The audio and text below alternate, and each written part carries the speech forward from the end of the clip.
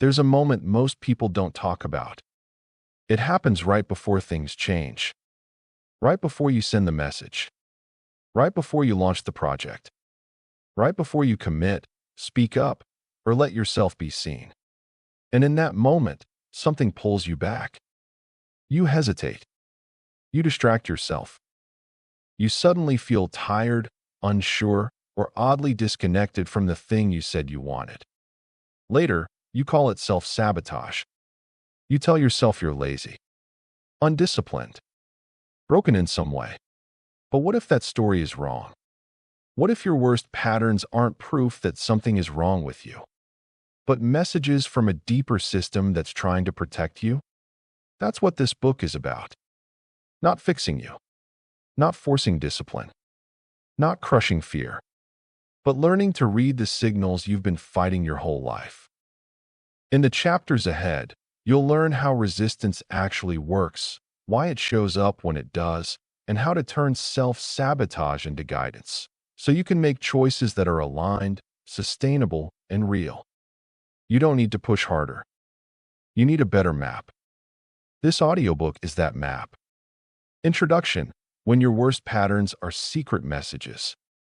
Maria had poured her heart and soul into launching her handmade jewelry business.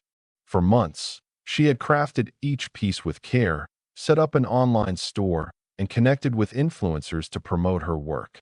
The day she launched her website, excitement filled the air. This was her moment. Her friends rallied around her, offering their support and sharing her new business on social media. For the first time, she felt like she was on the verge of success. But as the days went by, Maria found herself spiraling into self-doubt. She started second-guessing her designs, worrying that others didn't appreciate her work the way she envisioned. Anxious thoughts crept in. What if no one bought her jewelry?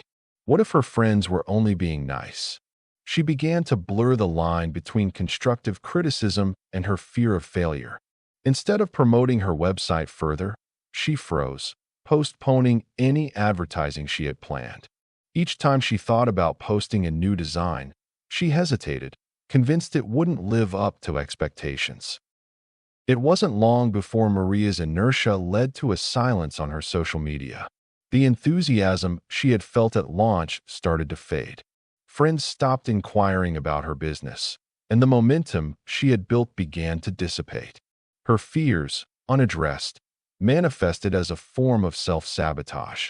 The very dream she had nurtured for months felt like it was slipping through her fingers, and she struggled to understand why she seemed to be standing in her own way. When we take a step back and examine moments of self-sabotage like Maria's, we often discover that they carry deeper meanings. These experiences aren't just random obstacles. They're signals from our inner selves, nudging us to pay attention. Maria's fears reflected her desire for validation and her struggle with perfectionism. By recognizing this, she could understand that her thoughts were not just about her business, but about her self-worth. It's common for people to face resistance just as they're approaching something significant. This resistance can show up in various forms: procrastination, self-doubt, or over-intellectualizing decisions.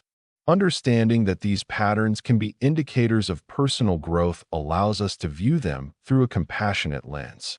Rather than chastising ourselves for falling into a cycle of negativity, we can reframe our narratives. They might be our mind's way of protecting us from potential disappointment.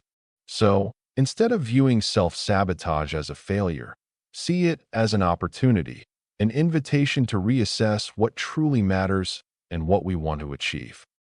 For Maria, recognizing her self-sabotage as a sign of her inner conflict opened new pathways. She began journaling her thoughts and feelings, exploring the roots of her fears. Conversations with trusted friends led to revelations about her expectations. To her surprise, they reassured her that she was not alone in her struggles. Through this process, she learned that success isn't solely defined by sales or external validation. It's about building resilience and understanding oneself. The connection between her fears and her ambition helped Maria adjust her strategies, transforming her approach from a place of love and authenticity rather than fear. Whenever you feel that familiar sense of pressure or doubt creeping in, take a moment to pause. Reflect on what messages these feelings might convey.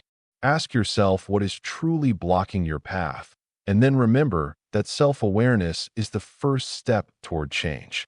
Embrace your journey. Recognize the full range of your emotions and allow them to guide you rather than confine you. This understanding can illuminate the way through your own self-sabotage, leading you closer to the success you desire. Self-sabotage is not proof that you're broken. It's a coded signal from your deeper mind. Self-sabotage often feels like a sudden act of failure or a moment when you consciously or unconsciously undermine your own progress. It might show up as procrastination, negative self-talk, or pushing away opportunities just when things start turning your way. But seeing these behaviors purely as flaws misses a crucial point. Self-sabotage is actually a coded signal from a deeper part of you that's trying to protect or warn you. Rather than evidence that you're broken or incapable, it's your mind's way of communicating something unspoken or unresolved. The deceptive nature of self-sabotage comes from the fact that it usually works beneath your conscious awareness. Your brain, aiming to keep you safe or maintain control, pulls out these self-destructive patterns when it senses a threat, whether that's fear of failure, fear of success, or simply a discomfort with change. This hidden message may look like resistance to growth, but it's more like an internal alarm bell, signaling that there's something your conscious mind has not yet processed fully. It invites us to slow down and pay attention rather than push harder and ignore the discomfort. When you think about it this way, the narrative around self-sabotage shifts dramatically. Instead of feeling shame or frustration for messing up, you can see it as an opportunity to listen more closely to what parts of you are unsettled or scared. That makes it a chance for greater self-awareness rather than self-criticism. Your deeper mind, operating through these coded patterns, is asking for recognition and healing, not punishment. Decoding self-sabotage starts with curiosity and patience. When you notice yourself slipping into these patterns, pause and ask what underlying message might be coming through. What emotions arise in those moments? Is it fear, doubt, shame, or something else? These feelings often point to unmet needs, unresolved trauma, or conflicting beliefs that your deeper mind is still trying to reconcile. For example, procrastination might signal a fear of not being good enough, while self-doubt after taking a step forward might reflect a deep-rooted belief that you don't deserve success. Instead of branding these reactions as failures, try viewing them as signposts guiding you to a place where healing or change is needed. This means stepping back from judgment and moving toward understanding. Each time you identify a self-sabotaging moment, you can ask, what does this tell me about my deeper fears or beliefs? Or what am I avoiding feeling right now? Over time, this reinforces a faith in your ability to make peace with the very parts of yourself that have seemed troublesome or confusing. One practical way to work with self-sabotage is to treat it like a conversation rather than a battle. If you imagine your deeper self as a cautious friend trying to protect you, you can approach your sabotaging behaviors with empathy. The goal isn't to eliminate these patterns instantly, but to gently understand why they exist and what they need. Through journaling, mindfulness, or talking it out with a trusted person, you can start decoding these signals and integrate those messages instead of being controlled by them. Remember, the process of deciphering self-sabotage takes time and won't always be comfortable. It sometimes means sitting with uncomfortable feelings and acknowledging contradictions within yourself. But by honoring these coded signals, you turn self-sabotage into a powerful tool for self-discovery, growth, and ultimately, greater freedom from recurring patterns that once held you back. You will learn to decode resistance and turn it into a GPS for choices, alignment, and growth. Resistance is often seen as a barrier, something to be overcome or pushed through. But in truth, it's a fundamental part of how we grow and protect ourselves. It shows up whenever we're stepping outside our comfort zone or facing something unfamiliar. Instead of fighting it or judging it, recognizing resistance as a natural response can help us see it in a new light. It's a signal that there's something important at stake, something worth paying attention to.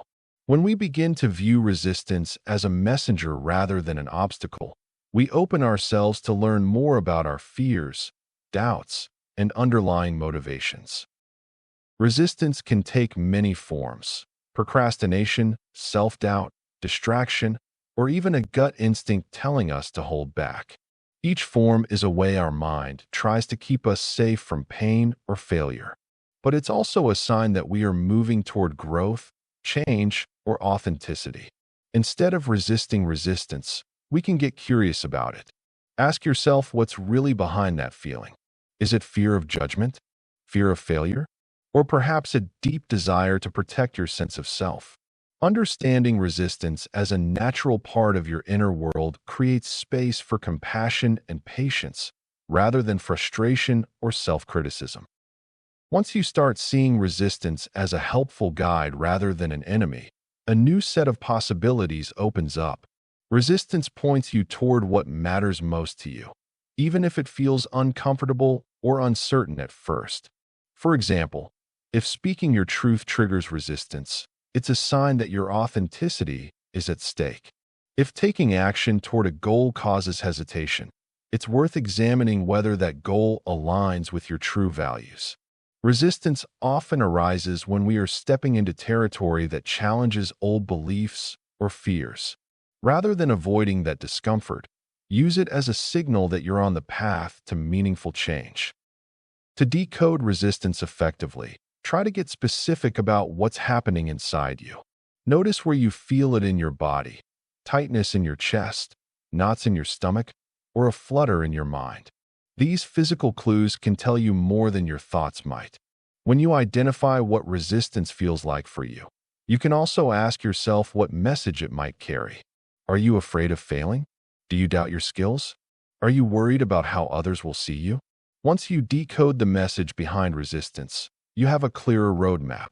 It becomes less about pushing through and more about navigating around or through it with intention, making choices that align with your deepest values rather than short-term fears.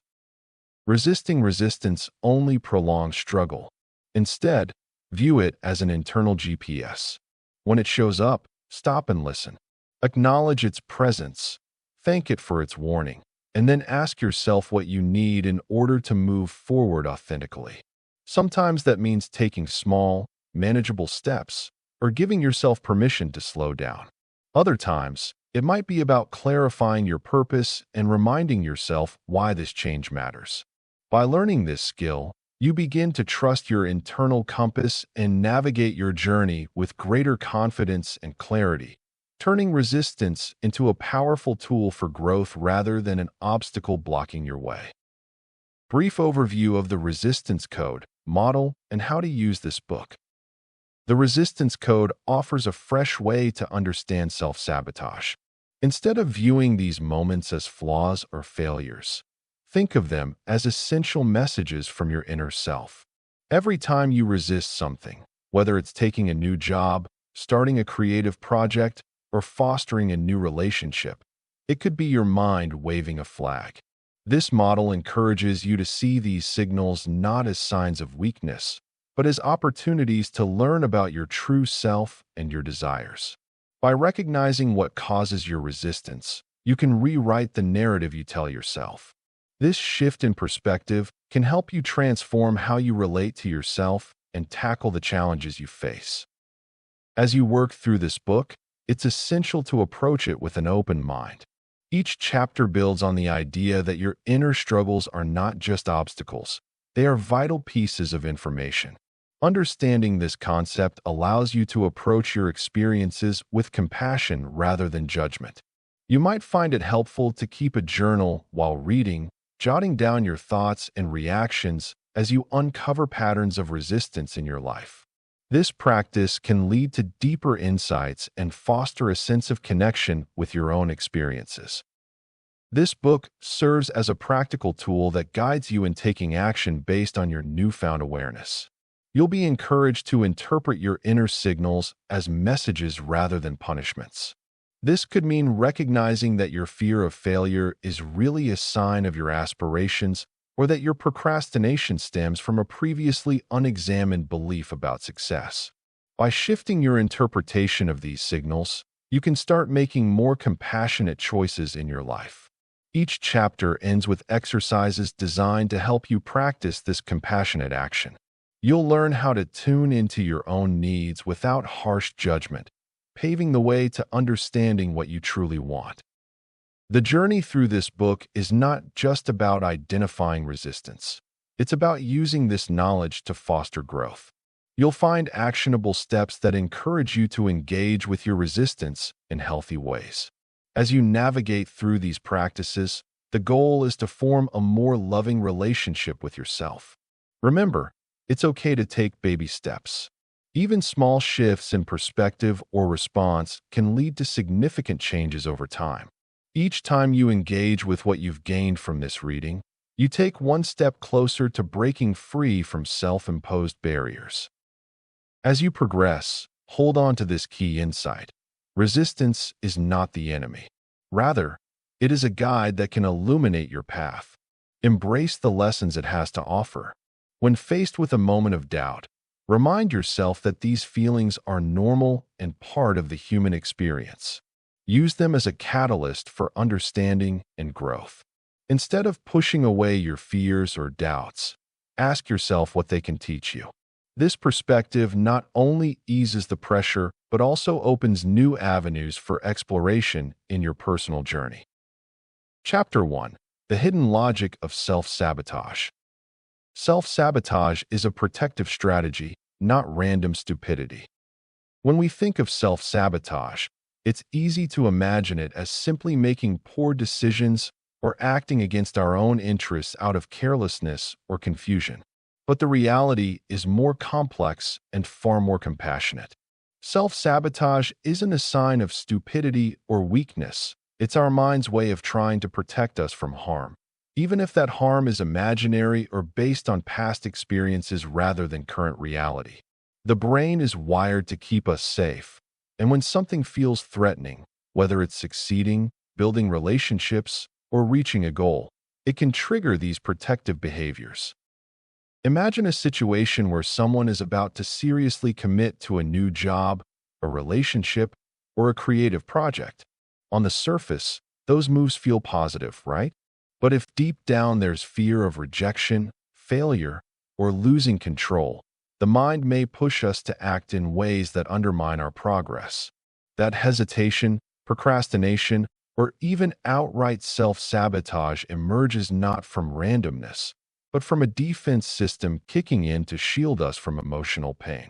This mechanism is often invisible, working quietly beneath the surface, making us question our own judgment.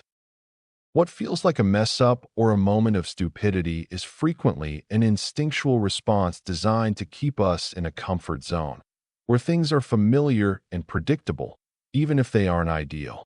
Our past wounds, disappointments, and fears rewrite our internal safety map, directing us away from what seems risky. This means self-sabotage can be seen as a deeply human pattern rather than an inexplicable flaw.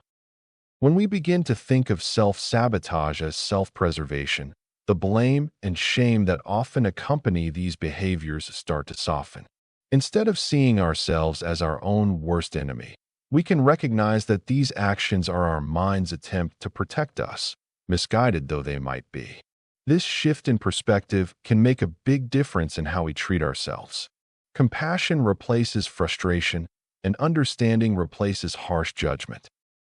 Seeing self-sabotage through this lens opens the door to deeper self-awareness.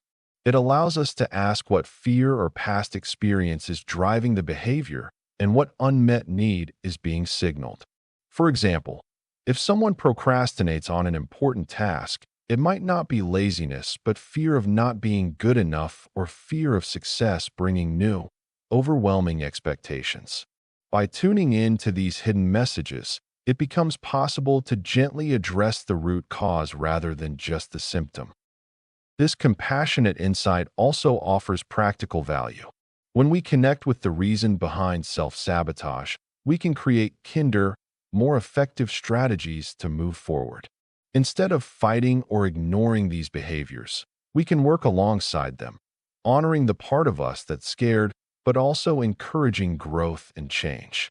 Recognizing that self-sabotage carries wisdom about what we actually need helps us make choices that protect us while still allowing growth. As you start to pay attention to your self-sabotaging habits, remember that they are clues, not curses. They point toward unresolved fears and feelings that are seeking your gentle care. Ask yourself what these moments are trying to teach you about your limits and boundaries. This approach lets you learn and heal instead of getting stuck in cycles of frustration. Sometimes the greatest insights come wrapped in the disguise of resistance, reminding us that growth is just as much about listening as it is about pushing forward. Here's a practical way to work with self-sabotage. When it shows up, pause and breathe. Instead of reacting with frustration, try to identify the fear or worry underneath. Naming it out loud or writing it down can help you see it more clearly and reduce its control. Then, consider what small action you can take that honors your need for safety but still nudges you toward your goal. This might mean breaking a big task into tiny steps, asking for help, or simply giving yourself permission to take a break without guilt. Self-sabotage is not a final verdict on your worth or ability. It's an invitation to understand yourself more deeply and treat yourself with patience on the journey ahead. The brain prioritizes safety over success, comfort versus expansion. The brain is wired to keep us safe above almost anything else. From the moment we are born, this instinct for self-preservation is at work. It constantly scans the environment for potential threats, whether it's a risky situation or even a small discomfort. Our amygdala, a tiny part of the brain, plays a central role in triggering fear responses. When it perceives danger, real or imagined, it lights up, prompting us to take action that might not be entirely rational but aims to protect us from harm. This safety drive isn't just about avoiding physical danger. It also influences our emotional and mental states. When we face something unfamiliar or outside of our routine, our brain tries to pull us back to what it knows, the comfort zone. This is why we often prefer familiar routines, even if they don't truly serve us, because they feel safe and predictable. Every decision we make, consciously or unconsciously, is filtered through this lens of safety. Our brain constantly weighs potential gains against possible risks, often erring on the side of caution, sometimes to the point of holding us back from growth. Think about small choices like avoiding a difficult conversation or procrastinating on a project. These are often driven by our mind's desire to keep us in a calm, predictable state. It's easier to stay in the known than to face discomfort, uncertainty, or failure. This innate urge to avoid risk, while protective in many situations, can become a barrier when it prevents us from pursuing what we truly want or need. In truth, the very behaviors meant to protect us can sometimes act as walls blocking our potential for success. What looks like self-sabotage, resisting change, quitting just before success, or avoiding difficult tasks, actually stems from this deep-seated need for safety. Our brain's natural inclination to sidestep danger can make us interpret any step into the unknown as a threat. It's why stepping out of our comfort zone often triggers fear, even if we consciously desire growth. The discomfort feels like real danger, so the brain pulls us back to safety, blocking us from moving forward. This isn't simply a flaw or a sign of weakness. It's an automatic programming designed to keep us alive in a literal and emotional sense. But it's also a mechanism that can be reshaped. When we view our fears and hesitation not as failures, but as signals, we begin to see safety-seeking behaviors differently. They become clues, signposts pointing to what feels truly threatening, whether that's fear of rejection, shame, or failure. Reinterpreting this instinct can empower us to navigate our fears more consciously. Instead of seeing hesitation as a flaw, we can recognize it as a protective reaction that's trying to keep us from harm. Once we understand this, we can ask ourselves what's really making us afraid. Sometimes, the threat is only imagined, a story our brain is telling us to stay within familiar boundaries. Other times, it's a legitimate concern that warrants attention, but that doesn't mean we must turn around or stay stuck. It's about learning to distinguish between what's real danger and what's a false alarm. Practically, this means giving ourselves compassion when we feel afraid or tempted to retreat. When those feelings surface, pause and ask, is this fear based on real danger or just uncertainty?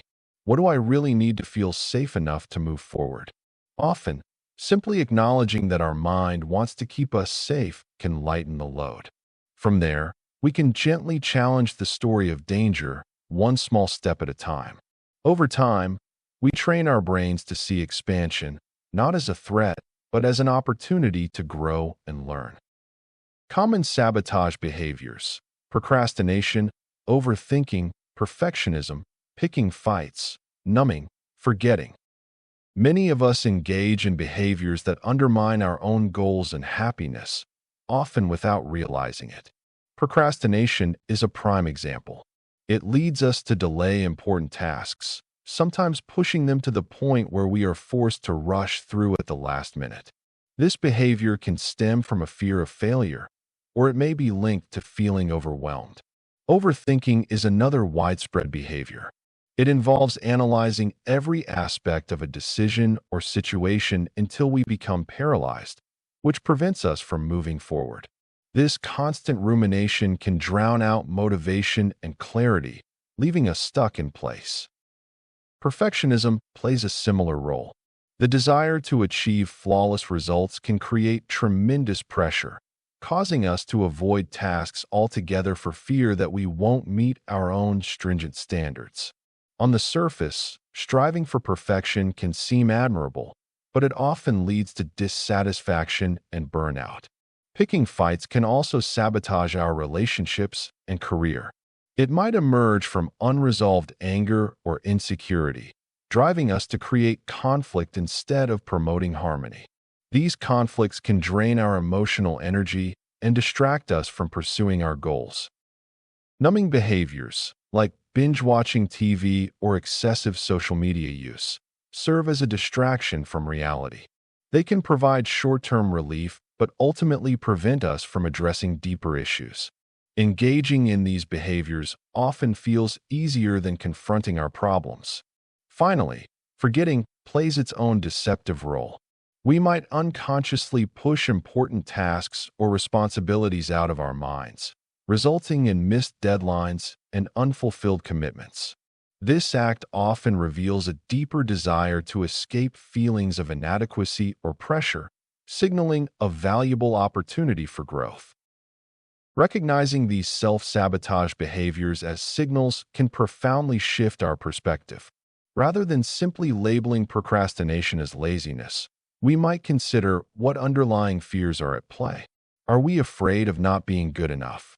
Understanding this can help us address the root cause instead of merely focusing on the behavior itself.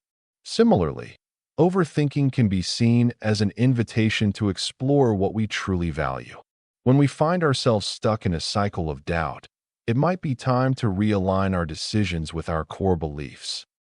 When it comes to perfectionism, acknowledging our longing for approval or fear of criticism can help us find healthier ways to cope. Instead of striving for an unattainable ideal, we can practice self-acceptance and understand that making mistakes is a natural part of life and growth.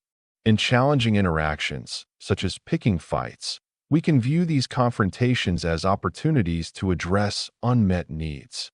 Are we craving validation or respect? Identifying this can help us communicate more effectively and work towards resolution instead of conflict.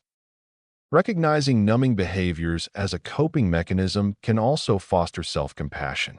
It's essential to understand that we all have moments when we want to escape. By acknowledging this need, we can create healthier outlets, such as engaging in a hobby or talking to a friend.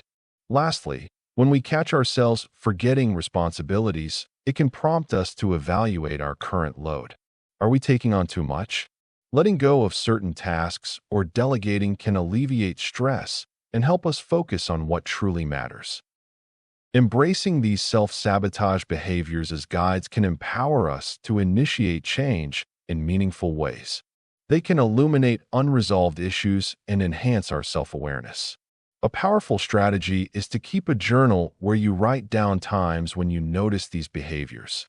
Reflect on what triggered them and how they relate to your goals and emotional state.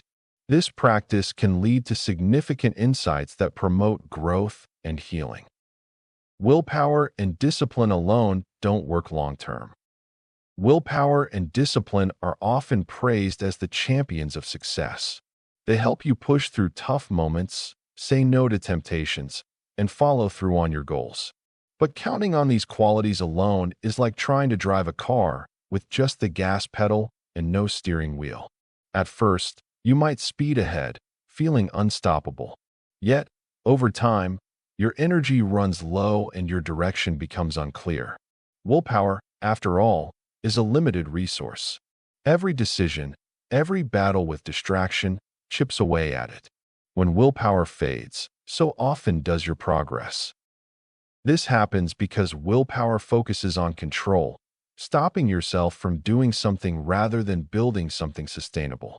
Discipline demands constant effort and often feels like a strict overseer.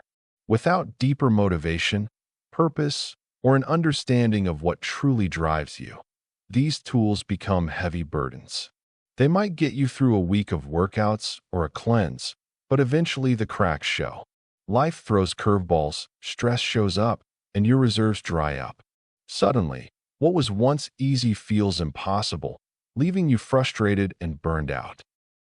People often confuse discipline with willpower, but discipline is more about habits than raw strength.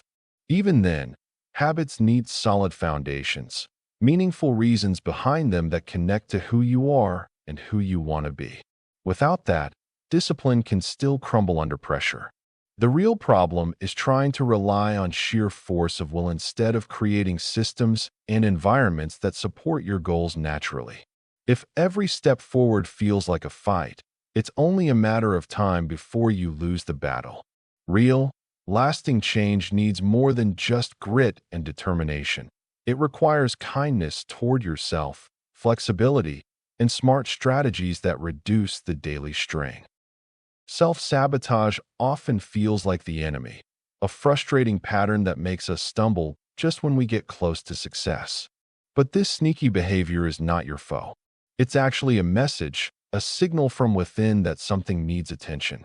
When you find yourself procrastinating, doubting, or slipping into old habits, your mind and body are trying to tell you that your current approach isn't working or that deeper fears are lurking under the surface. Instead of beating yourself up, seeing self-sabotage as a guide can transform your entire journey. Think of it like a GPS that reroutes you whenever you take a wrong turn. Your urges to quit, avoid, or mess up are clues about what's out of alignment, whether it's your expectations, your emotional needs, or your sense of identity. Maybe the goal you chose doesn't feel authentic, or the way you're trying to get there leaves you drained and overwhelmed.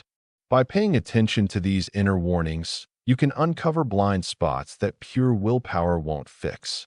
Self-sabotage often points to resistance within, which makes sense because change is uncomfortable and scary. Instead of fighting these moments or pushing harder, try pausing to ask what's really going on. How do you feel about the goal? What fears or doubts show up? Are you trying to force progress in a way that clashes with your true needs? This kind of honest reflection often reveals opportunities for growth that aren't obvious at first glance. It invites more compassion and patience, helping you rewrite the story you tell yourself about what's possible. When you stop treating self-sabotage as failure and start seeing it as feedback, your path forward opens up with both clarity and grace. One practical step when self-sabotage arises is to slow down and check in with yourself instead of charging ahead. This might mean taking a break, journaling your thoughts, or speaking with a trusted friend. Often, just naming what you're feeling reduces its power and gives you a fresh perspective. By turning inward with curiosity instead of judgment, you create space for lasting shifts rather than temporary fixes. Chapter 2. Meet your inner GPS, the resistance code. Introduce the core model: trigger, thought, feeling, story, behavior, result. Every day, we experience countless moments that spark an internal reaction. These are what we call triggers. A trigger can be almost anything: a comment from someone, a thought that pops into our mind, or even a memory that surfaces unexpectedly. Once triggered, a sequence begins inside us, starting with a thought. That thought might be as simple as "I can't do this," or "they don't like me," but it acts as the first domino in a chain. This thought then leads to a feeling. Feelings are the emotional responses, maybe frustration, sadness, excitement, or fear, that emerge based on what we think. These feelings are often quick and intense, yet they carry a lot of weight in shaping our next move. From feeling anxious, we might decide to withdraw, or after feeling hopeful, we might take a leap forward. It's important to see feelings as signals rather than facts. They tell us what's happening internally, but don't necessarily reflect reality. Next comes the story we tell ourselves about what those feelings mean.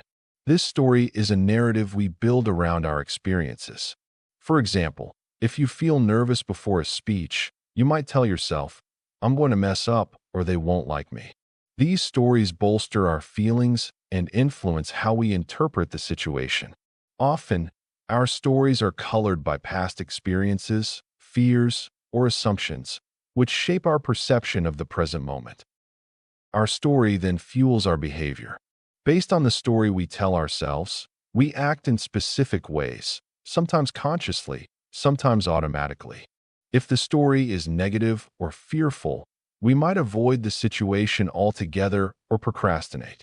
If the story is positive or empowering, we might take action with confidence. Our behaviors are the bridge between what's happening inside us and the results we see in our lives. Small shifts in the story or thought can lead to very different behaviors and, over time, very different outcomes. This entire process loops back on itself, shaping our results. If our stories consistently lead to behaviors like avoidance or impulsiveness, we might find ourselves stuck in patterns that don't serve us. Conversely, recognizing this chain allows us to interrupt the process at any point. By changing a thought or story, we can alter feelings, behaviors, and ultimately, results.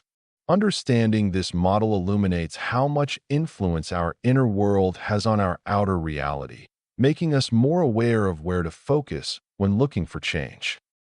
Grasping this model transforms how you see your resistance. Instead of viewing resistance as a barrier or flaw, see it as a signal pointing to a specific trigger or story that needs attention. For example, feeling hesitant before a tough conversation isn't just laziness or fear. It's a story your mind is telling you, perhaps about your worth or the outcome.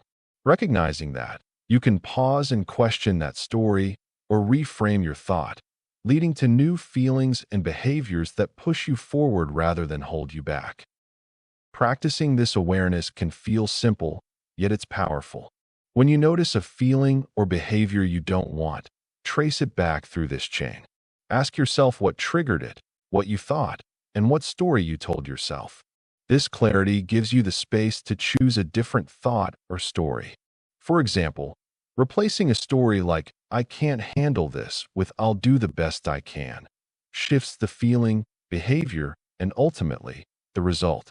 With practice, this process becomes a natural tool for navigating life's complexities with a gentler, more intentional approach.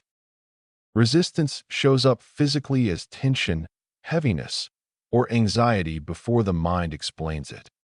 Resistance often presents itself in physical ways before the mind even has a chance to interpret what's happening. You might feel tightness in your shoulders, a weight in your chest, or an uneasy flutter in your stomach. These sensations are your body's way of signaling that something isn't right or that you're approaching a challenge. In moments of change or growth, it's natural to feel this physical tension as your body reacts to the uncertainty of new experiences. Tension is your body's instinctual response to perceived threats, and it can manifest significantly when you face anything from a daunting project to a life-altering decision. Heaviness might settle in your limbs, making you feel sluggish and unmotivated. Anxiety can create a buzzing energy or a sense of chaos in your thoughts, further complicating matters.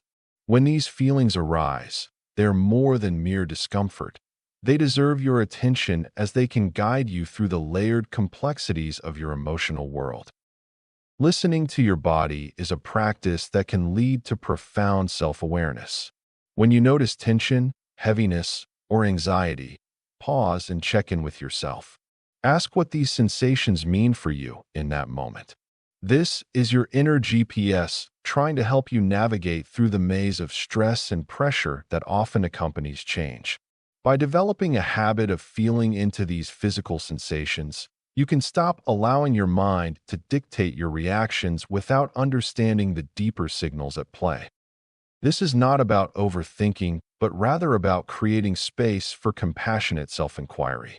When anxiety tightens its grip or when heaviness makes you slow down, try to breathe into those feelings. Recognize that they are perfectly valid responses to your experiences. So instead of rushing to rationalize and dismiss them, honor them. This doesn't just alleviate discomfort. It also fosters a more profound connection to yourself and your needs. Allowing these physical cues to inform your thoughts can turn a moment of stress into an opportunity for growth. For practical steps, take a moment during your day to check in with physical sensations you might be experiencing. Identify where tension resides in your body and breathe into that space. Notice how it feels and allow that awareness to guide you. This practice acts as a bridge between your mind and body, helping you cultivate a calmer, more centered approach to life's challenges. The three main sabotage codes: fear, misalignment, exhaustion. Fear, misalignment, and exhaustion are like secret codes your mind and body send when things aren't going well beneath the surface. These aren't just random feelings or obstacles. They are key signals from your inner GPS trying to guide you back to a safer, truer path. Fear often disguises itself as hesitation or avoidance. It shows up when you're about to take a step that feels risky, uncertain, or out of your comfort zone. Instead of merely being an enemy to overcome, fear is a warning light. It's your mind's way of highlighting something that needs your attention or preparation. Recognizing it as a signal rather than a stop sign changes the way you approach it. Misalignment happens when your actions and choices don't fit with your core values or true desires. This sabotage code quietly undermines your motivation and sense of purpose because you're constantly pushing in a direction that isn't really yours. You might keep busy, yet feel disconnected, unsatisfied, or restless. Misalignment is the discomfort you feel when you're living someone else's story or a script written by external pressure. It signals the need to recalibrate, rethink your priorities, and create space to listen to what genuinely matters to you. Exhaustion, the third sabotage code, often sneaks in as tiredness on the surface but runs deeper than that. It's not just physical fatigue. It's emotional and mental drain running at full tilt, triggered by pushing too hard without restoration. Exhaustion is your inner system crying out for balance and care. When ignored, it can lead to burnout and make it impossible to perform at your best. Instead of ignoring this signal, it's a clear message that rest and replenishment are non-negotiable for sustainable progress. The first step in dealing with these sabotage codes is to listen to them without judgment. Fear, for example, can be met with curiosity instead of immediate resistance. Ask yourself what exactly you are afraid of and why. Sometimes fear points to practical risks that need addressing, and other times it signals a push beyond comfort that leads to growth. Responding to fear compassionately means giving yourself the space to feel it and using it as information, not a barrier. When you recognize signs of misalignment, it's a call to pause and check in with your values, goals, and feelings. It requires honesty and self-kindness, acknowledging that it's okay to change direction or say no to things that no longer fit. This involves tuning out noise from outside expectations and tuning into your own voice. Once you identify what is out of sync, you can begin to carve out small shifts that restore alignment, whether that means reallocating your time, rethinking commitments, or revisiting your long-term vision. Addressing exhaustion means moving beyond pushing through when tired and instead learning how to build in regular breaks and emotional nourishment. Compassionate response to exhaustion doesn't come from forcing more willpower, but from recognizing limits and honoring them. This might look like shifting your schedule to include time for rest, saying no to additional responsibilities, or practicing rituals that restore your energy. Revitalizing yourself is less about a quick fix and more about creating habits that protect your mental and physical resources for the long haul. One practical way to engage with these inner messages is to create a quiet moment daily to check in with how you're feeling mentally and physically. This simple practice helps you catch fear, misalignment, or exhaustion before they take over your decisions or behavior. It's a way of treating yourself as a trusted friend who deserves understanding rather than criticism. When you respond to these sabotage codes with kindness and clarity, you build a stronger connection to yourself and your true path. Simple self-inquiry. If this sabotage had a message, what would it be trying to say? Many people see self-sabotage as a problem or a sign that they are weak or incapable. But what if it's actually a message coming from inside us, trying to tell us something important? Often, self-sabotage is not just random behavior or laziness. It's a sign that something deeper is at play, an inner voice that's trying to protect us, keep us safe, or even warn us about something we might be avoiding. When we slow down and look at these patterns with curiosity instead of blame, we start to see them as messages. They're trying to bridge the gap between what we want deep down and the actions we take or don't take. This shift in perspective can change everything. Instead of feeling frustrated or defeated by the same old habits, we can begin to wonder what they might be trying to tell us. Self-sabotage has a way of hiding its true meaning behind actions that seem counterproductive. But beneath those behaviors lies an opportunity for self-understanding. When you consider that your mistakes, procrastination, or doubts are signals rather than failures, it becomes easier to listen and respond with compassion. It's as if your inner world is speaking in a language you just need to learn how to interpret. That's where simple self-inquiry comes into play, asking yourself directly what hidden message might be trying to get through. If you want to understand what your self-sabotaging behaviors might be saying, start with a gentle question. If this sabotage had a message for me, what would it be trying to tell me? It's not about blaming yourself or overanalyzing, but simply opening a door to curiosity. Take a few deep breaths, and before jumping into action or judgment, pause and ask this question quietly in your mind. Sometimes, the answer might come immediately, or it might take a little time. Either way, give yourself permission to listen without judgment or shame. Imagine your self-sabotage as a messenger carrying a secret message. It might be warning you that you're afraid of failure, or perhaps that you feel unworthy of success. Maybe it's pointing out areas where you're not being honest with yourself or pushing yourself too hard. Or it could be trying to protect you from getting hurt or overwhelmed. Once you identify what the message might be, ask yourself, is this true? What might I gain by understanding this better? Recognizing the message's purpose can help you respond with kindness instead of frustration. It's not about fixing or changing everything at once, but about gaining a little clarity on what's really happening beneath the surface. Another helpful step is to notice patterns. Does this sabotage happen at a certain time or around particular goals? Are there specific feelings that come up just before it occurs, like fear, shame, or doubt?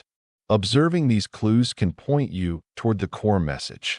For example, if every time you hesitate to share your work, self-sabotage sneaks in, it could mean deep down you're afraid of rejection or not being good enough. When you start to decode these signals, asking yourself what they might be trying to tell you, you slowly build a map of your inner landscape. This map isn't meant to judge or punish. It's meant to understand better so you can respond with compassion instead of frustration. Let this be an invitation to approach your self-sabotage as a wise friend or inner guide. If you ask gently, "What are you really trying to tell me?" and listen with an open heart, you create space for insight. Remember, every pattern of sabotage has a story behind it, sometimes one that needs to be heard and understood before change can happen.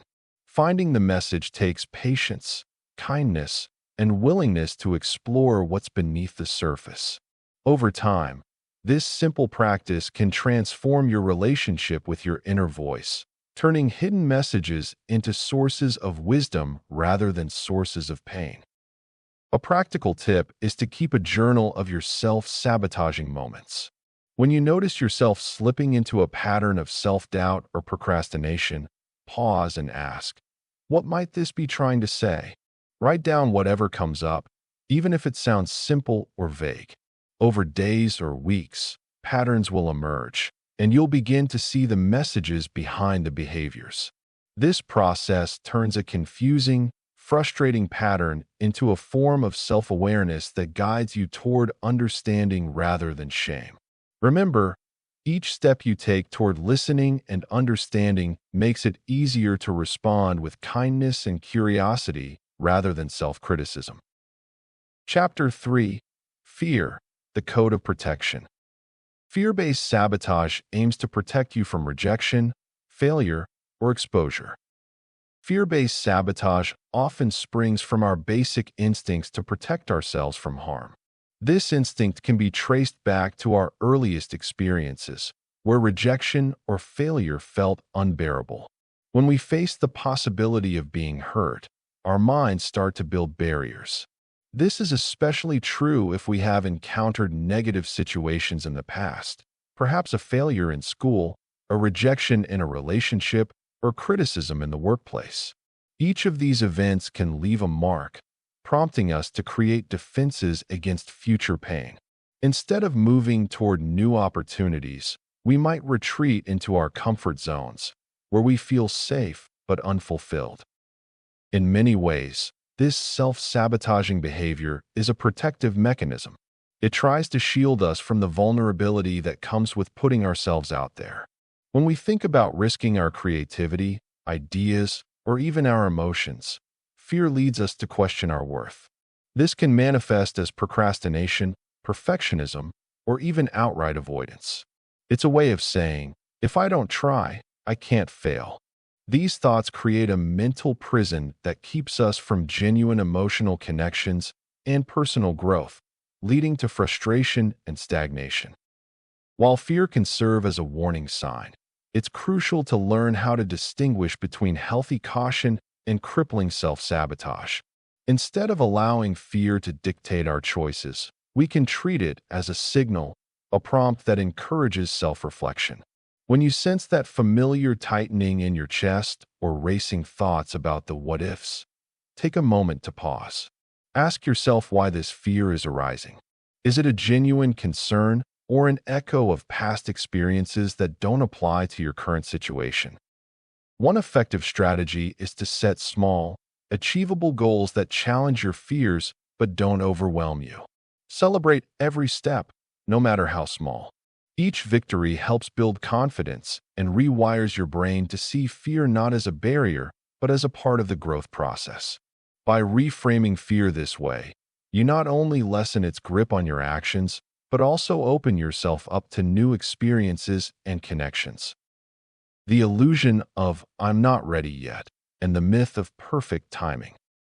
There's a quiet voice inside many of us that whispers, "I'm not ready yet," whenever we think about making a change or chasing a new dream. This feeling of unreadiness, though it sounds reasonable, is actually a trap. It keeps us stuck in a place that feels safe but limits our growth. The truth is, no one ever feels 100% ready. Waiting for that magical moment when everything aligns perfectly is like chasing a mirage. It keeps moving further away the more you chase it. Often, this sense of unreadiness stems from fear wrapped in disguise. Fear of failure, fear of judgment, fear of the unknown. We convince ourselves that lacking some piece of knowledge, skill, or confidence justifies pausing. But in reality, that missing piece is supposed to be built while we take action, not before. The longer we wait, the more we let doubt grow, and suddenly, what felt like a responsible pause becomes a habit of avoidance. Consider those moments when you look back and realize you took a chance despite not feeling prepared. That leap often brought more learning, growth, and momentum than any time spent waiting. Real readiness doesn't exist as a fixed state. It's something that develops bit by bit through doing, stumbling, adjusting, and trying again. Believing otherwise is like thinking you have to be a master chef before stepping into the kitchen to cook your first meal. People love to tell stories about perfect timing, the idea that the universe will signal when the right moment arrives. While it's comforting to believe in a perfect moment when everything just clicks into place, that moment is rarely real. More often than not, it's a myth created by our minds to protect us from the risks and vulnerabilities that come with stepping forward. These beliefs about timing often serve as a shield against taking action. They soothe the fear of failure or rejection by placing responsibility outside ourselves. We say, "I'll start when I have more money," or "once the kids are older," or "after I finish this project." These are not wrong or silly thoughts. They are very human, but they keep us waiting for conditions that may never be perfect. Real life doesn't wait for us to feel ready or until all the signs are green. Opportunities often come dressed as challenges, and growth usually requires discomfort. Almost every successful person you admire started before their timing was perfect. They moved forward with what they had, learning and adapting as they went. When waiting for the right time becomes a pattern, it's worth asking what fears or doubts are hiding behind it. One way to break free from this illusion is to start with small, manageable steps that don't require perfection.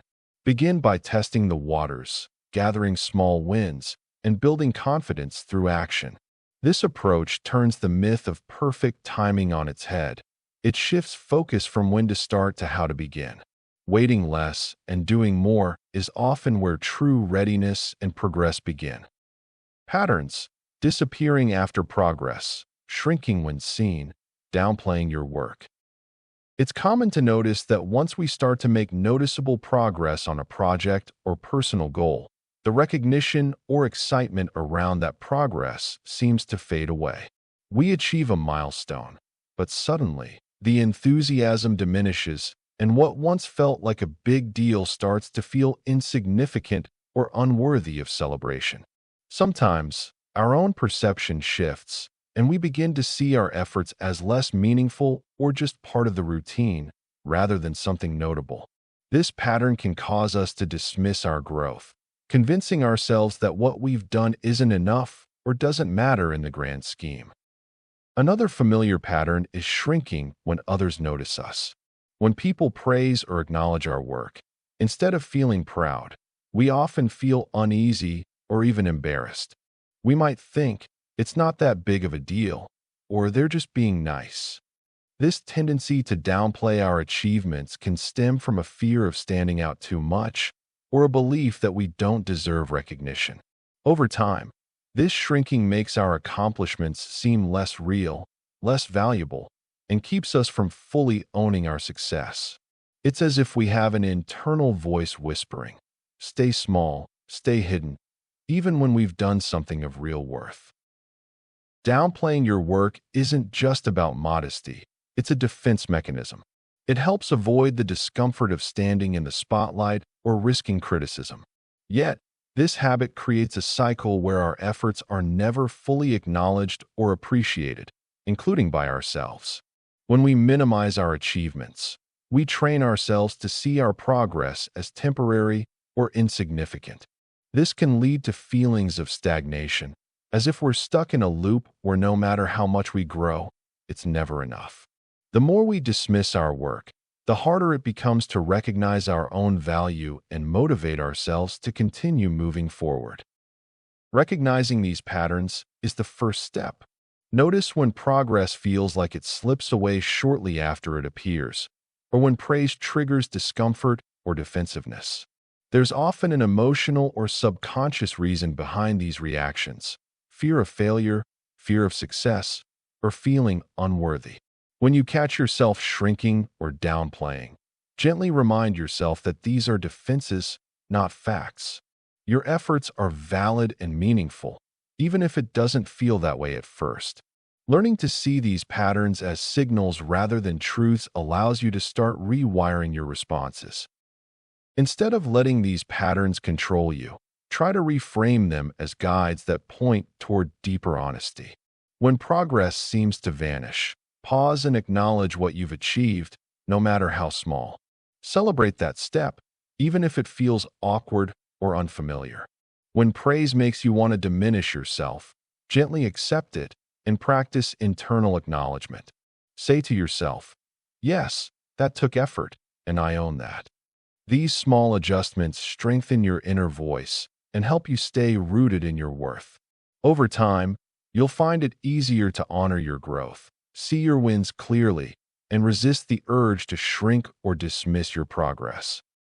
Remember, these patterns are common and part of a bigger story many of us tell ourselves, one of doubt, self-criticism, and unnecessary self-devaluation.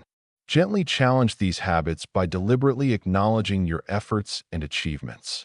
Keep a simple journal or a mental note of your wins, no matter how tiny they seem.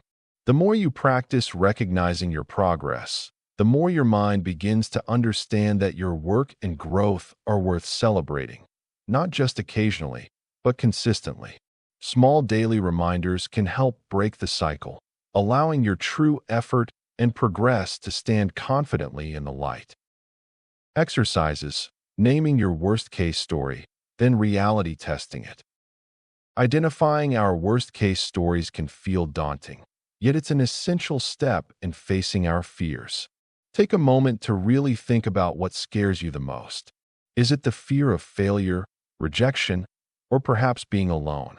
Begin by writing down your thoughts. This isn't just a list of worries. It's a narrative of your deepest anxieties. Construct your worst-case scenario in detail. What's the worst thing that could happen if everything goes wrong? Who would be affected? How would that change your life? By articulating this story, you take a giant leap toward confronting it. Once you've named your fears, give them a voice. Speak them out loud or share them with a trusted friend. This action of saying them out loud diminishes their power. You may find that once these fears are outside of you, they become smaller and more manageable. In this process, recognize the emotions tied to these fears: fear, sadness, anger. Allow yourself to feel them. Understanding what's behind your fear can help you move forward. Remember, acknowledging these feelings is not a weakness. It is a courageous step toward healing. Once you've articulated your worst-case story, it's time to challenge it. Begin with reality testing. This involves asking yourself a series of questions to determine the truth behind your fear. What evidence do you have that these worst-case situations will actually happen? Often, we worry about things that have little chance of coming true. Write down any facts that contradict your fear.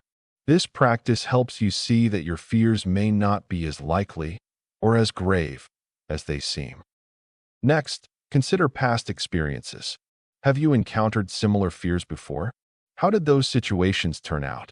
This reflection can highlight how resilient you are and how often we survive challenges we never thought we could face. You might also think about what you would tell a friend if they were stricken by the same fears. Often, we are kinder and more rational with others than with ourselves. Use that wisdom to reframe your internal dialogue. The process of reality testing can also involve speaking to someone with a different perspective. They might provide insights that you haven't considered.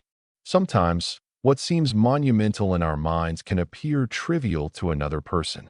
By challenging the narrative you've created, you can begin to see the cracks in its foundation. This can ultimately lead you to freedom from these paralyzing beliefs. One practical tip to help you continue this process is to keep a journal. Write about your feelings and any assumptions your fears are built on. Make it a routine to check in with these fears regularly, as they can change with your circumstances. The more you confront and analyze these stories, the less control they will have over you. Embrace this journey. It's about progress, not perfection. Chapter 4. Misalignment. When your goals aren't actually yours. Borrowed goals, family, culture, social media, trigger resistance. Many of the goals we chase aren't entirely our own. They come wrapped in expectations from family, cultural norms, or the ever-present influence of social media. These borrowed goals often carry the voices of others, pushing us toward ideals that don't quite fit who we really are. When you grow up hearing what your parents expect, watching your culture's version of success, or scrolling through carefully curated snapshots of other people's lives, it's easy to adopt goals that seem right on the surface but feel heavy inside. This creates an invisible tension, a resistance that quietly builds as you try to live up to dreams that weren't truly shaped by your own desires. Resistance can show up as procrastination, doubt, or even physical discomfort when you pursue something that's not fully yours. Imagine being told to become a lawyer because it's what the family does, but deep down your passion lies in making art or working with your hands. Every step forward may feel like a battle because your heart isn't in it. You're trying to meet an expectation that doesn't align with your inner values. Culture adds another layer of pressure, too. It hands down definitions of success, often requiring you to fit into certain roles based on tradition, gender, or social standing. Social media piles on this pressure by showing idealized versions of what everyone supposedly should be doing. Perfect careers, lifestyles, and achievements. These borrowed goals are so pervasive that you might not even realize where your motivation ends and outside influence begins. When goals are borrowed, there's often an unconscious pushback happening beneath your awareness. You might feel restless or disconnected without understanding why. This resistance isn't laziness or lack of willpower. It's your internal self signaling that something isn't quite right. It's a sign telling you to pause and reflect rather than force your way through. That subtle discomfort is your mind and body's way of alerting you to the mismatch between what you're pursuing and what truly matters to you. Recognizing when a goal is borrowed usually starts with noticing how you feel during the pursuit. If you find yourself frequently questioning why you're working so hard or feeling drained and uninspired, it's worth taking a step back. Real alignment feels like energy flowing naturally. Challenges may arise, but the effort feels meaningful rather than exhausting. Pay attention to moments of hesitation or unease. These often mark where external expectations have taken the driver's seat. You can begin by asking yourself honest questions. Whose dream am I chasing? What part of this goal excites me? What part feels like an obligation? When you identify that a goal doesn't feel authentic, the next step isn't to reject it abruptly, but to explore what parts of it might still hold value to you. Sometimes borrowed goals mask deeper hopes that haven't yet found their clear expression. For example, a family's desire for you to pursue a stable career may actually come from their wish for you to feel secure and respected. needs that you can honor in ways that better fit your true self. Realigning means gently peeling back the layers to discover what's at the core of the borrowed goal and reshaping it to connect with your own passions and values. This process requires patience and kindness toward yourself. The pressure to live up to others' expectations can be strong, so allow yourself space to redefine success on your own terms. One way to start realignment is by paying attention to your daily choices and the small signs of joy or dread connected to your activities. If certain tasks feel irrelevant or heavy, consider adjusting or replacing them with something more meaningful. It could mean setting boundaries around family or social media influence, or simply giving yourself permission to change direction without guilt. True motivation comes from goals that speak to who you really are, not who others want you to be. The path back to authentic desires doesn't always have to be dramatic. Sometimes it's as simple as carving out moments of quiet reflection away from external noise, where your honest feelings can surface and guide you forward. Remember that borrowing goals isn't inherently wrong. They often come from love, care, or the wisdom of those who want the best for us. But allowing them to go unexamined can lead to long-term frustration and a sense of disconnection from our own lives. Recognizing resistance as a helpful signal rather than a roadblock invites a more compassionate approach. Realignment is an ongoing journey, not a single decision. By tuning into your feelings and gently questioning where your goals really come from, you find the freedom to pursue what truly matters, and that's where meaningful progress begins. Signs of misaligned goals: procrastination, resentment, boredom, low energy. When your motivation starts to fade or when tasks become chores rather than opportunities for growth, it's often a sign that your goals aren't aligning with what you genuinely want. These feelings might show up as frequent distractions, little setbacks that seem to snowball, or a sense that time slips away without any real progress. Sometimes, you might find yourself saying, "Why bother?" or feeling detached from the process altogether. These little hints are like warning signals, nudging you to check in with yourself and ask if your goals are still meaningful or if they were only set because of external pressure or supposed expectations. Recognizing these signs early helps you adjust before frustration or burnout takes hold. Often, people hold on to goals because they think they should do something, not because they truly desire it. Maybe they set certain ambitions based on societal standards, family desires, or fleeting inspirations, rather than their core passions. When your goals don't resonate with your true self, working toward them feels half-hearted. You might notice this in your day-to-day life through a persistent feeling of dissatisfaction, as if you're going through motions without really connecting to the purpose behind them. Learning to spot these emotional undercurrents helps you uncover whether your goals are aligned with who you really are, or if they've become hollow or imposed. This process involves tuning into your gut feelings and paying attention to how you feel about your objectives over time. Are you excited about moving forward, or do you find yourself avoiding certain steps? Do your goals energize you or drain you? The key is to be honest with yourself. Often, when our goals aren't authentic, we may avoid reflection or pretend everything's fine, but small signs like procrastination or low enthusiasm reveal the truth. Recognizing these patterns enables you to refine or reset your goals, making sure they reflect your true desires rather than external expectations or fleeting inspirations. When you constantly put things off, feel resentful about tasks, or find yourself bored, it's often a prompt that something isn't right. These feelings don't happen randomly. They point toward a disconnect between your actions and your internal motivations. For example, procrastination is not just laziness, but an indicator that you might be avoiding something that doesn't feel right or isn't worth your effort anymore. Resentment can build up when you're doing things out of obligation rather than genuine interest, leading to bitterness that saps your energy and enthusiasm. Boredom signals that the activity no longer sparks your curiosity or challenges you in a meaningful way, signaling that your goals may have lost their purpose or relevance. Low energy often follows from these negative feelings, creating a cycle that's hard to break. If you feel drained or sluggish, ask yourself where your motivation has gone. Are you engaged in pursuits that truly excite you, or are you simply going through the motions? These experiences are like internal red flags, urging you to examine whether your goals are aligned with your passions and values.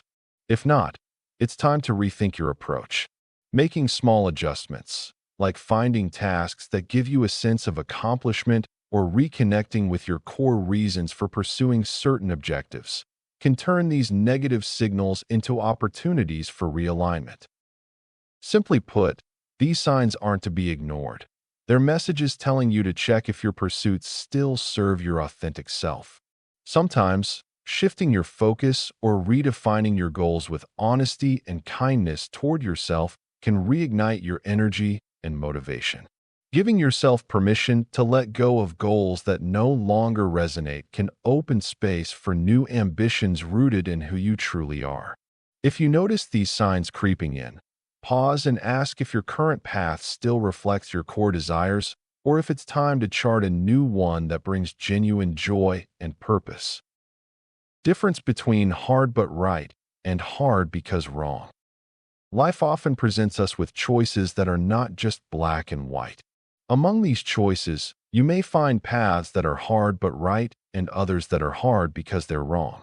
The distinction between these two can significantly impact your well-being and personal growth. When you choose the hard but right path, you may face obstacles and resistance, but these challenges lead to growth, fulfillment, and a deeper understanding of yourself. This often involves doing what aligns with your values and principles, even when it requires extra effort or comes with discomfort. For instance, pursuing honesty in a difficult conversation might be hard, but it fosters trust and builds resilient relationships. On the other hand, choosing a path that is hard because it's wrong often involves a struggle against your own values or better judgment. This might look like staying in a job that doesn't fulfill you because it offers financial security or remaining in a relationship that doesn't serve your best interests out of fear of loneliness. While both paths can be challenging, the hard path that feels wrong often leaves you feeling exhausted and disillusioned. Recognizing the difference can sometimes mean the distinction between hopefulness and despair. It's about understanding where that heaviness comes from. Does it come from the weight of moral integrity, or does it stem from misalignment and inner conflict? Recognizing misalignment in your goals is essential for living authentically. You might pursue goals that are challenging and appear admirable, yet if they don't resonate with who you genuinely are, you'll feel a nagging sense of dissatisfaction. It's important to check in with yourself often. Ask whether your pursuits truly reflect your values and desires, or if they are driven by external pressures or expectations from others.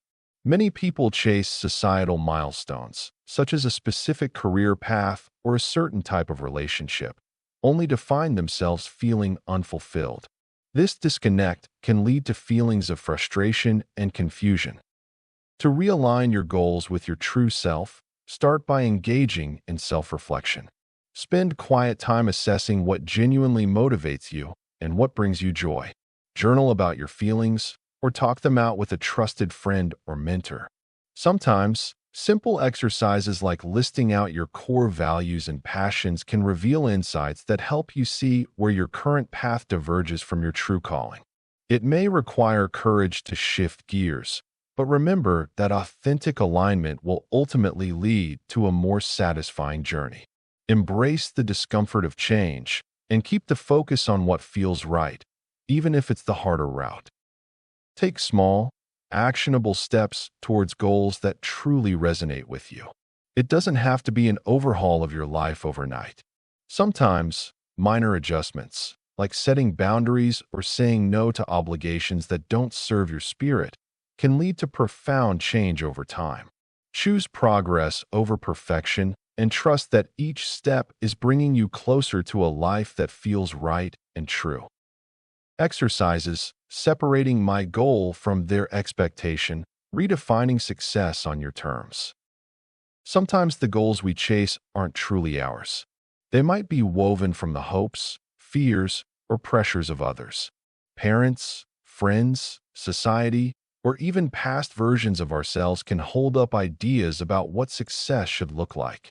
When this happens, it's easy to lose sight of what really matters to us. The goals we adopt become a mix of who we want to be and who others expect us to be. This confusion often hides beneath our ambition and motivation, making us feel stuck or unfulfilled even when we're achieving what's on our list. It helps to take a step back and gently examine where your goals came from. Ask yourself if your dream is something that excites you deep down or if it's tied to approval or fear of disappointing someone else. Sometimes what looks like a personal goal is actually a well-meant shadow passed on from family traditions or cultural pressures. These external expectations can shape your definition of success, turning what should be joyful growth into a source of stress or doubt. Understanding this distinction brings clarity and opens space to redefine success in your own way. Pay attention to the emotions that arise when you think about your goals. Do you feel energized or drained? Confident or anxious? The feelings tied to your ambitions often give clues about whether those goals belong to you or someone else. The more aligned your goals are with your true self, the more natural and life-giving they feel. This recognition isn't about rejecting advice or influence, but about recovering your own voice amid all the noise. Begin by imagining your life 5 years from now without any limits or judgments. What does success look like when nobody else's idea matters? Picture your days, the work you do, the relationships you nurture, and how you spend your time. Writing this down helps you hear your authentic desires more clearly before they get tangled with others' expectations. This simple visualization acts like a compass pointing toward your unique north. Next, spend time jotting down the specific goals you currently have. For each one, underline whether it came from your own wish or someone else's influence. Notice how easy or hard it was to assign those origins. This practice creates space to separate genuine ambition from inherited pressure.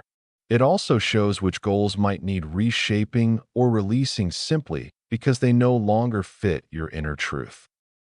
Another helpful exercise is to examine the language you use around success. Do you talk about achievement in terms of status, money, or approval? Or do you describe it by how meaningful, joyful, or balanced your life feels? Shifting your language can shift your mindset. Instead of chasing a checklist of milestones, try defining success through feelings and values like freedom, connection, or growth. This language frames success as something deeply personal and ongoing rather than a fixed target imposed from outside. After you identify your authentic goals and redefine what success means to you, it's valuable to create a simple statement that captures this new definition. It can be something like, "Success means living each day aligned with my values, growing through challenges, and feeling fulfilled in my relationships." Having this statement written down and visible anchors you when outside pressures or doubts creep in. It reminds you that your measure of success isn't about meeting someone else's checklist, but about honoring your own path. Redefining success doesn't mean ignoring your responsibilities or the impact you have on others. It's about approaching goals with clearer boundaries and a gentler attitude. When your ambitions reflect who you really are, you're more likely to persevere through hard times because the why is authentic and powerful. Success turns into a source of pride and satisfaction, not just obligation or comparison. Try to revisit these reflections regularly. Goals and values evolve as we grow. Checking in with yourself helps keep your definition of success fresh and true. The key lies not in rigid standards, but in how well you honor what feels right for you at any moment. Chapter 5. Exhaustion, when sabotage is a cry for rest. Burnout disguises itself as laziness or lack of discipline. When someone is exhausted, it often shows up as a lack of motivation or a noticeable drop in effort. You might find yourself procrastinating more than usual, struggling to start tasks, or feeling like you just can't push through. It can look like laziness, where you're simply not trying hard enough, and many people assume discipline is lacking. But what's really happening is a deeper weariness that clouds your ability to function at your regular level. The brain and body are telling you to rest, yet you might interpret that as weakness or defeat, ignoring the signals of genuine fatigue. Recognizing this helps in understanding that what appears as laziness isn't a reflection of your character, but a symptom of overexertion and emotional drain. This kind of exhaustion can sneak in gradually, making it easy to dismiss as just being not motivated enough. For instance, you might find yourself avoiding chores, missing deadlines, or feeling unfulfilled with your work. Instead of seeing this as a sign to pause and recharge, some push harder, mistaking tiredness for a lack of discipline. Over time, this relentless push can deepen the fatigue, leading to a cycle where rest feels like failure, and the brain resists even the idea of slowing down. It's essential to understand that these behaviors are your body's way of signaling that it needs a break, and ignoring those signals often worsens the situation. Many people interpret their fatigue as a personal flaw, assuming they are simply lazy or undisciplined. But without attending to the underlying exhaustion, these perceptions can create guilt, shame, or frustration. For example, someone might think, if I were stronger, I'd just get through this, not realizing the physical and mental toll that burnout has taken. What looks like laziness is often a protective response. Your body and mind are trying to conserve energy because they've been stretched too thin. Learning to distinguish between genuine laziness and fatigue is key. Real rest is not about avoiding responsibilities, but about honoring what your system needs to heal and recover. Once you understand that what feels like laziness is often a sign of exhaustion, it becomes easier to treat yourself with kindness. Burnout isn't a character flaw, it's a red flag. Your body and mind are saying, I need a break. Instead of pushing through or feeling guilty about taking time off, try to approach this signal with compassion. Recognize that resting isn't a sign of weakness, but a necessary act of self-care. When you're honest about your limits, you create space for recovery, which ultimately restores your strength and motivation. One way to foster this kindness is by replacing self-criticism with simple, caring questions. Ask yourself, what do I need right now? Or how can I support myself in this moment? Sometimes that might mean spending a day doing very little, or engaging in activities that nourish your soul, like quiet walks or watching a favorite show.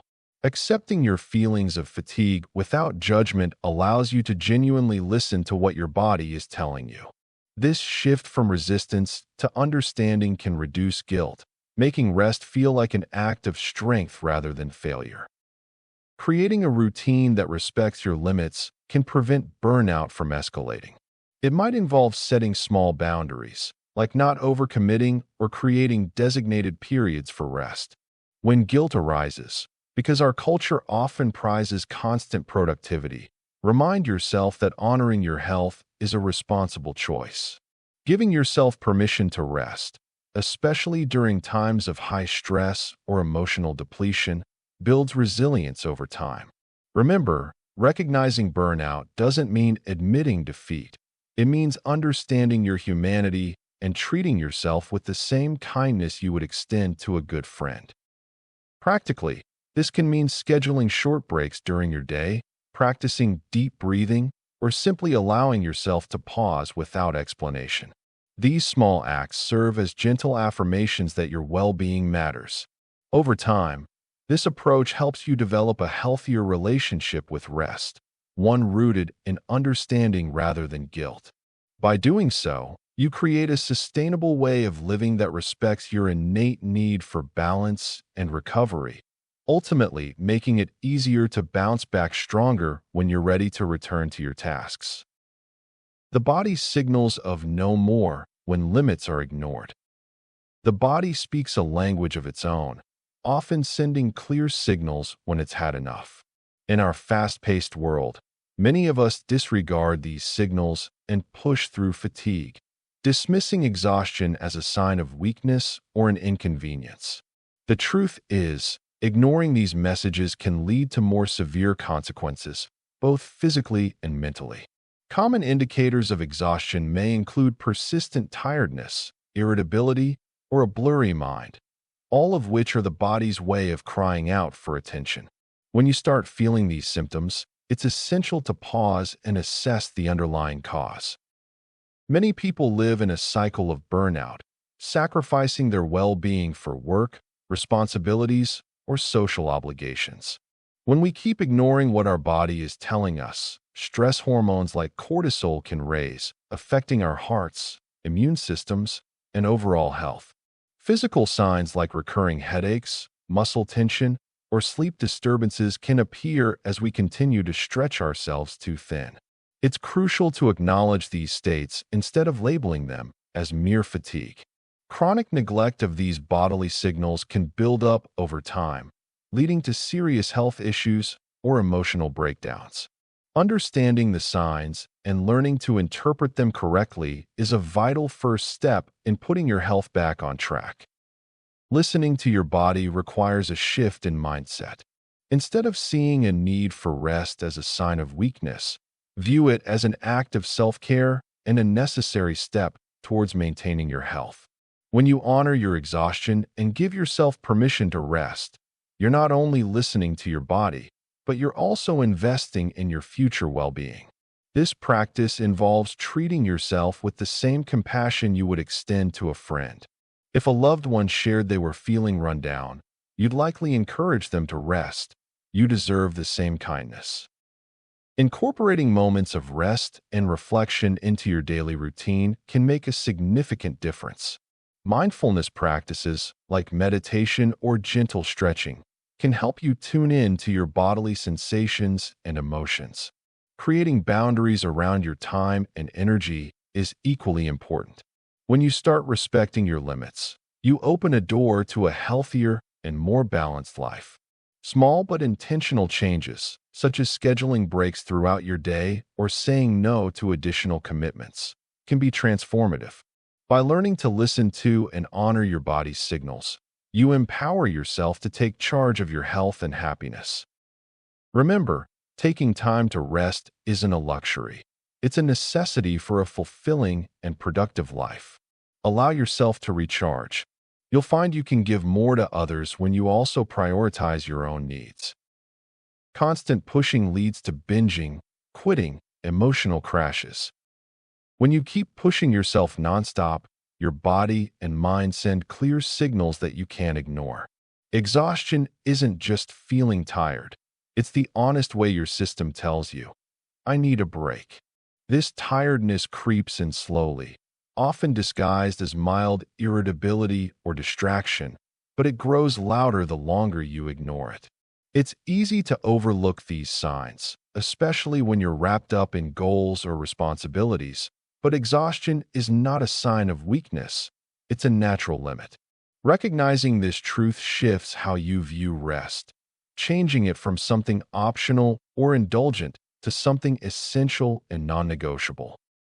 When your energy dips, your brain isn't just asking for more coffee or willpower, it wants time to recover. Chronic pushing wears down your mental clarity and emotional resilience. Your muscles might ache, but your mind feels foggy and your motivation wanes. This is your inner system screaming for balance. Ignoring exhaustion doesn't make you stronger. It only delays a necessary pause that your whole being requires. Without honoring these signals, the price eventually comes due, whether through burnout, illness, or emotional breakdowns. In truth, exhaustion is a protective mechanism, calling you back to rest before you reach a breaking point. When you ignore that exhaustion and keep forcing yourself ahead, a pattern often emerges where you swing between extremes. One moment you're fiercely determined, and the next you might find yourself binging on unhealthy habits, whether that's food, distractions, or negative thinking. This out-of-control behavior isn't about lack of willpower. It's the body's desperate attempt to regain some balance or relief from the pressure. Pushing past your limits without pause can also make quitting feel like the only option, even if you started with passion. It's exhausting to fight a battle when your energy tank runs completely dry. Emotional crashes loom large in this cycle as well. When you're constantly driving forward, the emotional reserves drain until they collapse suddenly. Feelings of overwhelm, frustration, sadness, or anger explode with no obvious cause, leaving you confused and drained. These crashes aren't failures. They're signals your body and mind can't keep up. Instead of harsh self-criticism, what's crucial is to meet these moments gently. Compassion for yourself means understanding why your limits exist and respecting them before you reach this breaking point. Learning to listen carefully to your energy and emotions helps avoid the painful swings between pushing too hard and completely giving up. Rest isn't about losing momentum. It's a way to refill your inner reserves so you can keep moving forward without collapse. Finding this balance is an act of kindness toward yourself, not a compromise on your goals. When you respond to exhaustion with care, you build sustainable strength instead of burning out. The very act of slowing down when your body demands it can actually increase your clarity, creativity, and endurance. The challenge lies in recognizing early signs without judgment and honoring them in a way that feels nurturing instead of defeating. One practical way to build this habit is to pause regularly for brief self-check-ins. Ask yourself how your energy feels, what your emotions are signaling, and whether you need a rest, even if it's just a few deep breaths or a quick walk. These small moments of kindness can reset your system before exhaustion piles up. Over time, this gentle awareness becomes a powerful tool to prevent the destructive cycles of binging, quitting, and emotional crashes. The key is treating your limits as invitations for care, not punishments for not trying hard enough. Exercises, energy audits, redefining rest as strategic, not reward. Conducting an energy audit is like taking a close look at your everyday habits to identify what drains you and where you might be unintentionally sabotaging your own well-being. Start by paying attention to your energy levels throughout the day. Notice when you feel most alert and when exhaustion sets in. Keep a simple journal for a week, jotting down times when you feel sluggish or overwhelmed, and note what you were doing or thinking at those moments. Look for patterns. Maybe certain tasks drain you more than others, or perhaps social interactions leave you feeling depleted while alone time recharges you. Recognizing these patterns helps you pinpoint the sources of exhaustion that often sneak into your routine without your noticing. Once you've identified these sources, think of your energy like a finite resource that can be managed thoughtfully. Are you overcommitting, saying yes out of obligation rather than desire?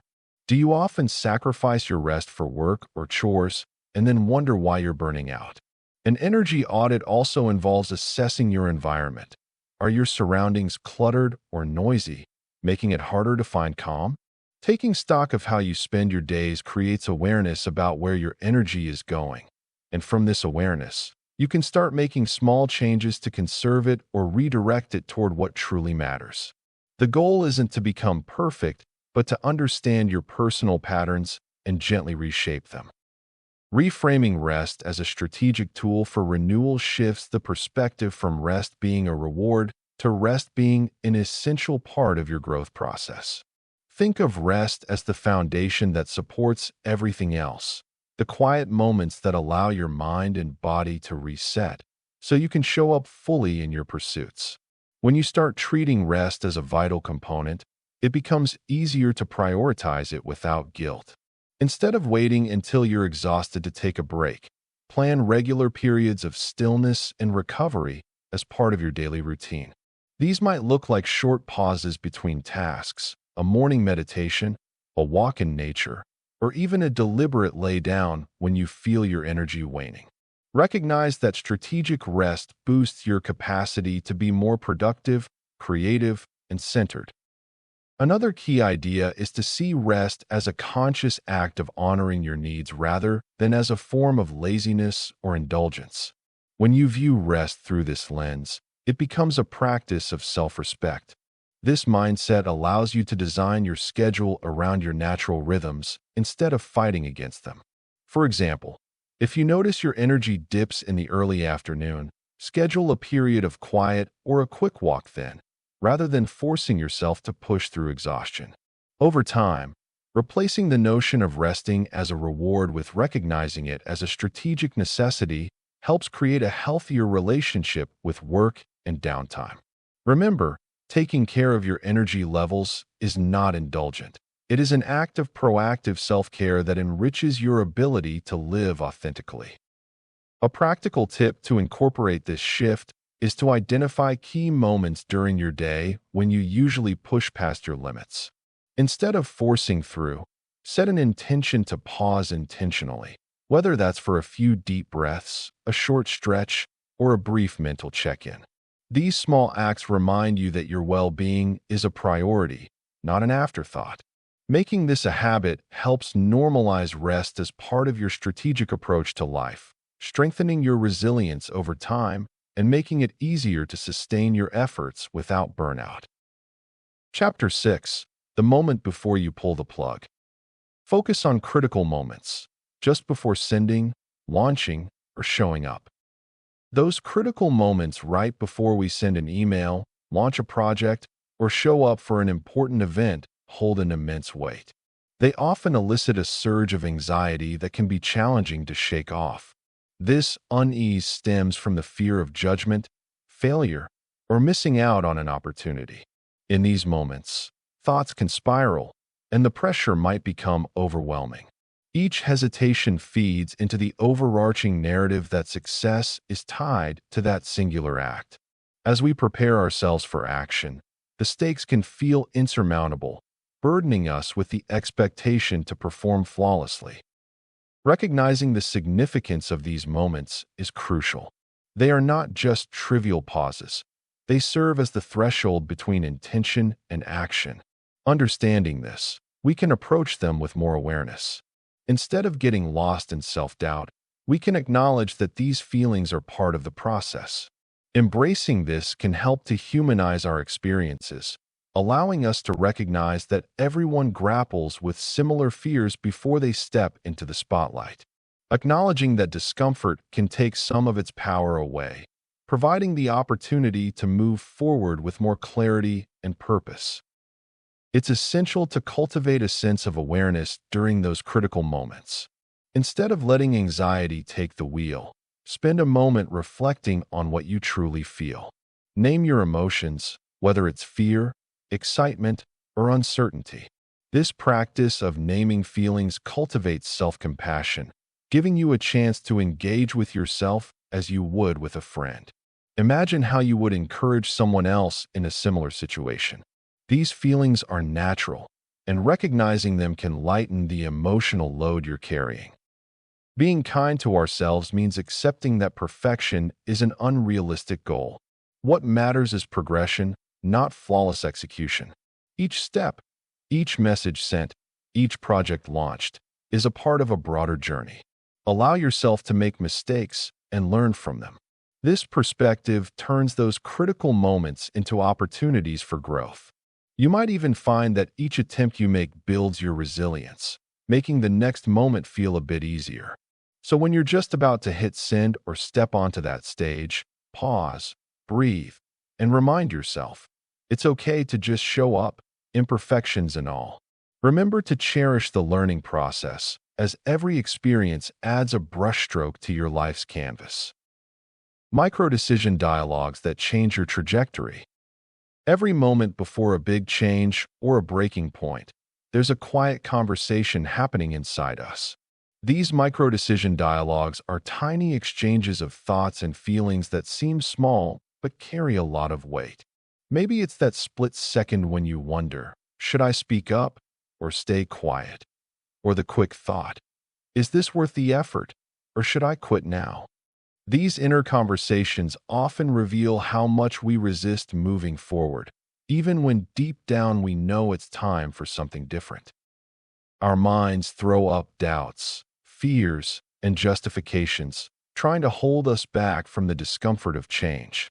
Sometimes this resistance disguises itself as practicality, telling us we don't have enough time or that things might get worse if we act. Other times, it sounds like self-criticism, harshly reminding us of past failures. What's fascinating is how fast these dialogues unfold, so fast that we hardly notice them, yet they steer our choices more than we realize. They're like the quiet voices at a crossroads, nudging us one way or the other, holding the power to keep us stuck or push us forward. Understanding these micro-decision moments creates space to see how often we hold ourselves back before change even begins. We start to recognize patterns of hesitation and the subtle excuses that keep us in a loop. When you pay attention, you'll notice these little battles between the part of you craving growth and the part clinging to comfort. They are where resistance meets opportunity. If you listen closely, you'll hear the whispers of your true desire competing with your fears and doubts. These moments aren't just about saying yes or no to big decisions. They happen over and over in daily choices, shaping the direction of your journey without fanfare. That hesitation you feel before starting a task, the internal argument about whether to ask for help or push through alone, the moment you debate between complaining or seeking a solution, all these add up. Recognizing how these micro-decision dialogues accumulate highlights the quiet power they have to change any trajectory in work, relationships, or personal growth.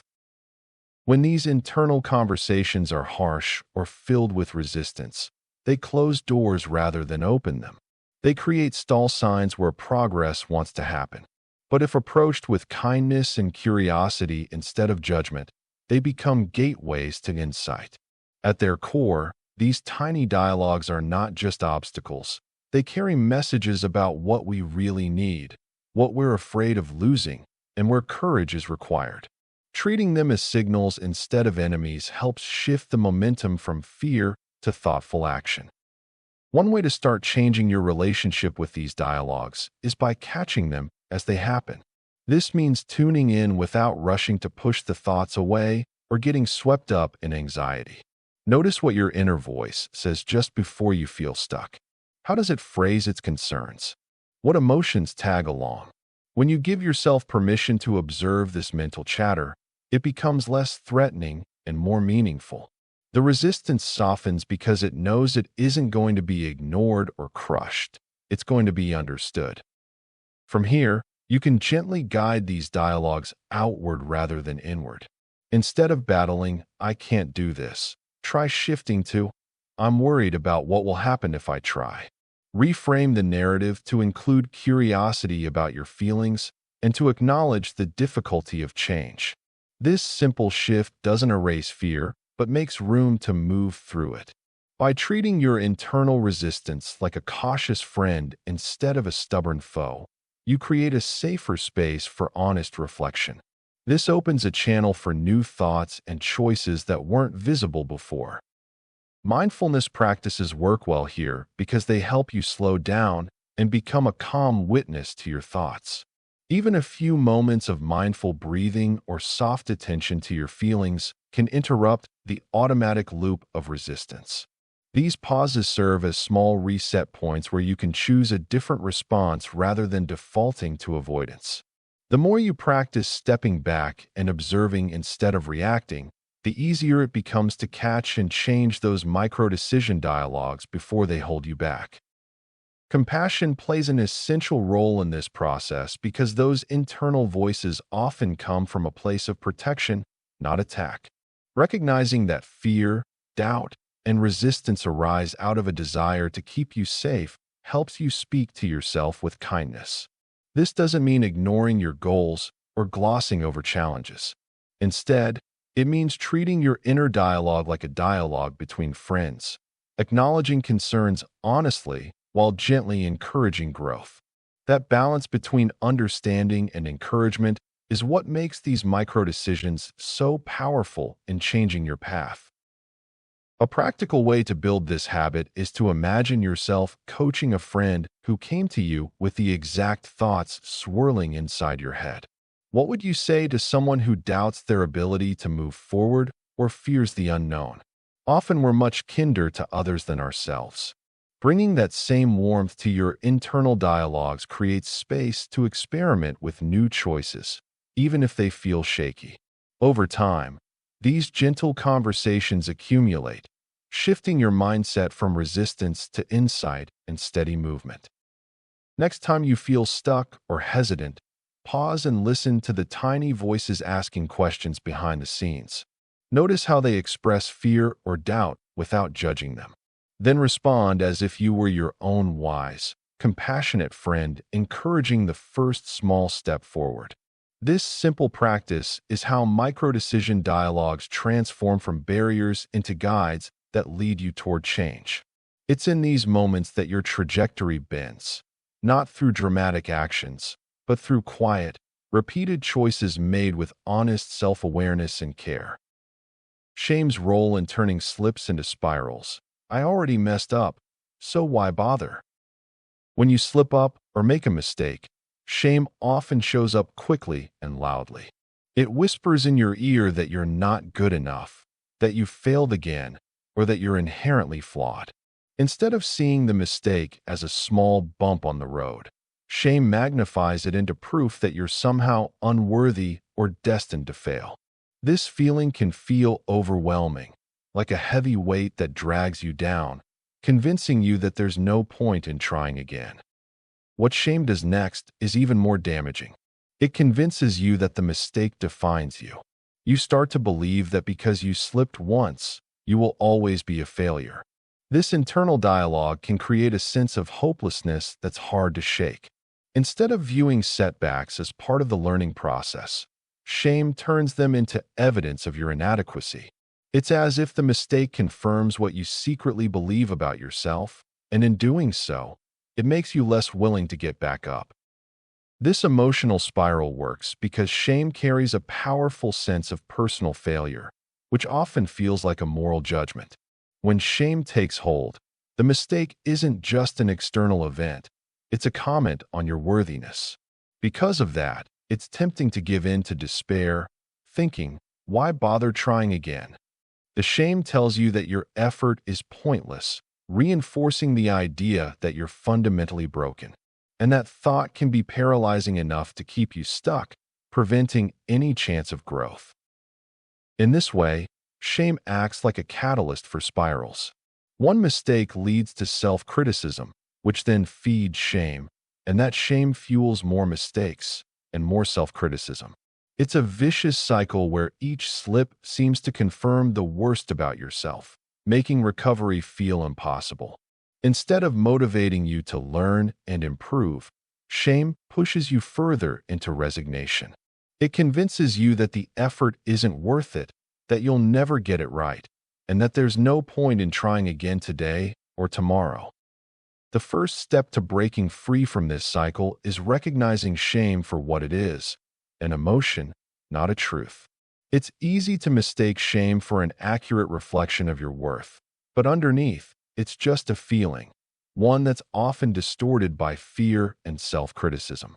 When you notice shame surfacing after a slip, instead of letting it take over, try to approach it with kindness. Remind yourself that everyone makes mistakes. It's a natural part of being human. Compassion doesn't mean ignoring the mistake or avoiding responsibility. It simply means seeing yourself with understanding instead of harsh judgment. Gently questioning the voice of shame can be surprisingly effective. If shame whispers, "You're terrible at this," you might respond with, "That's how I feel right now, but feelings aren't facts. Everyone messes up sometimes, and that doesn't define me." Giving shame a little distance, as if you're talking to a frightened child rather than your inner critic, helps weaken its grip. Over time, this compassionate approach allows you to see mistakes as opportunities for growth, not as proof of worthlessness. Another helpful strategy is to treat your slip as a normal part of the learning process. Instead of seeing it as a failure, see it as a signal that you're pushing your boundaries, and trying new things. Remind yourself that setbacks are not the end points. They're just points along the way. By shifting your perspective from shame to curiosity, you make room to learn from mistakes instead of being paralyzed by them. When you approach yourself with kindness and understanding, it becomes easier to stand up again and keep moving forward, no matter how many setbacks come your way. Ultimately, noticing and understanding shame's role in your setbacks can be a game changer. The moment you begin to see shame for what it is, the voice of fear and self-criticism, you're less likely to let it control your actions. When you can separate your mistakes from your self-worth, you open the door to resilience. The next time you stumble, remember that shame is just an emotion, not a verdict. Respond to it with compassion and give yourself permission to keep trying. Sometimes, just acknowledging that shame is present is enough to weaken its hold and start the process of reclaiming your confidence and momentum. Exercises. Pause and aim for catching sabotage in real time. Self-sabotage can often feel overwhelming. It creeps in at the most unexpected moments, just when you're about to progress or take a leap. Recognizing and accepting its presence is the first step toward transformation. The pause and aim technique offers a gentle yet effective way to address these sabotaging thoughts and behaviors. By developing awareness of these moments, we can reconnect with our true intentions and desires. Think of it as tuning into your internal GPS. Understanding when you are off course helps you find your way back. This technique encourages you to take a step back and observe without judgment. When you find yourself hesitating or feeling negative about an upcoming opportunity, pause for a moment. This brief stop creates space for reflection and awareness. You might ask yourself, what am I really feeling right now? Or what thought is holding me back? Naming the feeling or thought gives it less power over you. Instead of allowing anxiety or self-doubt to control your actions, you acknowledge its existence and create room for new, empowering thoughts. Recognizing self-sabotage as part of your journey can be freeing. While many people view it as a flaw, it can serve as a reminder of what you truly want. By using the pause and name technique, you learn to treat these moments of doubt with compassion instead of criticism. This shift in perspective helps you appreciate that even self-sabotage has a role in driving your personal growth. Each pause becomes a moment of growth, helping you trust your path even more. To effectively practice the pause and name technique, start by observing your daily routines and interactions. Notice moments when you begin to feel trapped in negative thoughts or emotions. This could be during a conversation, while working on a project, or when considering a new opportunity. As soon as you identify a moment of self-sabotage, take a quick pause. Stop whatever you are doing, take a breath, and gather your thoughts. This pause is your moment of empowerment.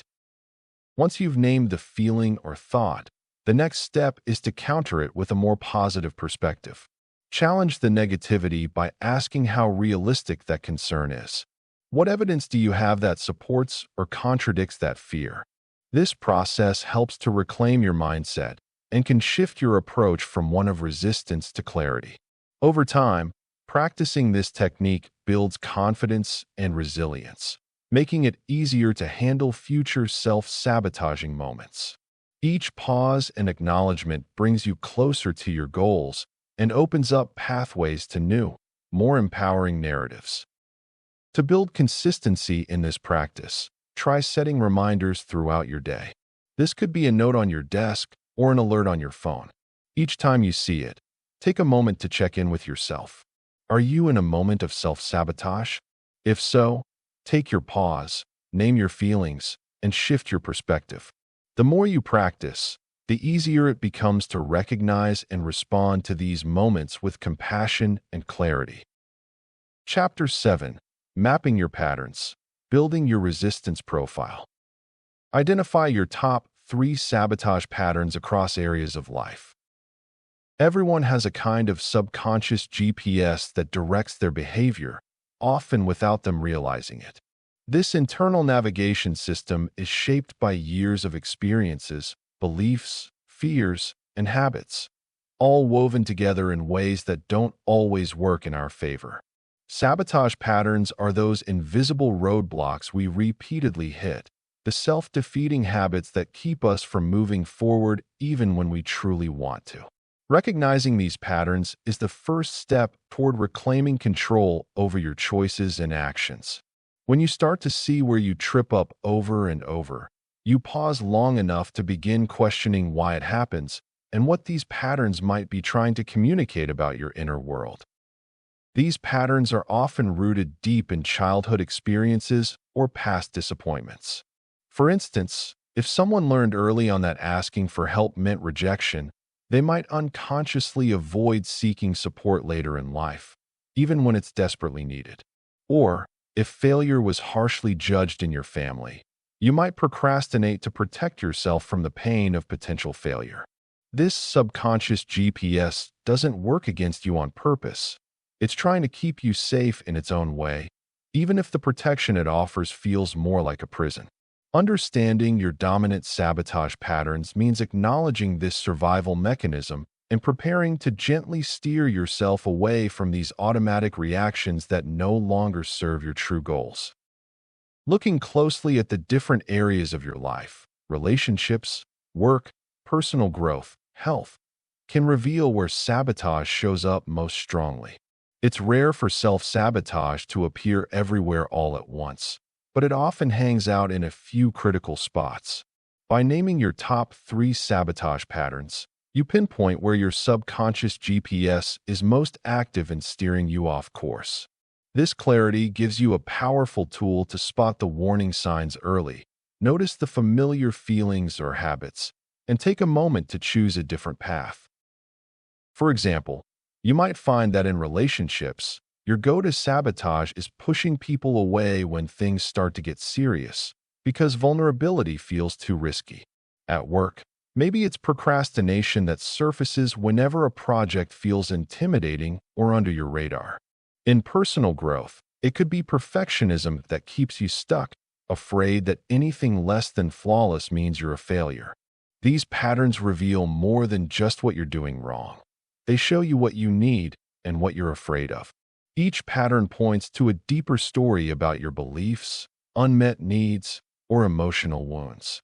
Understanding this story allows you to approach your growth with compassion rather than judgment, giving you room to experiment with new ways of being. It's helpful to think of these patterns as clues rather than flaws. They're flags waving in your subconscious, telling you where you carry fears or doubts that are weighing you down.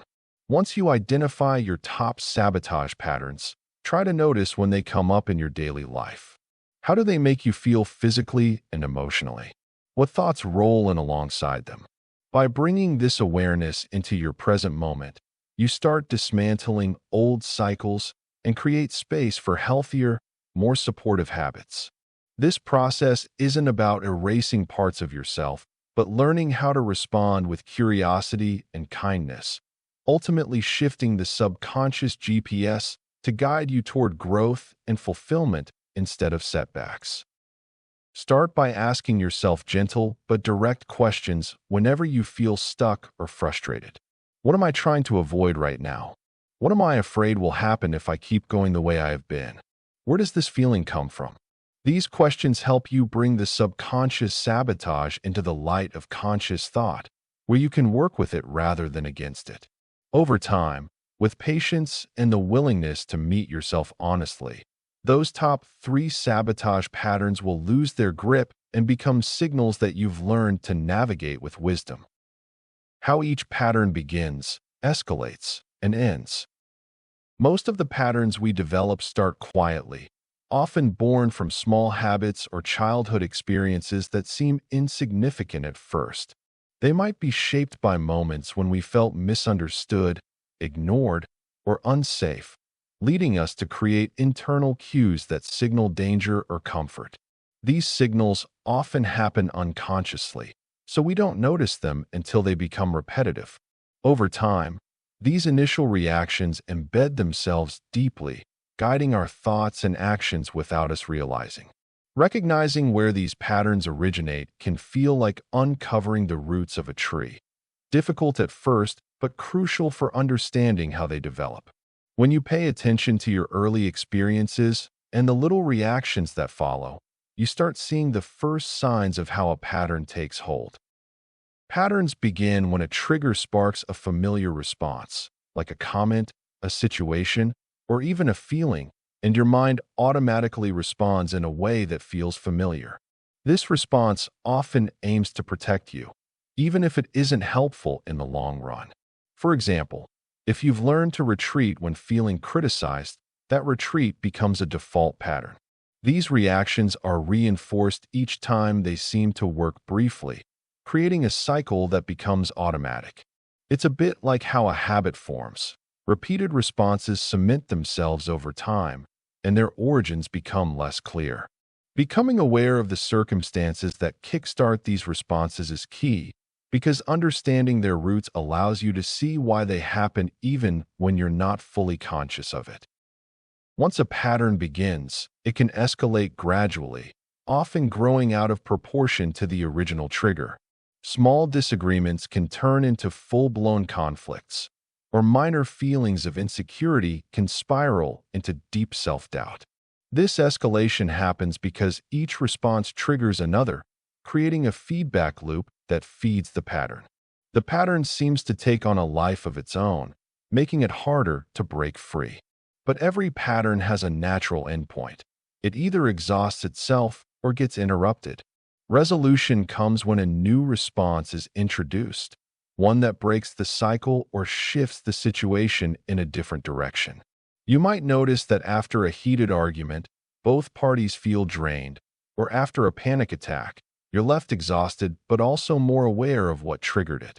These endings serve as opportunities to reflect and learn, highlighting what works and what doesn't in navigating similar situations in the future. Recognizing these cycles helps you see the pattern's full arc, how it starts, escalates, and concludes. When you observe closely, you notice that many patterns resolve naturally when emotions settle or when someone chooses to step back. Sometimes, resolution comes through intentional action, like having an honest conversation, setting a boundary, or practicing calming techniques. Each ending offers a lesson, revealing what drove the pattern and what might be done differently next time. The key is to stay present with what's happening, instead of rushing to change things. When you understand where patterns begin, how they develop, and where they end, you gain power over them. This awareness allows you to choose responses consciously, rather than just reacting out of habit. A practical tip is to keep a simple journal of your responses, noting down when a pattern starts, how it escalates, and how it ends. Over time, patterns become clearer, and you begin to see the moments that set them into motion. Recognizing these moments gives you the chance to pause and decide whether you want to continue the pattern or try a different approach. Even small shifts, like taking a deep breath instead of reacting immediately, can interrupt the cycle. This approach doesn't mean changing everything overnight, but rather building awareness step by step, so you're better equipped to respond thoughtfully whenever old patterns threaten to take over. Recognize early warning signals, thoughts, feelings, situations, people. Recognizing early warning signs is crucial for managing resistance. These signs often appear as specific thoughts, feelings, or reactions that seem to pop up when you're preparing to take a step forward. For instance, you might find yourself suddenly questioning your abilities or doubting your decisions. Thoughts like "I can't do this" or "I'm not ready" can trap you in a cycle of procrastination. They may seem innocent at first, but when they repeat, they signal an underlying fear of failure or discomfort with change. It's essential to catch these thoughts early and challenge them before they derail your progress. Your feelings can also serve as valuable indicators. When you notice an increase in anxiety, dread, or even irritability, pay attention. These emotions often emerge as you approach a task that involves growth or change. Perhaps you feel excitement initially, but then become overwhelmed by worry. This pattern can indicate resistance. Learning to differentiate between positive stress, which can motivate you, and negative stress, which stalls you, is key.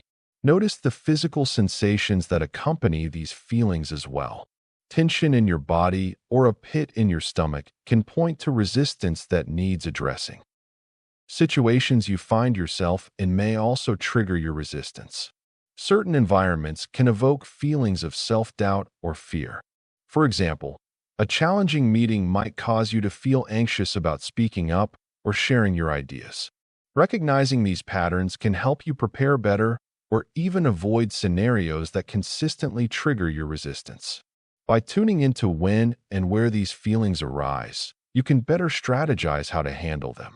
This awareness can empower you to change your environment or adjust your mindset before you enter potentially triggering situations. The people in your life can act as significant catalysts for your resistance. Think about your interactions with friends, family, or colleagues. Sometimes, their opinions can reinforce your doubts or insecurities. If you're around individuals who are overly critical or dismissive, their influence may heighten your fears. Being mindful of how certain people's attitudes affect you can help you understand when you're resisting change due to outside pressure rather than your own concerns. Observe your reactions after spending time with different individuals. This reflection can highlight who encourages your growth and who may inadvertently hold you back. Recurring circumstances can also provide clues about resistance patterns. When you notice similar outcomes in different situations, it's worth investigating why that happens. Are you consistently avoiding certain tasks because they remind you of past failures? Or do you notice that each time you try to push your limits, something disrupts your plans? These patterns highlight issues that need to be addressed. It's not just about the single event, but about understanding the broader themes in your life that indicate a deeper resistance. Building this awareness requires intentional observation and reflection. You might start a journal to jot down these thoughts and feelings as they arise. Over time, you'll be able to identify specific triggers and develop strategies to counteract them. Recognizing these early warning signals is a skill that can be cultivated, allowing you to take proactive steps to address resistance as it surfaces. The more you practice, the easier it becomes to identify these patterns, leading you to take informed actions that align with your goals. Finally, consider creating a simple action plan for when you notice these warning signs. Write down specific steps you can take to counteract your resistance. It could be as simple as taking a walk to clear your head, reaching out to a supportive friend for encouragement, or breaking tasks into smaller, manageable steps. By preparing a toolkit for yourself, you can address resistance as it arises instead of allowing it to dictate your journey. Create a resistance map to anticipate and intervene. Resistance doesn't happen randomly. It often shows up in familiar ways that repeat over time, signaling where your mind or emotions are trying to protect you, even if it feels frustrating or counterproductive. These patterns might appear as procrastination, self-doubt, distraction, or even physical tiredness right when you're about to make progress. Recognizing these moments as part of a pattern rather than isolated events gives you a clearer picture of what's truly holding you back. It's not just about willpower or motivation.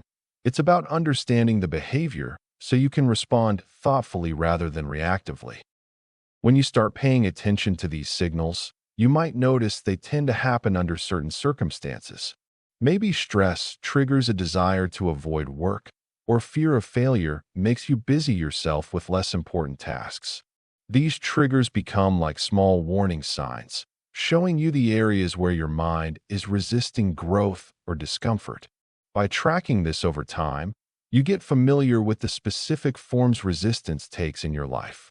This familiarity helps turn frustration into clarity. Instead of blaming yourself for not trying hard enough, you begin to see resistance as meaningful feedback from your inner world. This process requires honesty and patience. It's easy to fall into self-criticism when resistance slows you down, But shifting your perspective to curiosity lets you uncover deeper truths about your fears, beliefs, and habits. When you identify how resistance shows up, you gain power over it because you're no longer caught off guard. You start understanding what you resist and why, which opens the door to making intentional changes instead of wrestling blindly against invisible forces. Building a resistance map is like drawing a personal atlas of where and when your inner blocks tend to rise up. By mapping out these moments, you anticipate the challenges ahead rather than waiting for them to surprise or overwhelm you. This kind of preparedness gives you a chance to respond with kindness and strategy rather than frustration or avoidance. Think of it as spotting the shallow waters on a journey so you can steer your ship more carefully and avoid running aground. To create this map, keep track of when resistance shows its face, what thoughts or emotions accompany it, and the circumstances surrounding the moment. You might see, for example, that resistance spikes when a project feels ambiguous or when you face a deadline. You might notice that your mind distracts itself with minor tasks when something feels intimidating. Recording this information regularly makes patterns clearer. It also helps you predict which situations will likely trigger resistance again, enabling you to plan small, manageable actions to counter it early.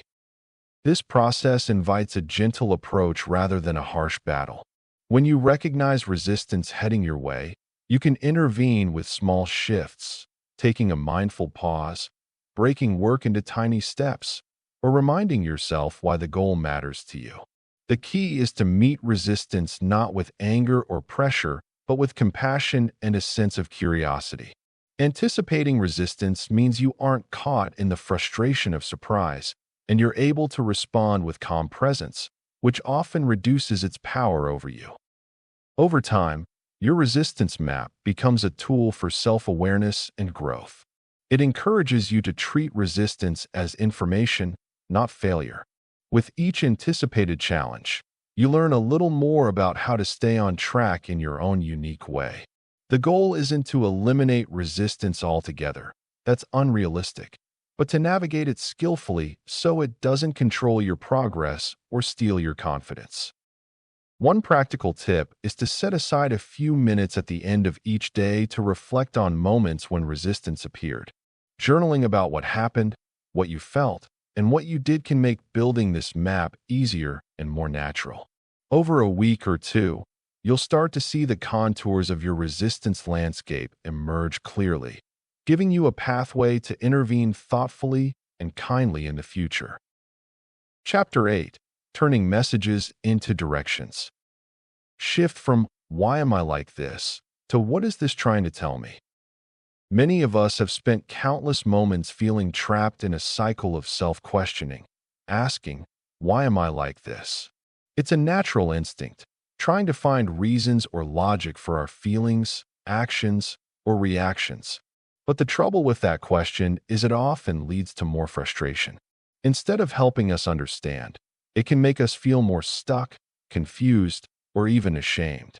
When we focus solely on why we are the way we are, we tend to overlook that these feelings and behaviors are messages trying to tell us something important. Thinking in terms of why creates a narrative that centers on blame on ourselves, our past, or circumstances outside our control. While it might seem productive to figure out the root cause, it can also turn into an endless search that never quite provides clarity.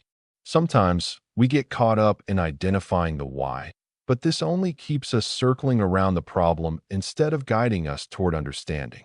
This approach can also shut down compassion, both for ourselves and others, because it positions us as victims of our own history rather than active participants in our growth. What if, instead of asking why, we shifted to a different, more empowering question? One that invites curiosity rather than judgment. Asking "what is this trying to tell me?" opens the door to learning rather than blaming. It encourages us to see our feelings and behaviors as signals, messages pointing us toward unspoken needs, unresolved wounds, or areas where we might grow. This small shift from focusing on the past to focusing on the present moment can significantly change how we relate to ourselves and our experiences. When we start viewing our reactions as messengers, we create space for compassion. Instead of judging ourselves for being this way, we begin to ask what's underneath that feeling or action. It might be fear, loneliness, a need for validation, or a wound that still stings. Recognizing these signals helps us treat ourselves with kindness and patience. Over time, this practice can transform feelings of shame into opportunities for understanding, healing, and genuine self-awareness. Self-sabotage isn't just random or self-destructive behavior. It often reveals hidden fears or unmet needs that we haven't fully acknowledged. When we act against our own best interests, such as procrastinating, pushing people away, or repeating old patterns, these actions can feel frustrating and confusing. But if we take a step back and look at them differently, they become clues instead of obstacles. There's usually something beneath the surface that we've ignored or pushed aside.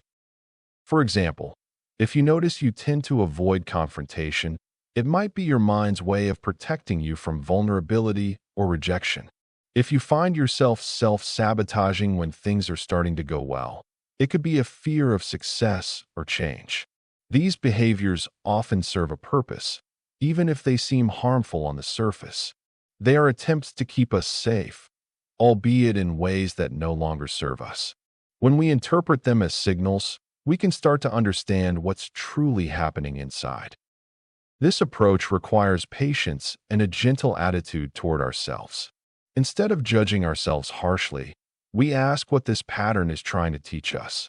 For instance, self-sabotage may point to unresolved fears, feelings of unworthiness, or a lack of trust.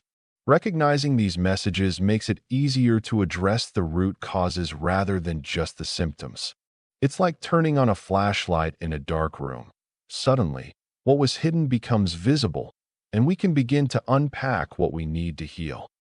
Over time, learning to see self-sabotage as meaningful messages fosters a deeper self-awareness.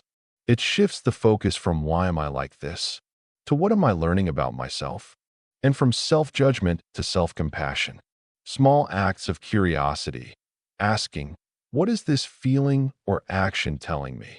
can transform painful cycles into powerful opportunities for movement and growth. In the end, understanding these signals helps us create healthier patterns because we are no longer fighting against ourselves. We're learning from ourselves.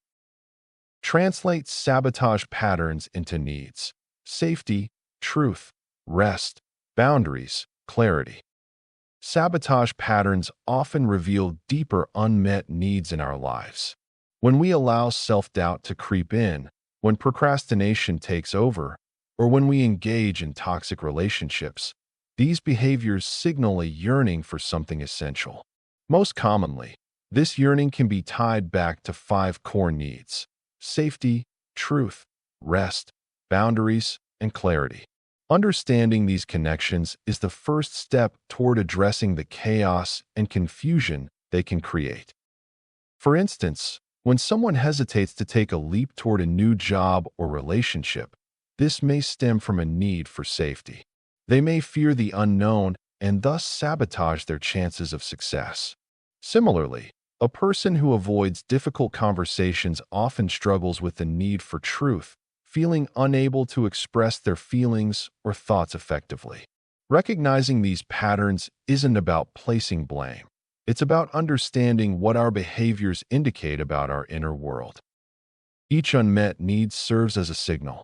When we feel overwhelmed and anxious due to a lack of boundaries, or when we find ourselves fatigued from constant overexertion, these feelings highlight our need for rest. When our lives are cluttered with confusion, seeking clarity becomes critical.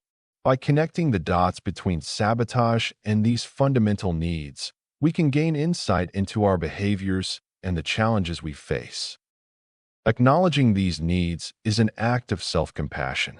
It invites us to sit with discomfort and recognize it as part of our human experience. Instead of viewing self-sabotage as a personal failure, consider it an opportunity for growth. Embracing this perspective helps us understand that feeling unsafe, untruthful, exhausted, boundaryless, or unclear is not a sign of weakness, but a natural part of our journey. Once we acknowledge our unmet needs, the next step is to translate them into actionable steps. Start by identifying which need resonates most with you right now. Do you feel like you lack safety? Perhaps start setting clearer boundaries in your relationships.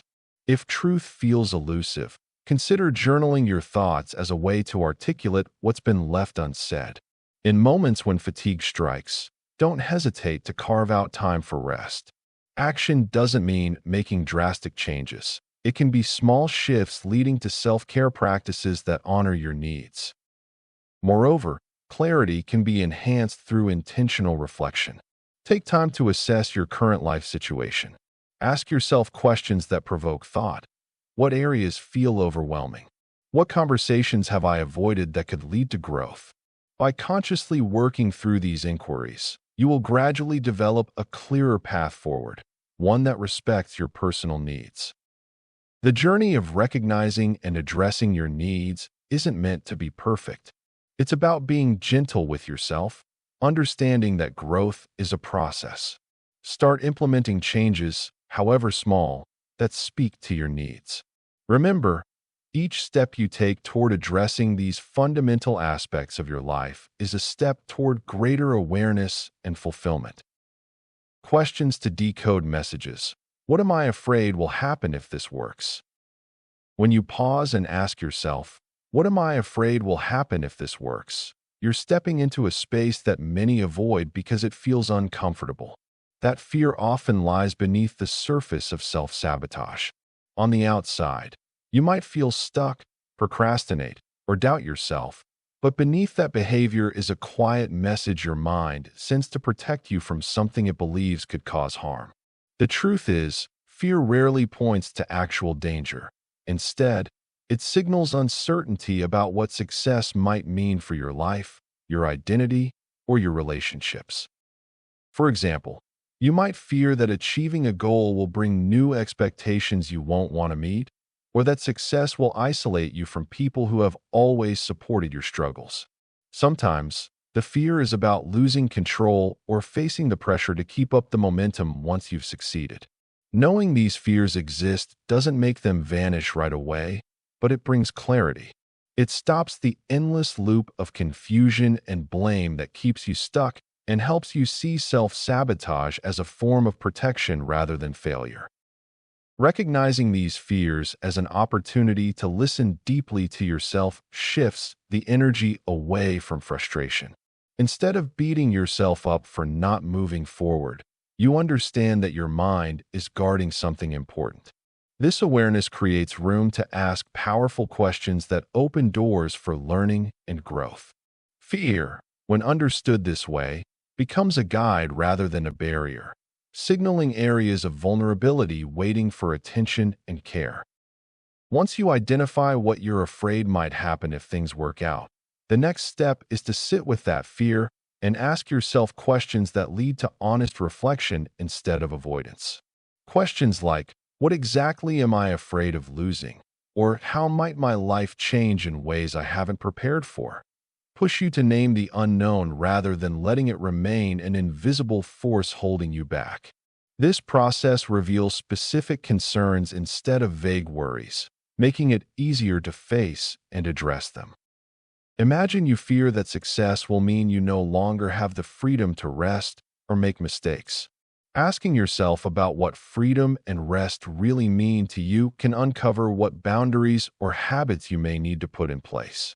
Or if you worry that succeeding will create pressure to always be perfect, inquiring about where your worth actually comes from can shift the focus from performance to self-acceptance. These questions encourage you to move toward your fears with curiosity and kindness instead of resistance and judgment. Turning fear into a tool for growth also means accepting that discomfort is part of change, but it doesn't have to be overwhelming. Reflective questions deepen your understanding of who you are underneath your worries and what you truly value. They help you craft new responses to fear, responses based on truth and intention rather than avoidance. This kind of dialogue with yourself builds resilience, making future fears less intimidating and more manageable. In practice, take a moment when you feel stuck and try asking yourself, if this success challenges my current identity, who do I want to become? Or what support do I need if things shift in ways I'm scared of?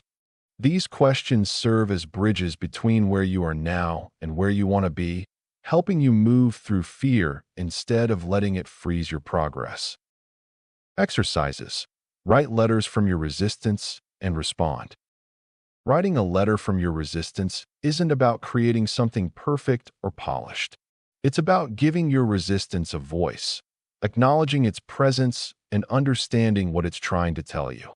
Sit in a quiet space, take a few deep breaths, and allow yourself to feel whatever comes up.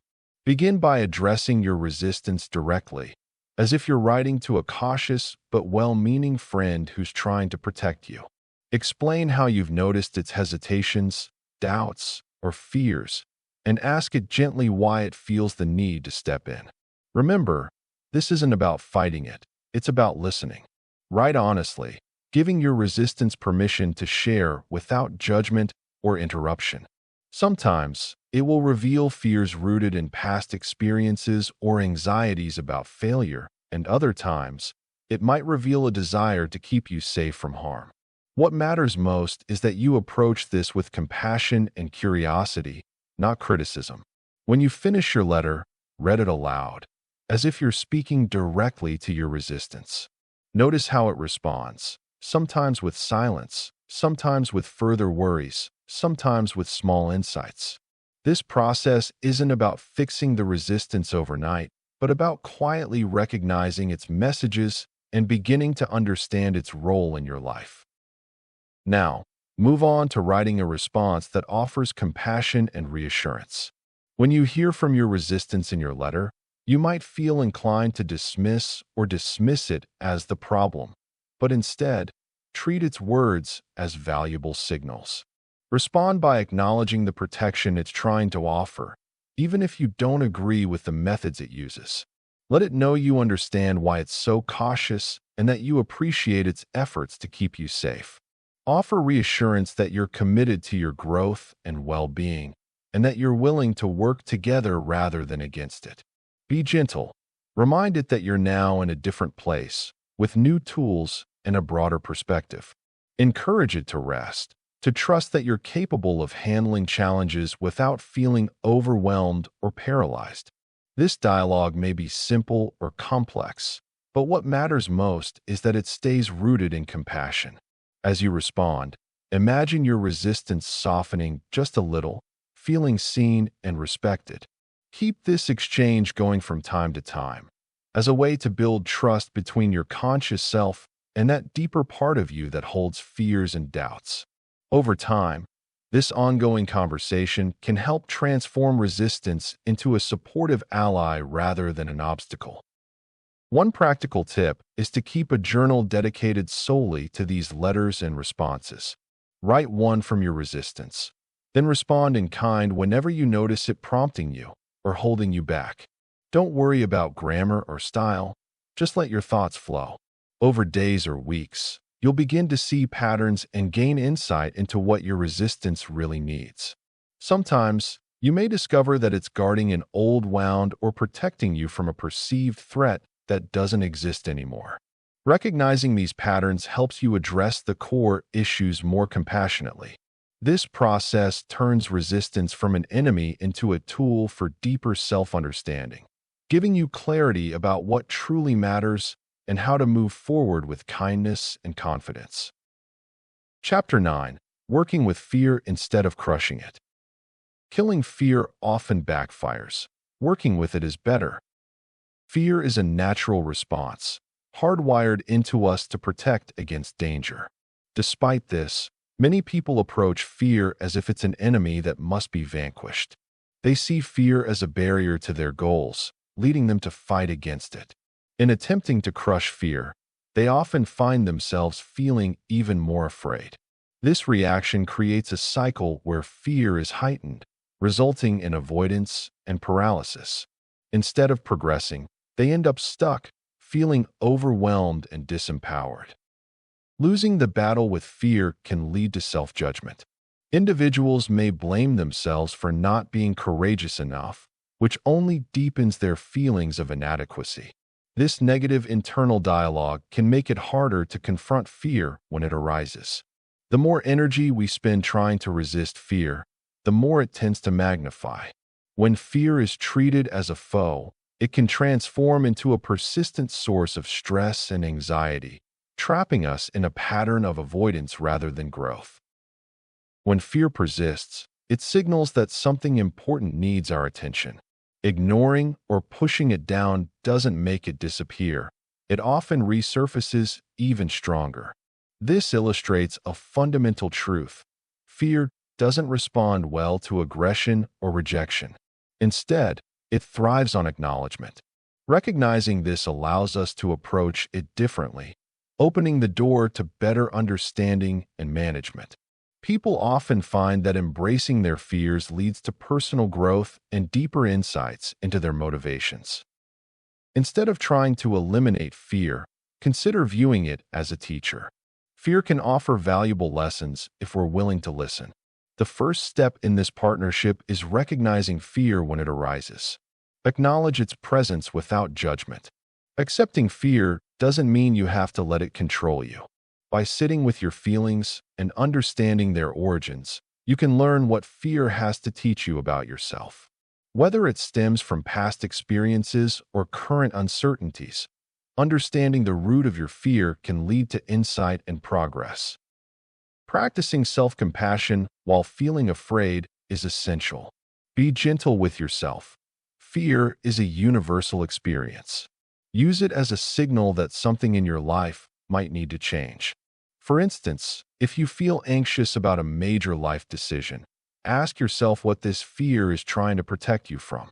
Is it the fear of failure or the fear of making the wrong choice? These questions can help you understand your desires and motivations. Engaging with fear this way transforms it from an obstacle into a guide. Try to integrate fear into your daily life by checking in with it regularly. Set aside time to reflect on your feelings, writing down what scares you and why.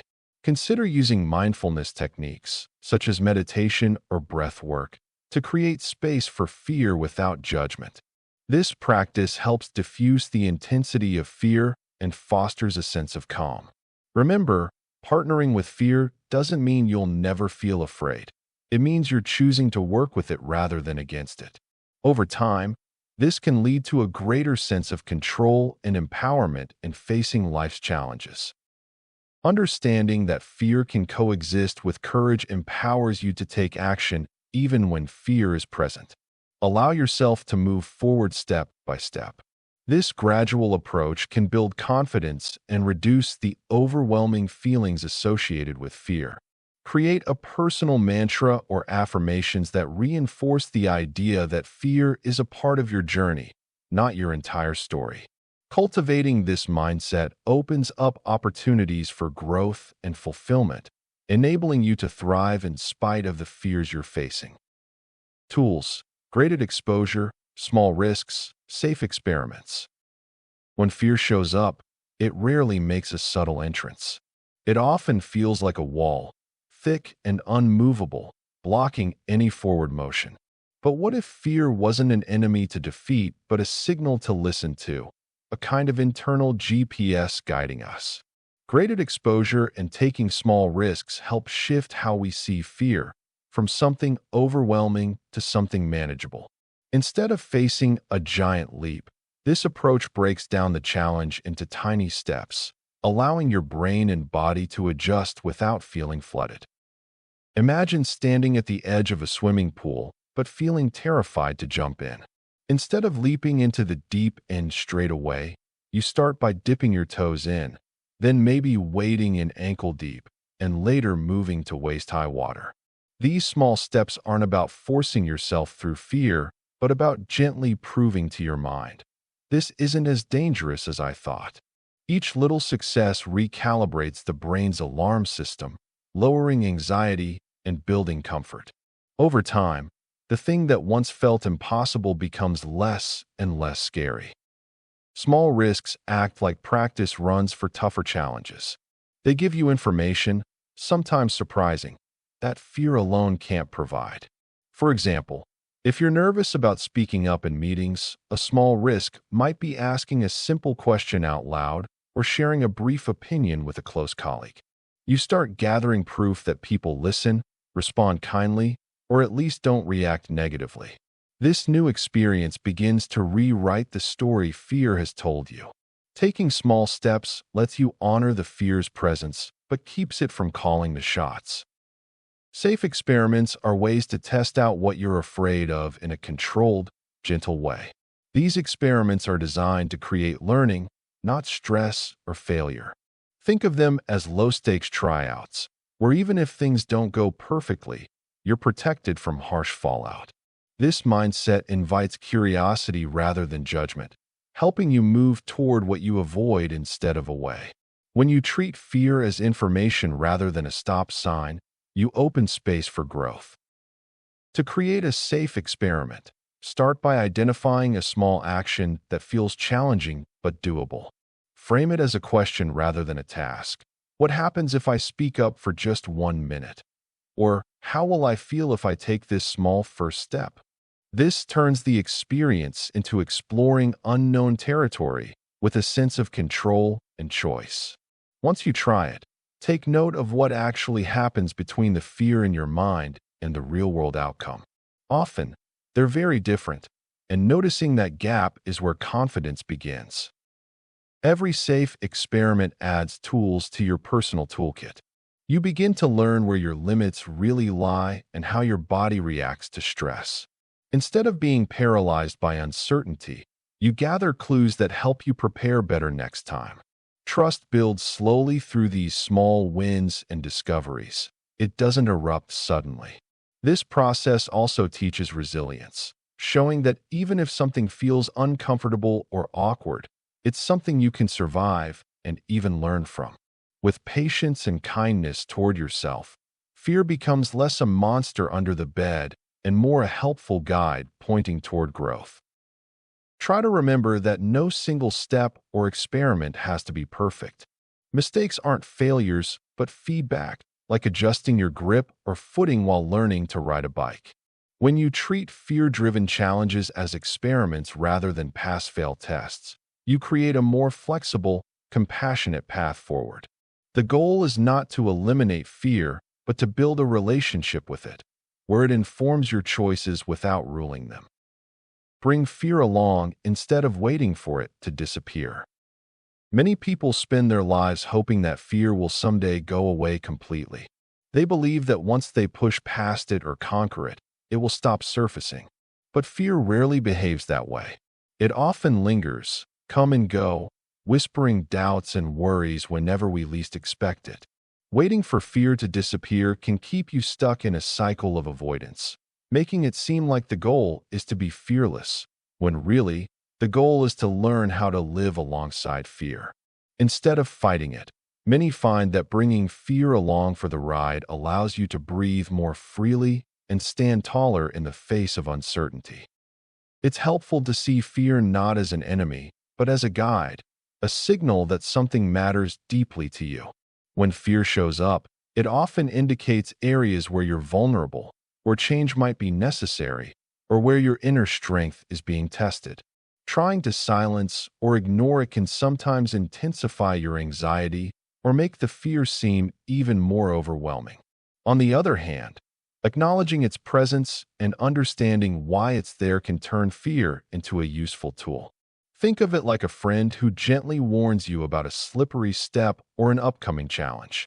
Your first instinct might be to avoid or dismiss the warning, but if you listen carefully, you can adjust your steps accordingly and move forward more safely. Bringing fear along doesn't mean letting it control your life. Instead, it means recognizing its presence without giving it all your power. It's about accepting that fear is part of the human experience and that trying to eliminate it entirely is often an exercise in frustration. When you learn to live with fear, you start to see it as a signal that you're pushing your boundaries in a meaningful way. For example, if you're afraid of taking a new job or speaking in public, rather than waiting for the fear to vanish, bring it with you into the process. Notice where it shows up, maybe in your stomach, in your head, or in your thoughts, and then decide how you want to respond. Sometimes, fear can serve as a helpful compass, guiding you toward what truly aligns with your values and desires. One simple but powerful practice is to consciously choose to sit with your fear instead of rushing to get rid of it. Take a moment to breathe deeply and welcome the feeling, as if greeting an old friend. Ask yourself what this fear is telling you. Is it warning you about a real risk or just amplifying a perceived threat? Often, fears are based on stories we tell ourselves instead of facts. When you stop resisting and start listening, you begin to loosen the grip fear has on your mind. Over time, this ease of acceptance creates space for confidence to grow because you no longer need to control or suppress your fears. Instead, you work with them, knowing that their presence is simply part of your growth journey. In practical terms, this might look like mentally acknowledging your fear before stepping into a challenging situation and telling yourself, "I see you, fear. I will bring you along today." This mindset shifts the relationship from one of judgment and avoidance to one of companionship and understanding. It also allows you to act with more clarity, because the fear isn't busy clouding your judgment. The next time you feel overwhelmed by fear, remind yourself that it is not your enemy, but a signpost pointing toward your true priorities.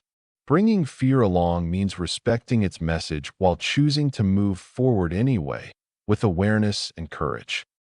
A helpful piece of advice is to practice small acts of courage regularly.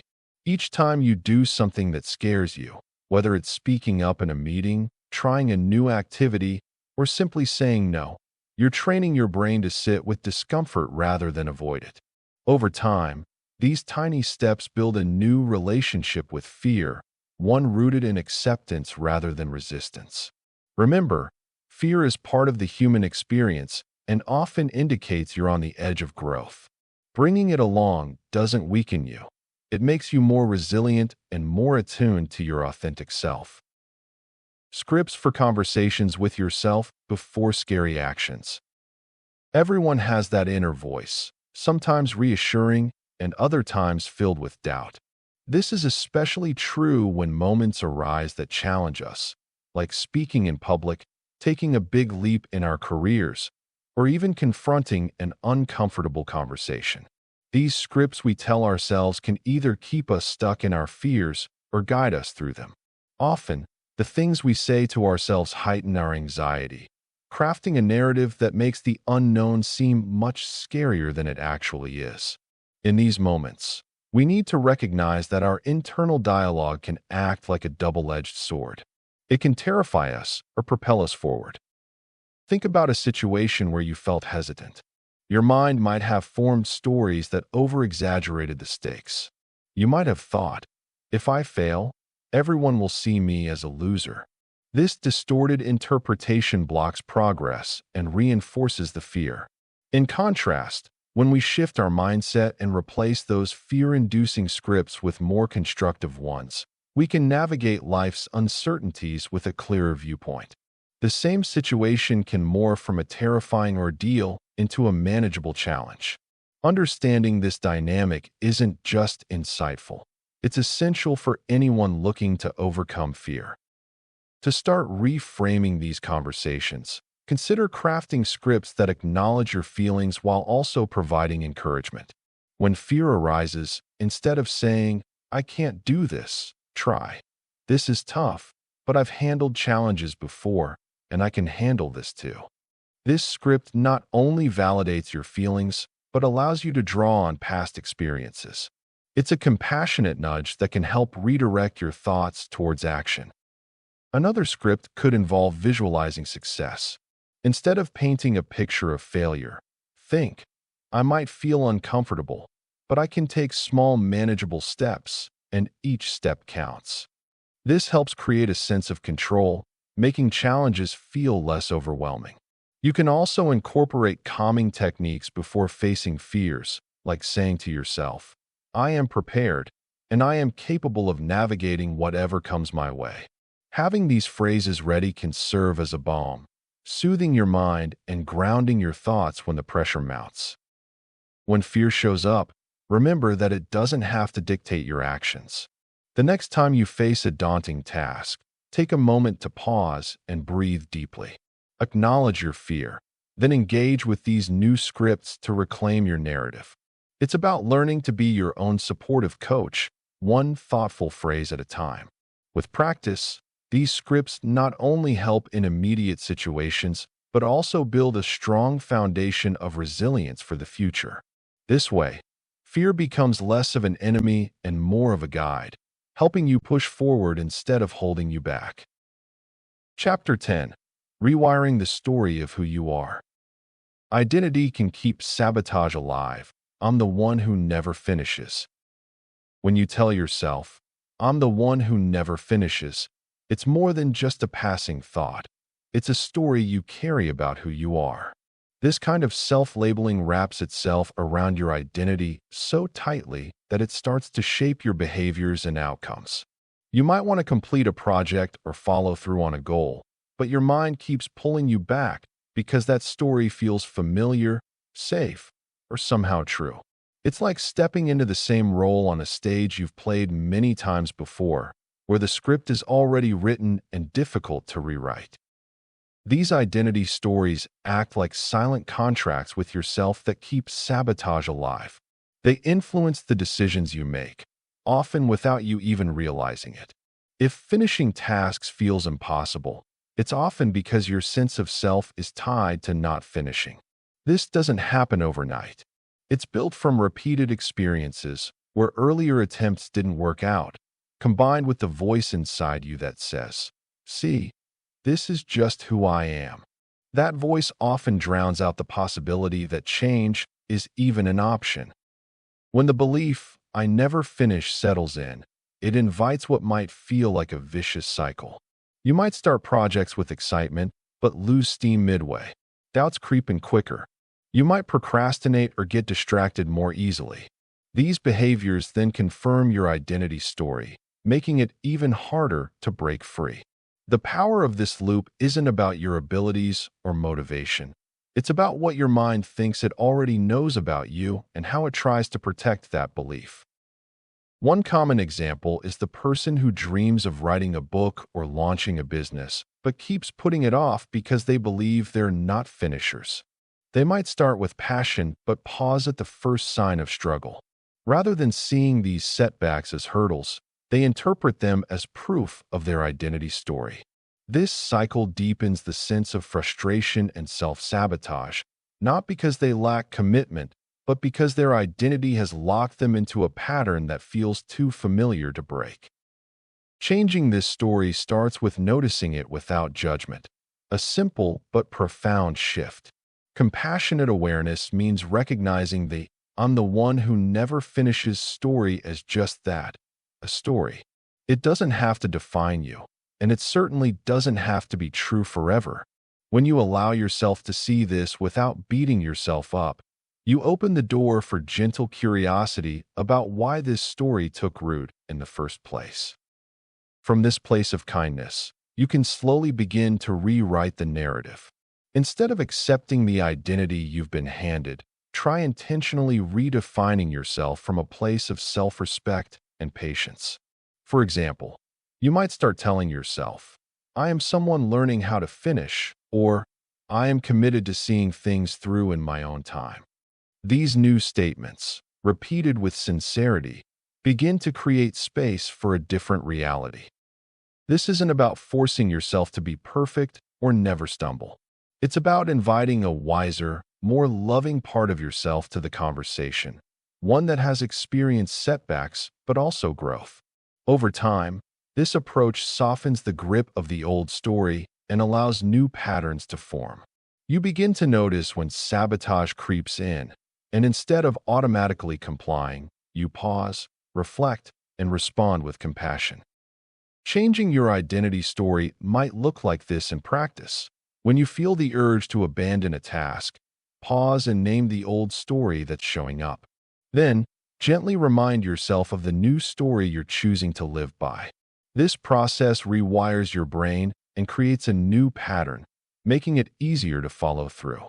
Like any habit, it takes time and patience, but the shift in energy is powerful.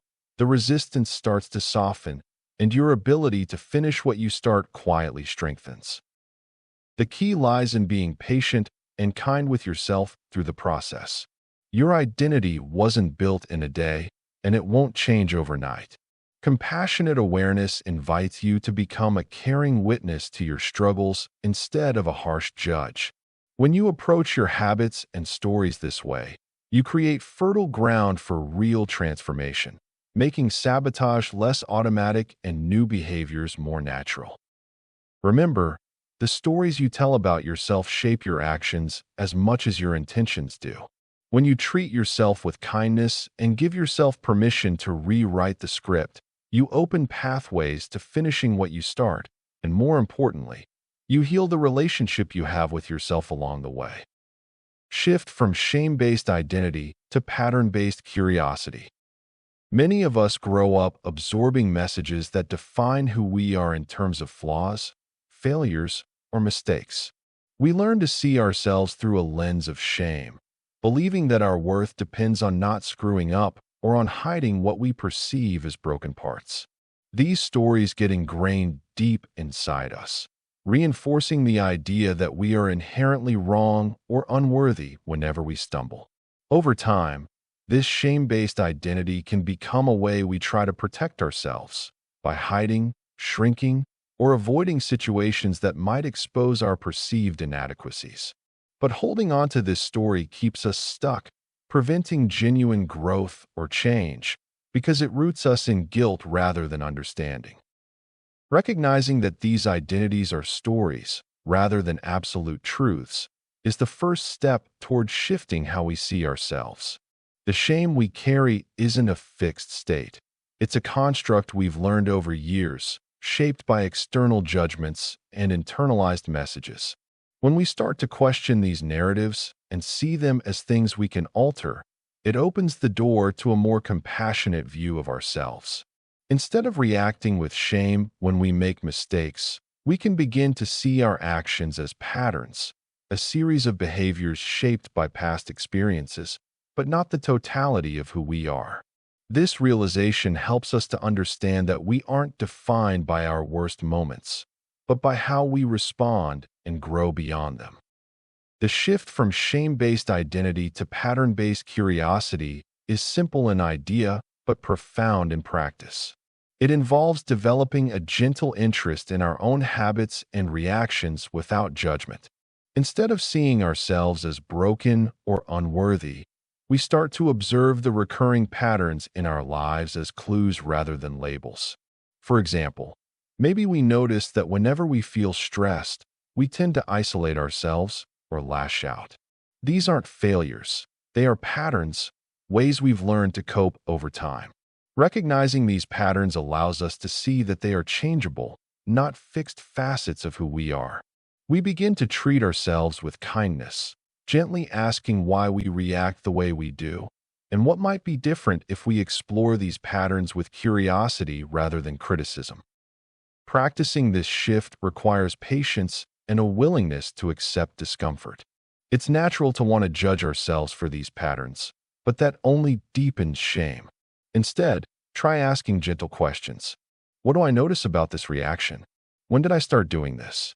What might I learn from this pattern? Over time, this approach nurtures a more compassionate relationship with ourselves, one rooted in understanding rather than blame.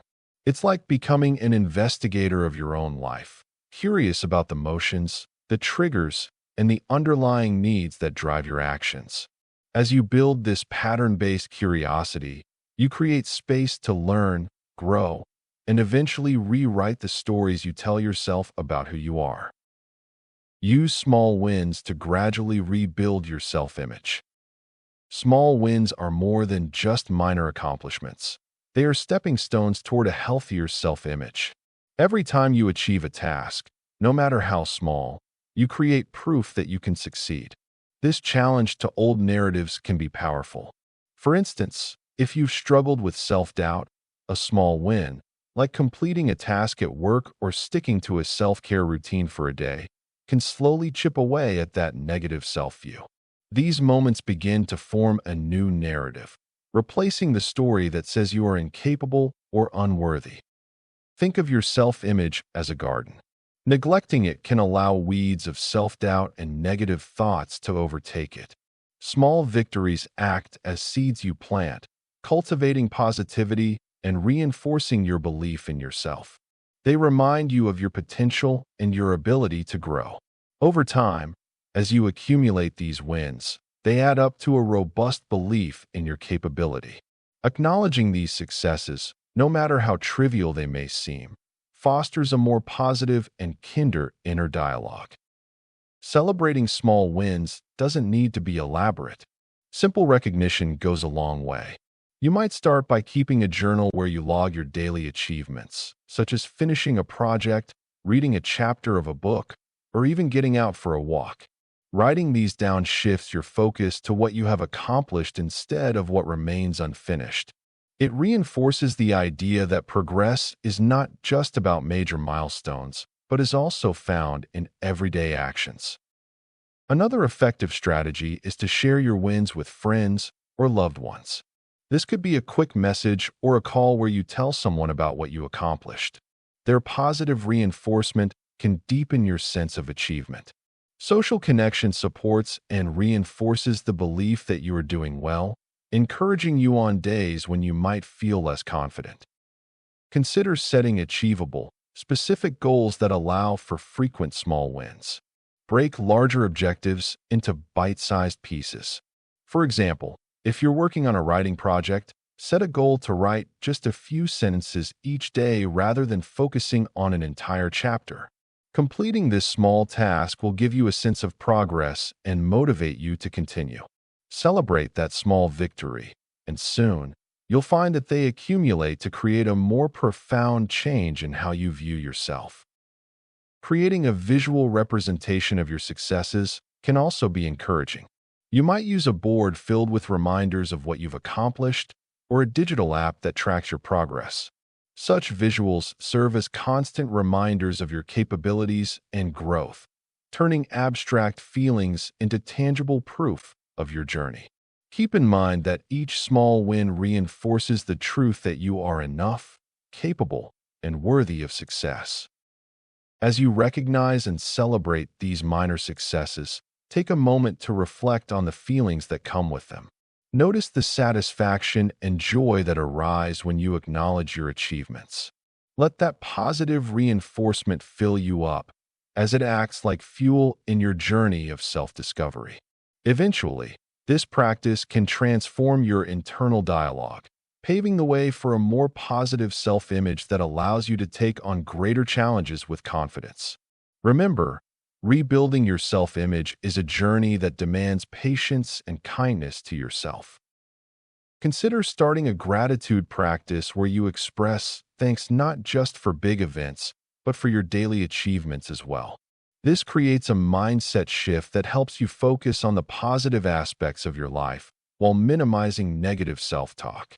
You are on your path to healing and self-appreciation, and each small win can ignite the spark of a new self-image. Exercises, identity statements, proof logs, tracking new behaviors.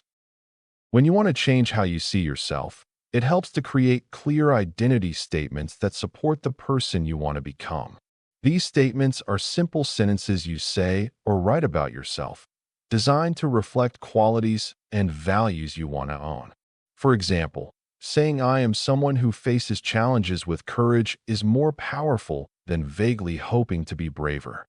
By choosing words that feel authentic yet aspirational, you start to internalize a new sense of self that influences your thoughts and actions. These identity statements work best when they focus on traits or behaviors you can control, like I am a reliable friend, or I am committed to learning every day. Crafting identity statements isn't about ignoring where you are today or pretending to be flawless. It's about planting seeds of possibility that grow as you nurture them with daily attention and small actions. The words you say to yourself shape your inner story.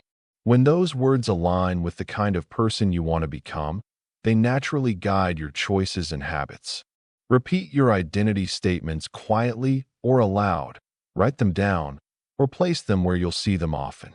Repetition helps these new messages settle into your subconscious, replacing doubts or old limiting beliefs with confidence and clarity. Try to keep your identity statements positive and present tense instead of focusing on what you aren't or haven't done yet. Instead of saying, I want to stop being lazy, say, I am someone who takes initiative. Notice how shifting your words this way puts your energy into direct action and growth. Over time, these statements act as anchors during tough moments, reminding you who you truly want to be beyond temporary setbacks or fears. Proof logs are a simple but powerful way to document evidence of your progress as you begin to live out your identity statements. Whenever you act in alignment with the new traits you're cultivating, write it down. This could be as small as choosing to speak up in a meeting, resisting a negative thought, or following through on a promise to yourself. Recording these moments helps you recognize tangible proof that your identity is shifting, which is crucial for rewiring your old stories about who you are. Tracking new behaviors creates a reality check against old, limiting beliefs that say you can't or never do certain things. When faced with self-doubt, you can look back at your proof log and see actual examples where you pushed past obstacles or chose a healthier response. This trick rewires your brain by replacing vague intentions and repeated failures with clear evidence showing that change is happening. The more consistent you are with this practice, the more it builds momentum, making it easier to continue growing. Consider making your proof log a daily or weekly habit. You might write in a journal, keep notes on your phone, or simply make a checklist of behaviors tied to your identity statements. The goal isn't perfection, but awareness. This habit trains your mind to notice and celebrate real progress instead of getting stuck on what's still missing or hard. Over time, these logs weave a story of transformation that you can revisit whenever motivation falters or old habits try to sneak back in. To make tracking even more effective, combine it with reflection. Spend a few minutes reviewing what you wrote, identifying patterns or triggers, and thinking about what helped you succeed or stumble.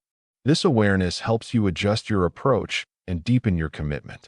Remember, change doesn't happen overnight, and persistence often beats perfection.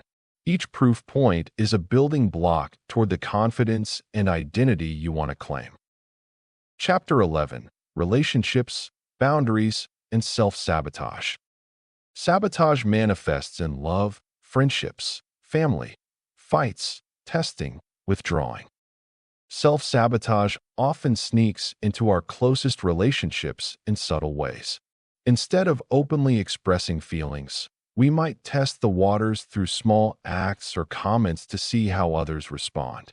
This can look like teasing, sarcasm, or making remarks that push boundaries without entirely saying what's really on our mind. Sometimes, we withdraw altogether, causing distance with silence or emotional shutdowns. These behaviors act as barriers, creating confusing signals for loved ones and making meaningful connection harder to maintain. In fights or disagreements, self-sabotage shows up when we escalate minor issues or become overly defensive. It's as if we're trying to protect ourselves from vulnerability, but end up pushing people away instead.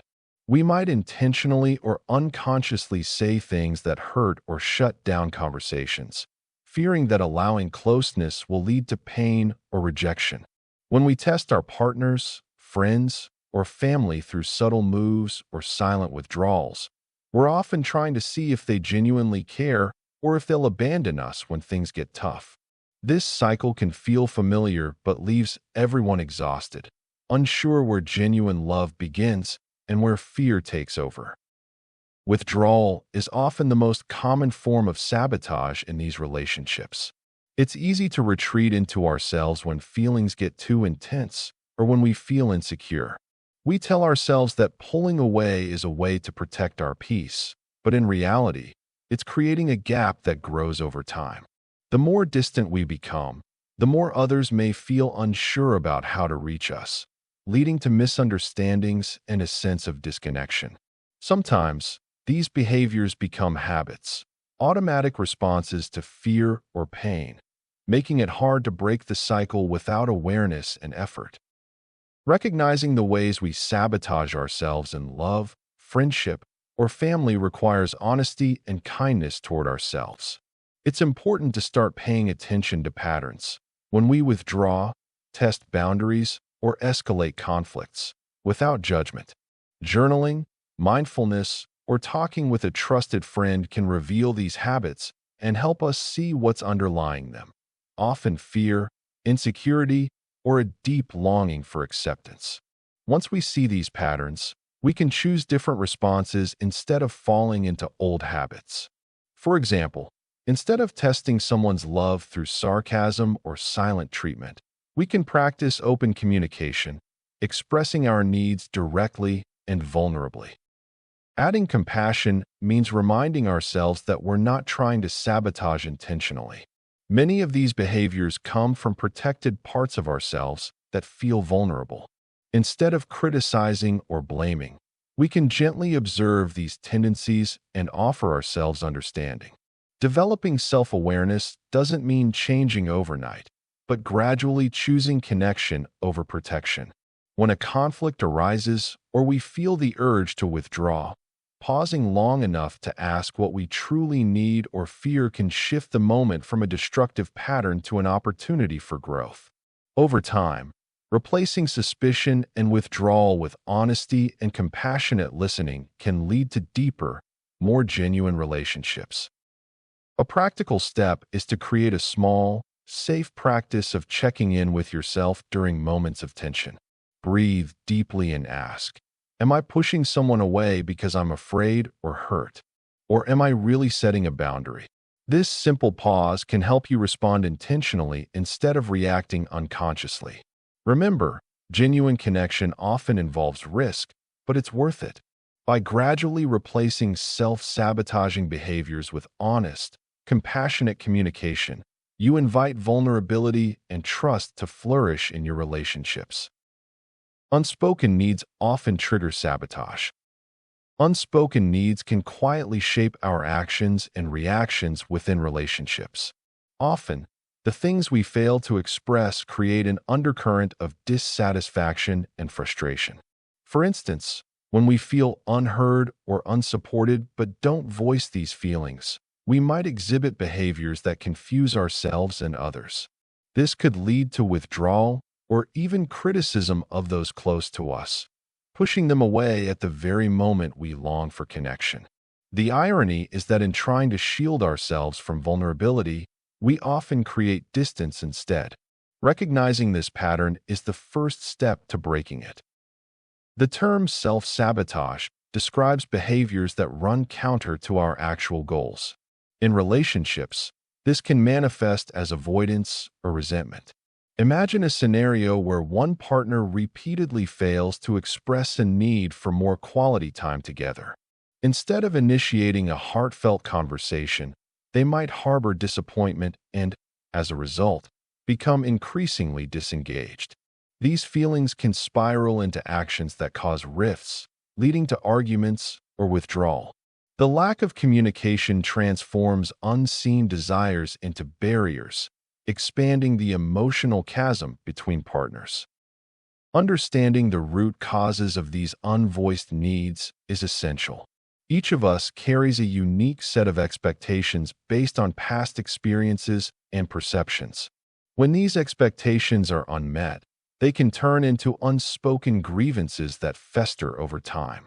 It's not uncommon to project our internal struggles onto those we care about, creating a cycle of hurt. By acknowledging the existence of these hidden needs, we can begin to unravel the complex feelings that accompany them, offering ourselves a clearer path to healthier interactions. To cultivate self-awareness around our unspoken needs, it's crucial to foster spaces where open dialogue is encouraged. Journaling, for example, can be a valuable tool. Writing about your feelings can help clarify what you wish to express to others. Identifying patterns in your emotions and behaviors illuminates the areas needing attention. Getting comfortable with vulnerability takes time, but embracing this discomfort can lead to profound personal growth and improved relationships. Once we gain insight into our unvoiced needs, the next step is effective communication. It's important to approach conversations with kindness and clarity. Instead of making accusations or placing blame, framing your needs positively can shift the dynamic. For instance, rather than saying, "You never have time for me," try, "I feel lonely when we don't spend time together, and I'd love for us to carve out a little time for each other." This shift invites collaboration and kindness, reducing defensiveness and allowing for a more constructive dialogue. Listening is equally essential in these discussions. Ensuring that both parties feel heard creates an environment of mutual respect that fosters connection. When both partners express their needs with empathy, it strengthens the bond and encourages problem-solving together. Commit to practicing this mutual sharing regularly, even in small ways, to enhance connection over time. A helpful strategy is to implement regular check-ins with your partner.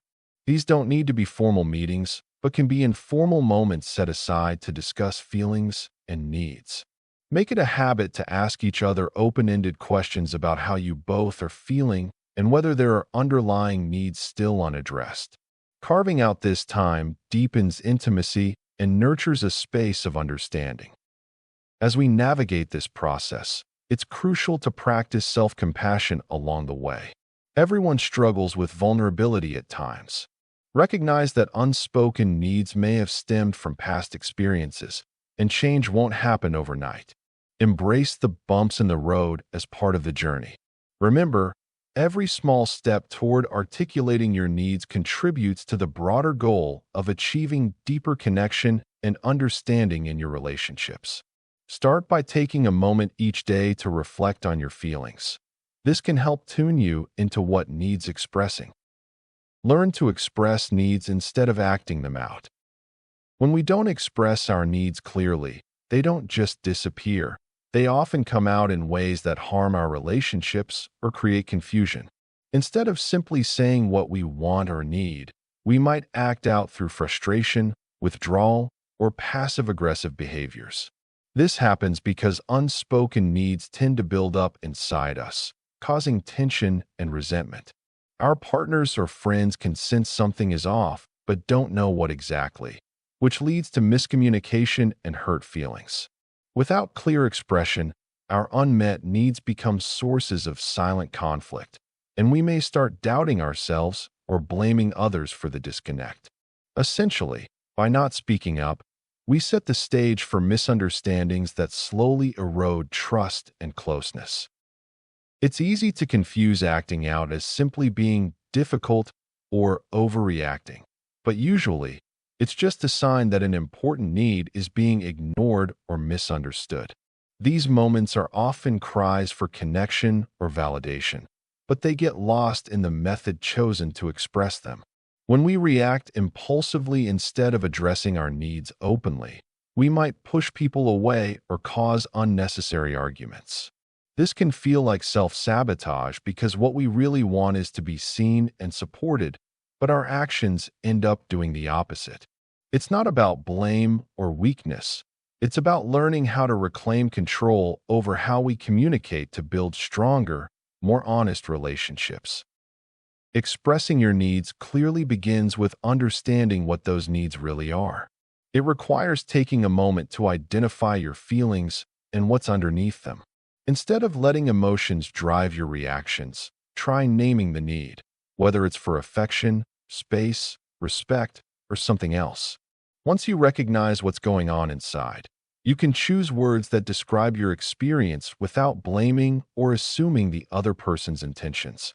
Saying, "I feel ignored when we don't talk after work," is more effective than, "You never care about me," because it focuses on your experience rather than accusing the other person.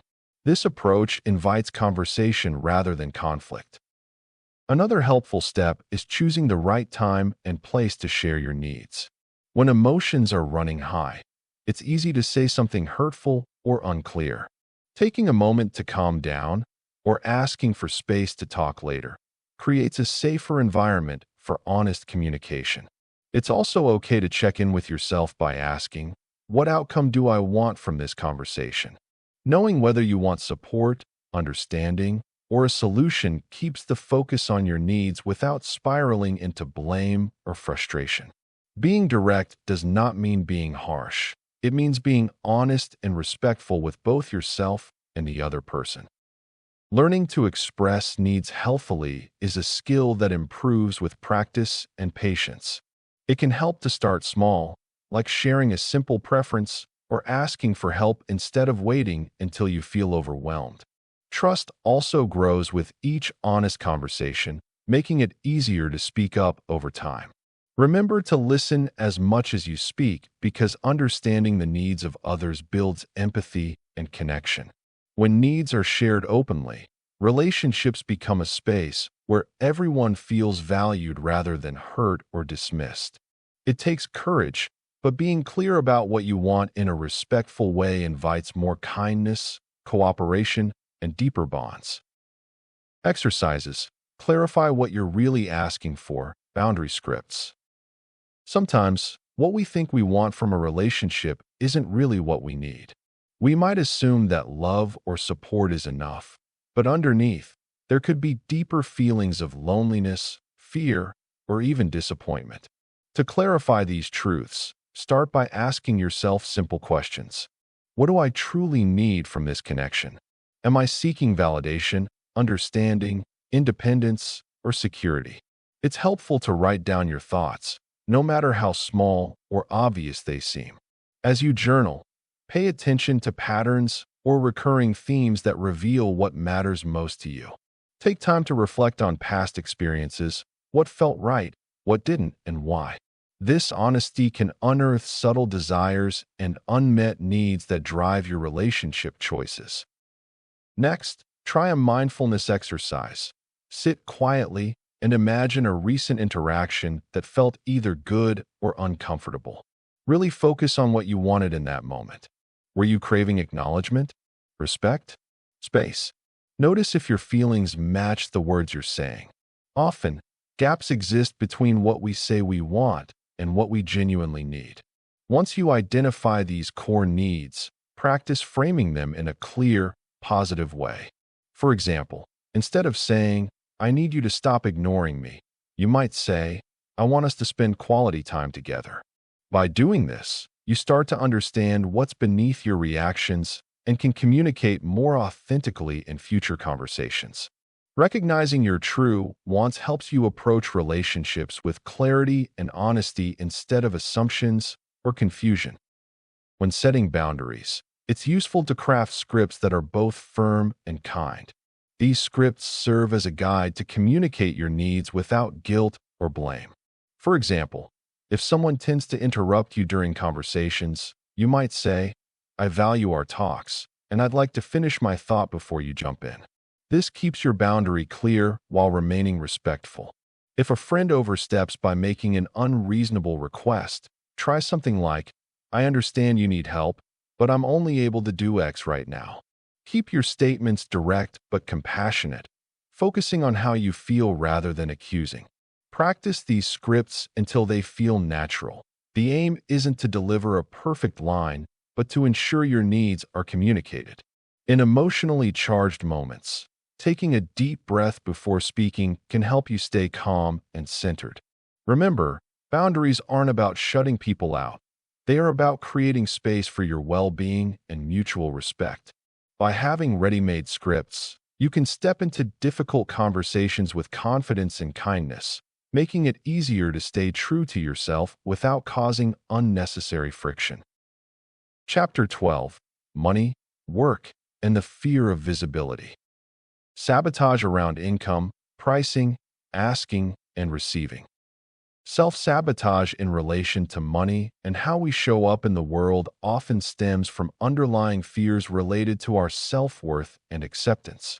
Many people unconsciously associate their financial success with personal value. This means that if someone struggles to ask for a higher price or accept their worth, it usually reflects a belief that they are not deserving of prosperity or recognition. When someone hesitates to charge what they truly believe they deserve, it can indicate a fear of rejection or judgment. These fears may be rooted in childhood experiences or societal expectations that create a restrictive view of money and success. For instance, someone might believe that asking for a raise or charging more for their services will make them look greedy or ungrateful. This belief can stem from messages absorbed over time, such as money is the root of all evil, or you should be grateful for what you have. Such perceptions much can restrict someone's ability to truly assess their skills and contributions. Money becomes a complicated dance of feelings, where fear collides with aspiration, making it hard to navigate conversations about pricing without guilt. Recognizing these patterns is the first step toward breaking them. It starts with honest self-reflection. Ask yourself what feelings arise when you think about money, pricing, or being visible. It may help to journal your thoughts or talk it out with someone you trust. Understanding where these feelings come from can illuminate a path forward. Try to identify specific beliefs that hinder your ability to ask for what you're worth. Challenge those beliefs by questioning their validity. Are they true? Are they serving you? Often, you'll find evidence to the contrary. Next, practice small steps toward embracing your value. If you fear raising your prices, start by adjusting them slightly. Get comfortable with the new figure before incrementally increasing it further. This approach allows your confidence to grow along with your prices. Additionally, surround yourself with supportive individuals who recognize your worth. Engaging with a community that encourages and uplifts can help reinforce a healthier mindset about money and earning. Lastly, give yourself permission to receive. Practice gratitude for what you have already accomplished and learned on your journey. Celebrate your wins, no matter how small, and become conscious of how you speak about money, both to yourself and to others. Every time you catch yourself speaking negatively about your financial situation, try to shift that narrative. For example, instead of saying, "I can't afford that," try, "I'm prioritizing my spending." This subtle shift can gradually change how you view both money and yourself in relation to it. Fear of being perceived as greedy, fake, or not enough. Many people carry a quiet, nagging fear that if they ask for what they deserve, whether it's money, recognition, or respect, they will come across as greedy, fake, or simply not good enough. This fear often stems from early experiences where our worthiness was tied to how much we gave or how little we took. It's a protective layer that keeps us from being vulnerable, as exposing true needs can feel risky. When you worry about seeming greedy, what's really happening is a fear of rejection or judgment, a worry that you'll be labeled as selfish or insincere and therefore pushed away. Sometimes, this fear is connected to cultural or family messages, like hearing that money is the root of all evil, or that asking for too much makes you a bad person. These ideas can embed themselves deeply, shaping how we view ourselves and our desires. On another level, the fear of being not enough often comes from comparing ourselves to others. We might believe that no matter what we do, we don't deserve success or abundance. It's like carrying an invisible measure stick, always feeling short compared to others who seem to have it together or have more to offer. Underneath that comparison lies the core feeling of vulnerability, being afraid that if people see the real us, they won't accept or value us. In truth, these fears act as shields hiding sensitivity. They protect us from the discomfort of rejection or scrutiny, but also keep us stuck in a cycle where we don't claim what belongs to us. It can feel safer to stay small or quiet rather than risk being misunderstood or labeled. Recognizing these fears is the first step to loosening their grip.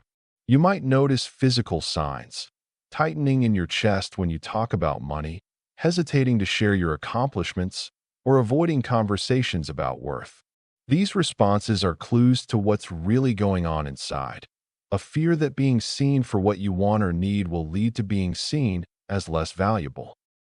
Changing how you relate to money and how you show up in the world means embracing your true self with kindness and honesty.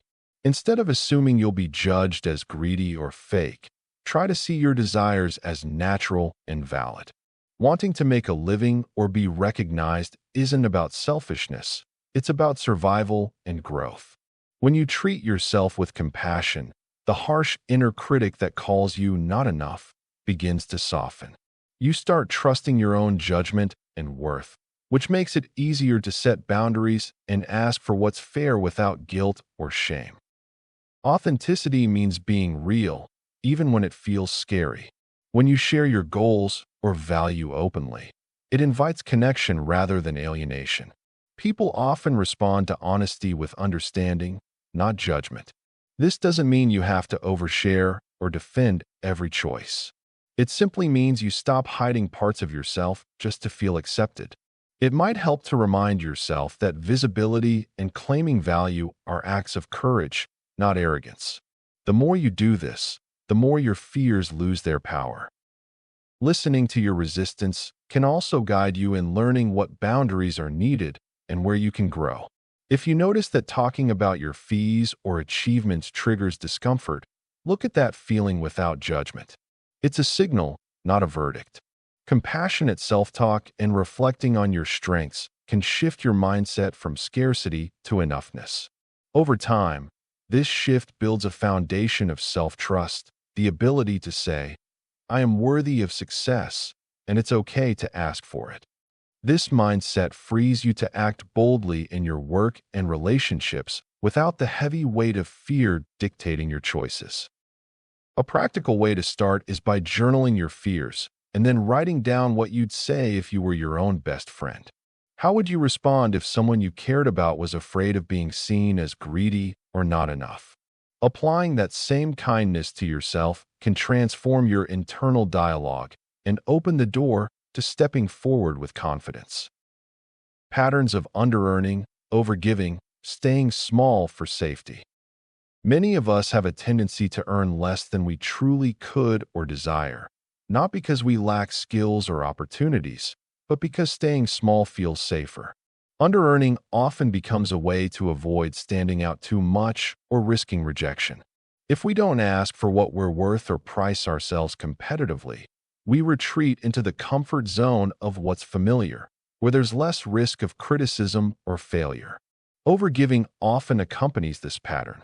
We might find ourselves constantly giving more than we receive, working tirelessly for clients, employees, or loved ones, because we fear that asking for help or better compensation might reveal how much we're truly worth. Staying small becomes a protective shield.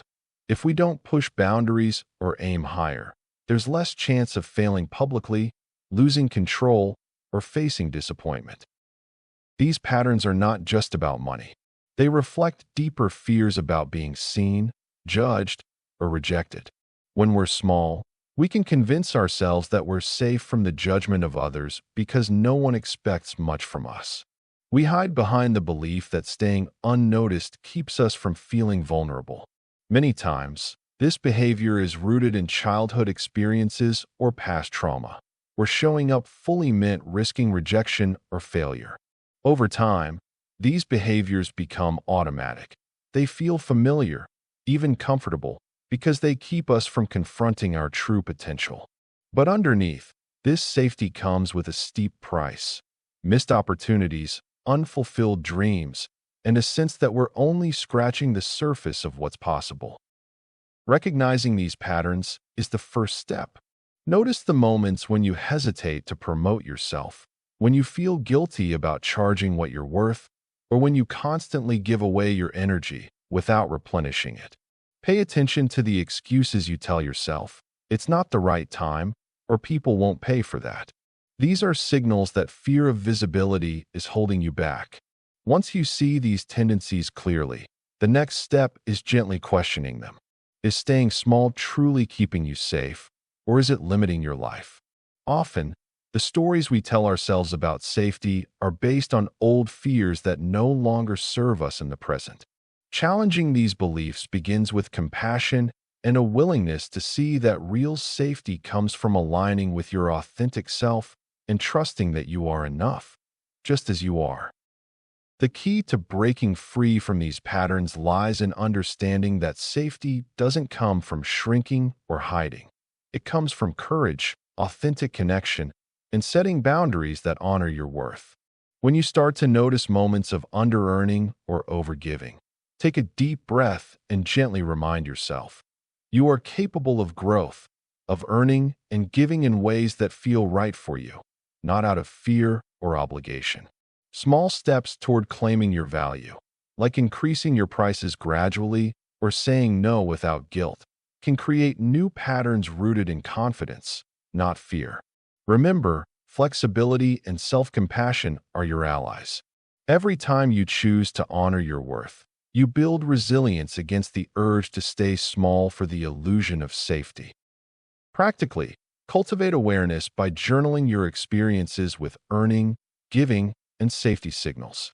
Notice when your default is to under-earn or overgive. Practice affirmations that reinforce your worth, such as, I am worthy of abundance, or my boundaries protect my energy and my growth. Start small. Ask for what you need or deserve in one simple area today, and build on that confidence over time. As you do, you'll find that safety isn't about hiding, but about standing fully in your power and trusting yourself to handle whatever comes. Moving gently, with patience, is how you transform these hidden fears into sources of strength and authentic abundance. Exercises: money beliefs inventory, safe success visualization, redefine visibility. Every person carries a set of beliefs about money. Some of these beliefs empower us, while others hold us back. To reshape your relationship with money, begin with a money beliefs inventory. Start by sitting in a quiet space with a notebook. Write down every thought or belief you have about money. This might include phrases like, money is the root of all evil, or I'll never have enough. Once you've listed these beliefs, revisit each one. Ask yourself where this belief originated. Was it a lesson learned from parents, friends, or society? After identifying the source, consider its impact on your life. Has this belief created fear or limitations? Transforming these limiting beliefs into empowering ones can significantly impact your financial well-being. For example, shift "I can't afford that" to "what can I do to afford that?" This shift opens up possibilities instead of closing doors. Visualization is more than just daydreaming. It's a tool that can create a safe mental space for you to picture your success. Start by finding a quiet spot where you can comfortably close your eyes. Visualize a day in your successful life. Picture the details. Where are you? What do you see, hear, and feel? Allow this vision to take shape freely without judgment. The goal is to see yourself achieving your dreams in vivid detail, creating an emotional connection to that success. Once you're comfortable with your visualization, it's time to redefine visibility. Many people fear being seen because they worry about judgment or failure. Acknowledge these fears, but don't let them drive your decisions. Embrace visibility as a tool for growth. Consider the benefits of sharing your journey, whether through social media, speaking engagements, or community involvement. Sharing your journey helps to normalize struggles and successes, inspiring others to do the same. Focus on authenticity rather than perfection. This allows you to connect with others genuinely and fosters a sense of belonging. Incorporate regular practices that reinforce both empowerment and authenticity.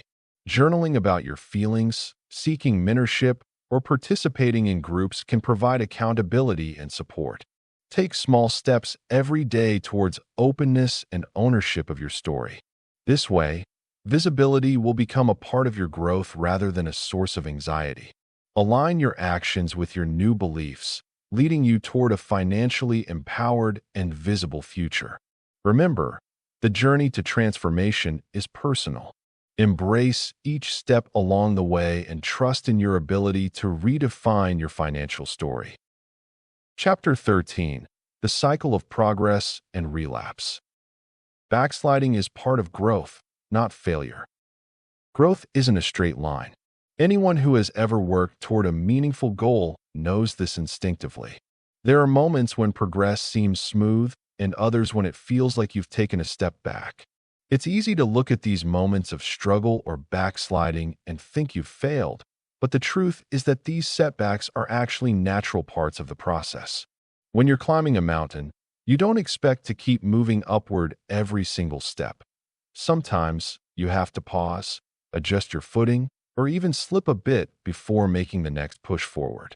The same applies to personal growth. Setbacks signal that you're moving through a process where change is happening. Your brain and habits are trying to adapt, and often that means discomfort.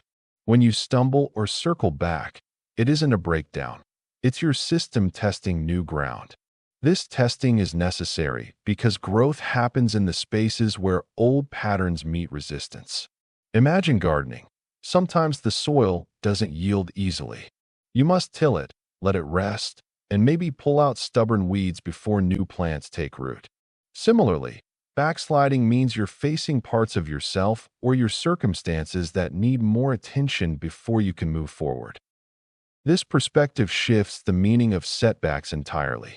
Instead of being moments of shame or failure, they become markers that you're engaged in the tough work of growth.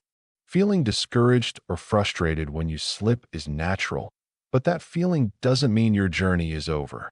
It means you're in the middle of it. Recognizing this helps you stay patient and committed, understanding that growth is messy and requires kindness toward yourself rather than judgment. When backsliding happens, it's tempting to see it as a personal flaw or a sign you aren't capable of change. This kind of self-criticism only drains energy and makes it harder to keep going. Instead, think of backsliding as honest feedback. It tells you something important about what isn't working yet or what pressures are building underneath your surface efforts. For example, if you're trying to adopt a new habit like daily exercise but find yourself skipping days, that slip isn't proof you're lazy or weak. It might mean your goal needs to be more realistic, your motivation isn't clear, or outside stress is interfering with your ability to follow through. Using backsliding as feedback means stepping back and asking questions like, what triggered this slip? Was I trying to do too much too fast? Are there hidden obstacles I didn't account for? By responding with curiosity instead of judgment, you create space to adjust your plan and build resilience. This shifts the focus from beating yourself up to figuring out how to support yourself better. Growth becomes less about perfect results and more about learning how to navigate challenges. Finding ways to fine-tune your approach based on what backsliding reveals can make all the difference. It might mean breaking goals into smaller steps, asking for help, or simply giving yourself permission to rest without guilt. These adjustments acknowledge that growth isn't about pushing harder all the time, but about being smarter and kinder with your efforts. Backsliding, seen this way, becomes one of your greatest teachers rather than an enemy to fight. A practical tip to keep in mind is to keep a journal or log of your progress that includes not just successes but setbacks and what you think caused them. Over time, patterns will emerge, helping you understand the rhythms of your journey and pointing you towards strategies that work better for your unique situation. This habit transforms backsliding from moments of shame into data that empowers you to keep moving forward thoughtfully and courageously. Responding to old patterns without losing momentum. Change rarely moves in a straight line. Sometimes we move forward, and other times we find ourselves slipping back into old habits or patterns. When this happens, It's easy to feel discouraged or think that all our effort was wasted. But the truth is, setbacks are simply part of the process, not signposts of failure. Recognizing that progress often includes up and down moments can help ease feelings of frustration. These moments don't erase the work you've already done. Instead, they remind you that growth is a continuous cycle. Accepting this ebb and flow makes it easier to stay committed, even when old patterns resurface unexpectedly. Old habits tend to haunt us because they're familiar and ingrained. When we encounter stress, fatigue, or emotional triggers, it's natural for those familiar reactions to show up. This doesn't mean you've failed or that you're back at square one. Instead, it's a sign that your mind and body are seeking comfort in what's known. Recognizing this helps you to see setbacks not as catastrophes, but as part of the process. If you treat these moments with patience and understanding, they become opportunities to learn rather than reasons to give up. Remember, even the most disciplined people have days when old patterns sneak in. They simply get back on track faster the next time. When old patterns show up, it's helpful to pause and observe without judgment. Instead of criticizing yourself for slipping, ask what triggered the pattern and what your body and mind need in that moment. For some, it might be reassurance or a moment of self-compassion. For others, it could be a reminder of what they're working toward. This approach keeps you centered and less reactive. Over time, you'll notice that you become better at catching patterns early, making controlled choices rather than reacting impulsively. It's like catching a wave early while surfing. You don't try to fight the current, but use it to your advantage. This mindful stance keeps your momentum steady even when old habits try to take over. Building strategies to respond calmly and compassionately can make a big difference. For example, when you recognize that you're falling into an old pattern, take a deep breath and give yourself a moment to pause. Instead of berating yourself, choose a kinder response, reminding yourself that setbacks are normal and temporary. It can also help to have a set of go-to responses prepared, like gently redirecting your focus, practicing a quick grounding exercise, or journaling about what just happened. These small acts of self-kindness can prevent small setbacks from spiraling into long-term derailments. The goal isn't to be perfect, but to develop resilience, so you stay aligned with your bigger goals, even when faced with setbacks. Remember, momentum isn't about perfection, it's about persistence. Allow yourself to feel frustrated or disappointed at times, but don't let those feelings define you. Instead, see each slip as a chance to gather more insight about yourself. Keeping a journal of your triggers and your responses can be incredibly eye-opening. Notice patterns not just in what causes setbacks, but also in what helps you bounce back. Over time, you'll create a toolkit of practical responses that enable you to navigate old patterns without losing ground. Small, consistent efforts in responding kindly and mindfully become a form of momentum in themselves, reinforcing your ability to move forward despite obstacles. Sometimes, a simple reminder can serve as a powerful anchor when old patterns emerge. Affirmations like, "I am learning," or "every step counts," keep your focus on progress rather than perfection. Also, it helps to lean on your support system. Talking with a friend, coach, or mentor can remind you of how far you've come and provide encouragement. The key is to stay gentle with yourself and be flexible in how you respond. Making peace with setbacks as part of your growth journey means you can stay the course without losing sight of your long-term vision.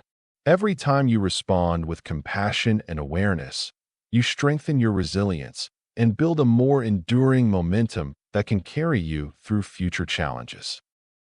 Adopting a compassionate, long-term mindset.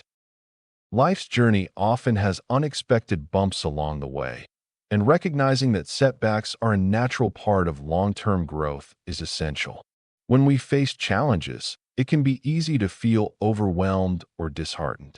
Instead of viewing these moments as failures, we can approach them with patience and self-compassion. This gentle perspective allows us to acknowledge our feelings without judgment. It's important to remember that everyone struggles at times. Embracing our struggles as part of our story helps us to grow and learn, shaping us into stronger individuals. Practicing self-compassion means talking to ourselves like we would to a good friend. When setbacks happen, instead of saying, "I can't believe I messed up again," try thinking, "It's okay. I can learn from this." This shift in mindset can make a huge difference. Staying kind to ourselves fosters resilience. Resilience doesn't mean we never get knocked down. It means we find the strength to get back up and keep moving forward, even when it's tough. When we make changes in our lives, we often hope for a straightforward path to success. Yet, the reality can be much messier. Relapse, whether in habits, relationships, or personal goals, is often seen as a failure. However, if we can shift our perspective, we can see these setbacks as valuable feedback. Each slip provides insights into our journey, prompting us to examine what works for us and what doesn't. By treating these moments with kindness and wisdom, we can guide ourselves toward lasting change. The journey of personal growth is rarely a straight line. It can twist and turn, taking paths we never anticipated. Instead of feeling defeated by this unpredictability, we can lean into it with curiosity and openness. A compassionate, long-term mindset supports our ability to adapt and evolve over time. It allows space for imperfections and celebrates progress, no matter how small. We can start to replace the notion of perfection with a more realistic approach that recognizes effort and intention. To grow this mindset, surround yourself with positivity. Engage with resources, people, and environments that encourage growth and self-compassion. Whenever self-doubt creeps in, remind yourself of the progress you've made. This act of reflection reinforces your strength and commitment to your journey. Ultimately, it's important to stay focused on the long-term vision, knowing that each step, no matter how small, contributes to your path forward. Embrace your journey and treat yourself with kindness along the way. Setting aside a few minutes each day to reflect on your experiences and feelings can be immensely beneficial. Make this a part of your routine, and you'll notice how it shifts your perspective. Exercises, reflection after relapse, creating restart rituals. When a relapse happens, it often brings a wave of disappointment and self-criticism. Instead of letting these feelings take over, taking a moment to reflect with kindness can reveal unexpected lessons. Think of these setbacks as signals, not failures. What triggered this moment? What feelings or situations were present before the slip? By gently asking these questions, you start to understand the patterns behind your actions without harsh judgment. This kind of reflection opens space for growth. It shifts the narrative from "I failed" to "I'm learning about myself." When you soften your inner dialogue, you reduce the shame that can keep you stuck. Try writing down your thoughts as clearly and honestly as you can. Sometimes putting words to your experience helps untangle confusion and reveals small insights that might otherwise be overlooked. This practice also strengthens your resilience because it reminds you that setbacks are just part of the path, not the end of it. As you reflect, pay attention to moments where you showed strength, even if things didn't go as planned. Maybe you recognized a craving or felt tempted but didn't give in right away. These moments are proof that change is happening, even if the outcome wasn't perfect. This awareness can guide your next steps and help you approach your goals with a clearer understanding and more compassion. Restart rituals are small, purposeful actions that help you reset and move forward after a setback.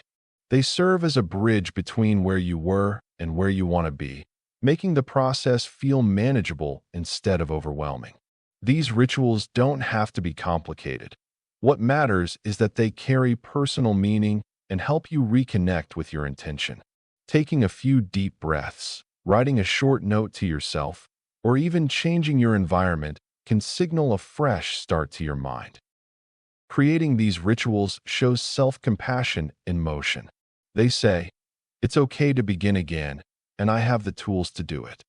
By regularly practicing such rituals, each stumble becomes less of a block and more of a stepping stone. Think of them as gentle reminders that your progress is not erased by one moment off track. It's shaped by your willingness to try again. Over time, these rituals build momentum, making it easier to regain focus and keep moving forward. For example, you might decide to take a short walk outside the moment you notice a relapse, or commit to writing down 3 things you're grateful for that day. These actions can ground you and provide clarity. The key is to find what resonates with you and fits your life. Restart rituals work best when they are simple, consistent, and infused with kindness toward yourself, turning the act of starting over into a nurturing habit rather than a punishment. One practical tip: after reflecting on a relapse, choose one very small action that feels doable right now, no matter how simple, to symbolize your restart. This could be as small as drinking a glass of water, closing your eyes for a moment, or saying a reassuring phrase aloud. That single action can become the seed of renewed commitment and make moving forward feel less intimidating. Chapter 14: Building Your Resistance Toolkit. Core tools: pattern mapping, message decoding, micro-bravery, energy management. Our minds are wired to resist change, often showing up as patterns or habits that keep us stuck. These patterns aren't accidents. They serve a purpose, often protecting us from pain or discomfort. Recognizing these resistance tools requires honest observation. When you notice yourself avoiding a task, doubting your abilities, or feeling overwhelmed, you're seeing these tools in action. The key is to shift from being unconscious of them to understanding them as signals rather than barriers. This awareness lays the groundwork for turning vague feelings into clear, actionable insights that can guide your next step instead of holding you back. Imagine your daily routines as a series of stories your mind tells itself. These are your patterns. To map them, start paying attention to recurring thoughts or reactions, especially during challenging moments. Notice the stories you tell yourself about what you're capable of, what you're afraid of, or what has gone wrong. Decoding these messages means asking yourself why those stories keep repeating. Are they based on past experiences, fears, or doubts? Once you've identified these messages, you can reframe them, turning a story of "I can't" into "I will try." Practicing tiny acts of bravery, called micro-bravery, can help you test new ways of thinking and acting. These small steps, like speaking up in a meeting or trying something new, build confidence little by little. As for energy management, regularly check in with how your energy fluctuates through the day. If you notice a slump, take a moment to breathe, stretch, or reset so you're not operating on empty. Managing your energy means scheduling breaks during your most demanding tasks and conserving energy for what truly matters, rather than spreading yourself thin across everything. Remember, these tools aren't about perfection but consistency. When you map your patterns, decode the stories, take micro-brave actions, and manage your energy, you start creating a clearer picture of what holds you back and, more importantly, how to move forward. Small shifts, practiced daily, lead to powerful changes over time. Choose one small step today. Maybe it's catching a negative thought and questioning it, or daring to say yes to something outside your comfort zone. These small actions build momentum and resilience, making the next step just a little easier.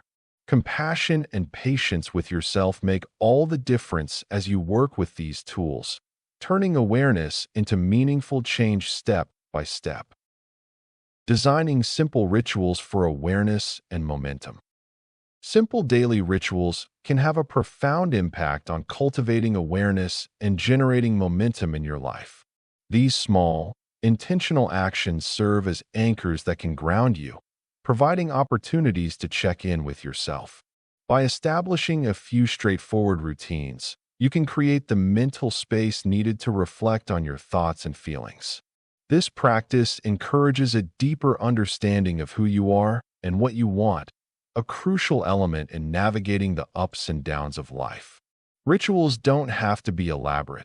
They can be as uncomplicated as a morning stretch or a few moments spent in gratitude before the day begins.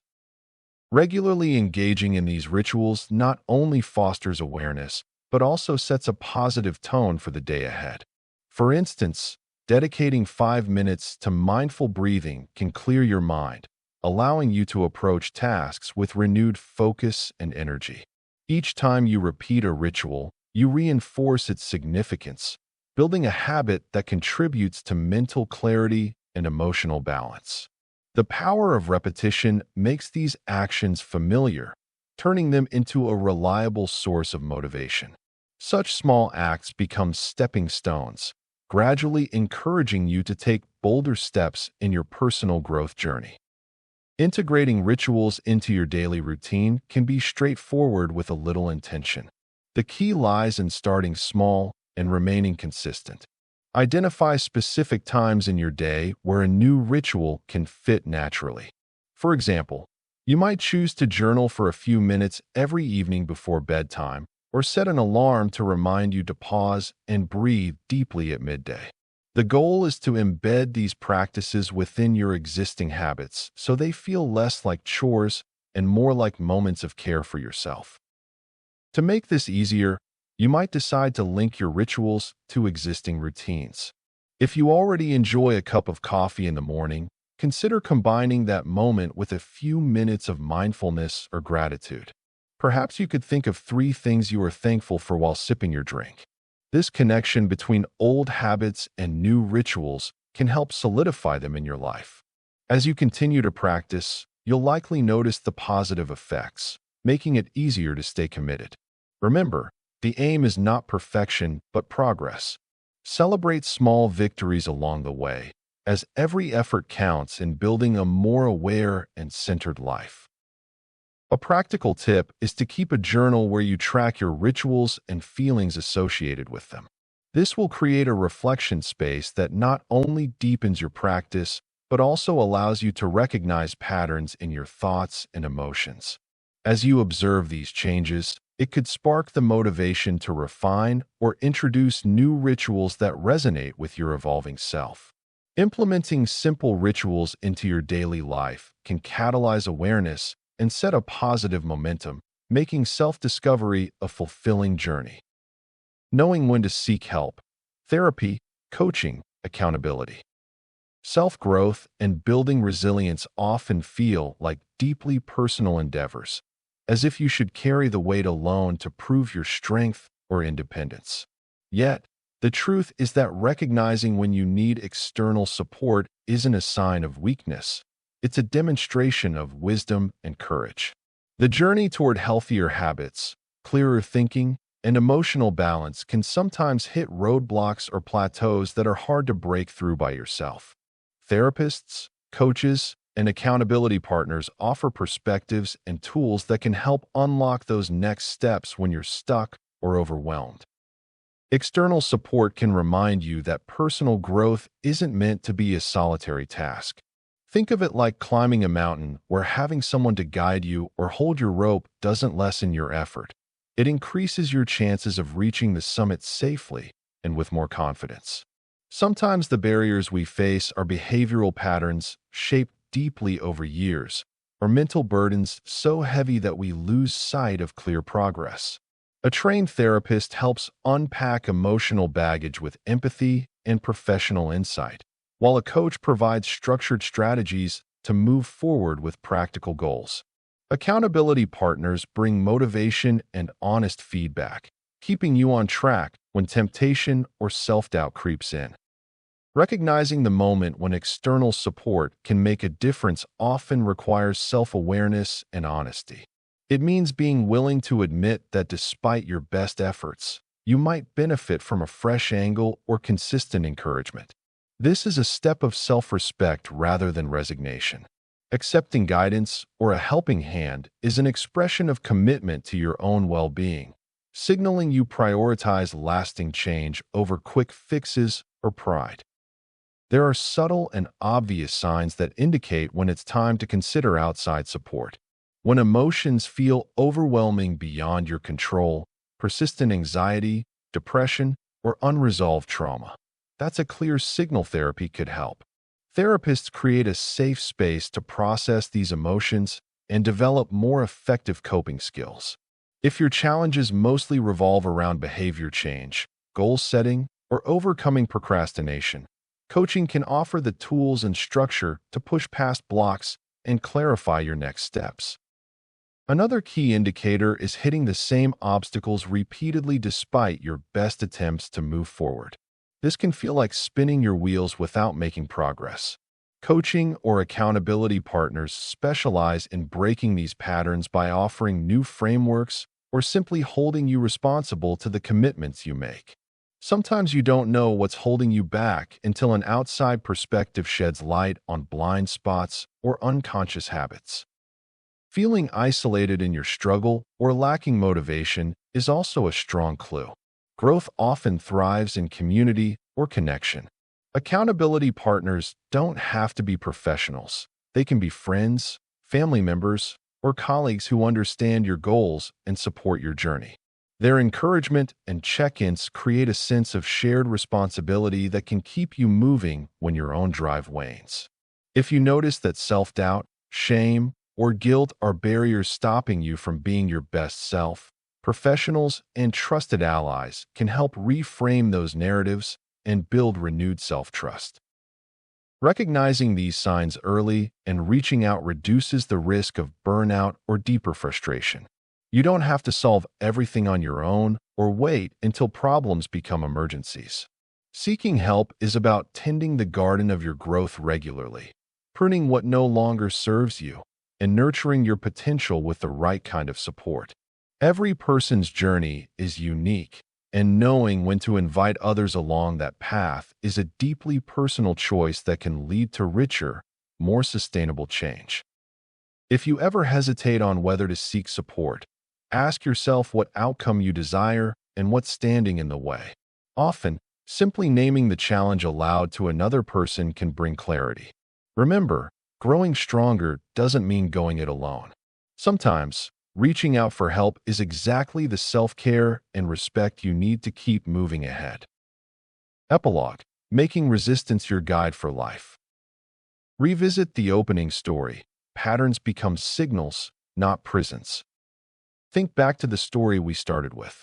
It was about a person noticing how certain routines, choices, or reactions kept repeating in their life. At first, these patterns seemed like barriers, hardwired rules that trapped them in cycles they couldn't escape. But as they looked closer, it became clear that these patterns were less like prisons and more like signals.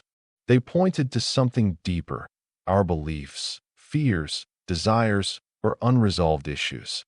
Recognizing this shift in perspective can transform how we see our habits. Instead of feeling stuck or judged by our routines, we can see them as messengers offering clues about what we truly need to work on or understand about ourselves. When we start viewing patterns as signals, it changes everything. These repeating behaviors aren't random or malicious, they are indicators. For example, if you notice that you always withdraw when things get challenging, it's not just a flaw. It's a message that perhaps you fear failure or rejection. If you keep procrastinating on a particular goal, it could mean deep down you're uncertain about whether that goal aligns with your true values. Each pattern has a story behind it, a message waiting to be uncovered. Instead of resisting or blaming yourself for these patterns, learning to interpret them as signals gives you a tool for growth. It invites curiosity rather than shame and opens the door to understanding your internal landscape with compassion. This idea reminds us that growth often comes from awareness.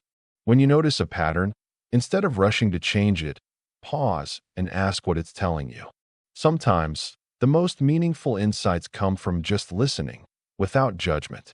For example, if you find yourself repeatedly choosing comfort over challenge, it might mean you're feeling vulnerable or afraid of failure. Recognizing these signals equips you with clarity. It allows you to decide intentionally whether to follow the pattern further or to gently challenge it. Over time, this shifts your relationship with habits from feeling like they define you to seeing them as clues. Patterns, in this sense, become a map, not a cage, guiding you toward understanding your motivations and, ultimately, toward more authentic choices. Understanding patterns as signals also involves patience. It's easy to get frustrated when old habits persist, but that simply shows how deep these signals run. Some messages need time to surface, and their meaning often becomes clearer through consistent self-awareness. If you're struggling with a recurring feeling of dissatisfaction, instead of trying to force a quick fix, consider what this feeling is pointing toward. Is it a need for connection, a desire for purpose, or perhaps unresolved pain? Recognizing the pattern helps in addressing root causes rather than just symptoms. This approach encourages kindness toward yourself and makes the process of change more sustainable and gentle. Remember, nothing about your patterns has to become a prison. They are tools for understanding, not walls to trap you. By shifting your view and interpreting behaviors as signals, you create space for growth. Every time a familiar pattern shows up, see it as an opportunity to listen carefully, to ask what it's teaching you and how you want to respond. Sometimes, what feels like a limitation is simply a message waiting for your attention.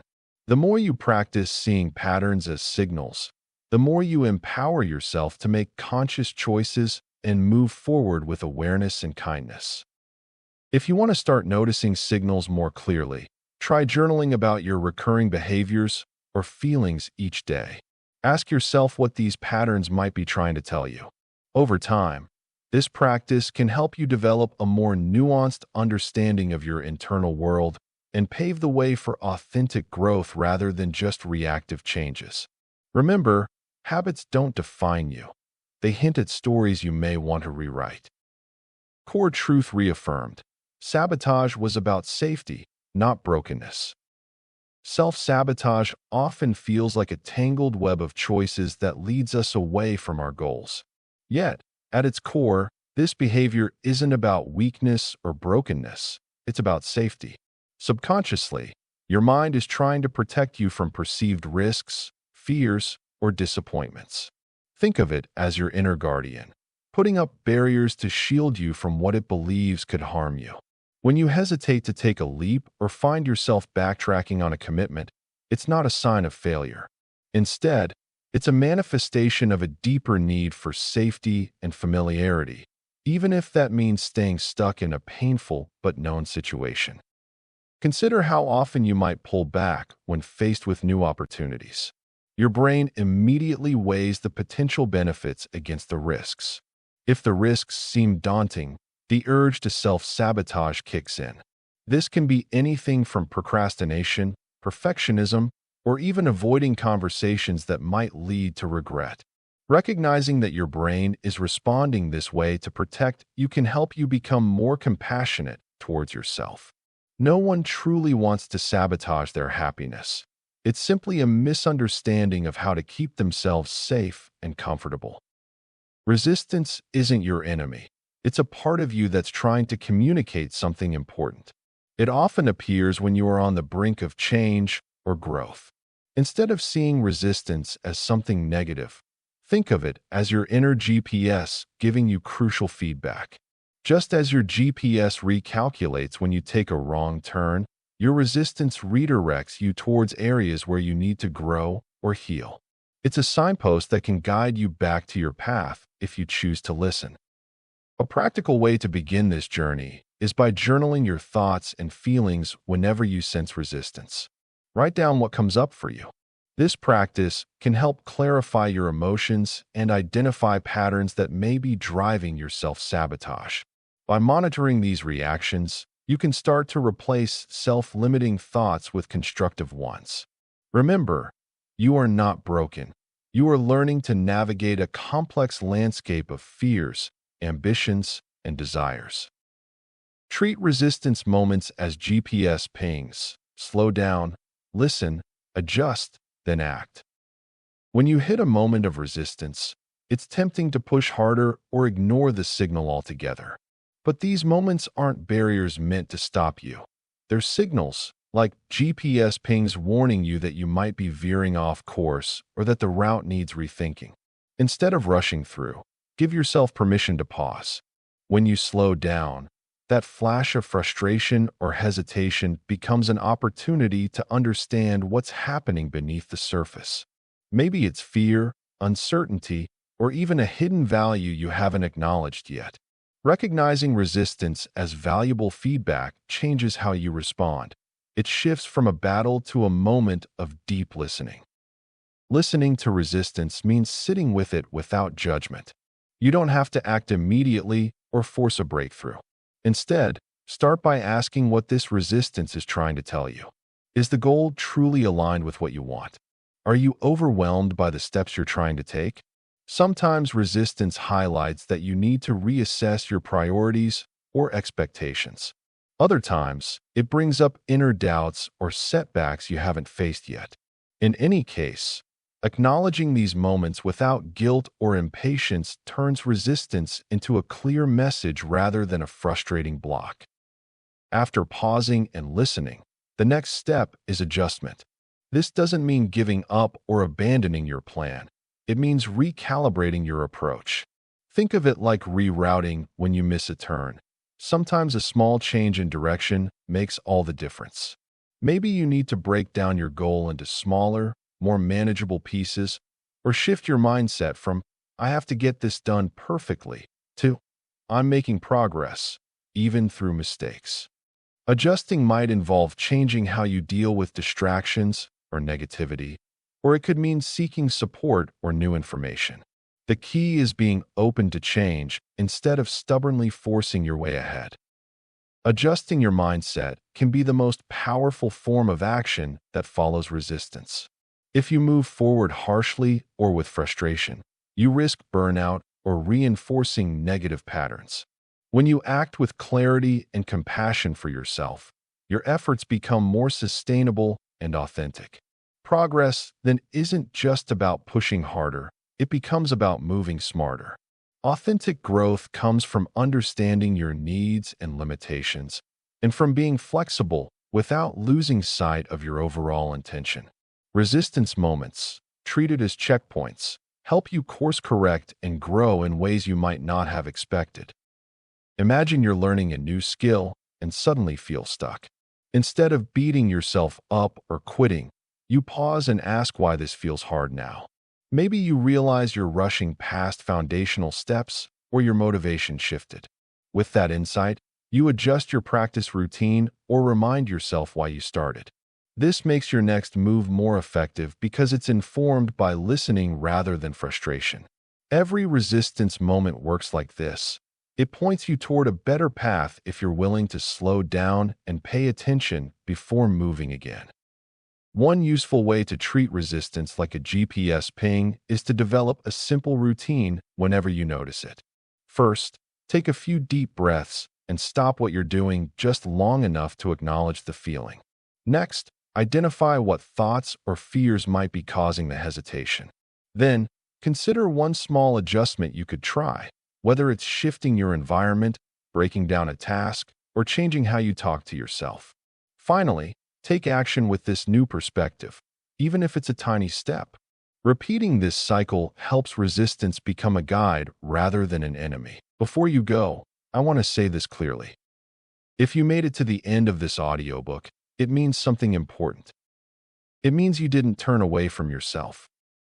You stayed with the uncomfortable moments. You listened instead of numbing. You chose curiosity over shame. And that alone is a form of courage. The goal of this book was never to eliminate resistance. It was to change your relationship with it, to stop treating your pullbacks as personal failures, and start seeing them as information. Moments where your system is asking you to slow down, get honest, or choose differently. From here on, when resistance shows up, and it will, you'll recognize it. Not as an enemy, not as proof that you're stuck, but as a signal, a GPS ping.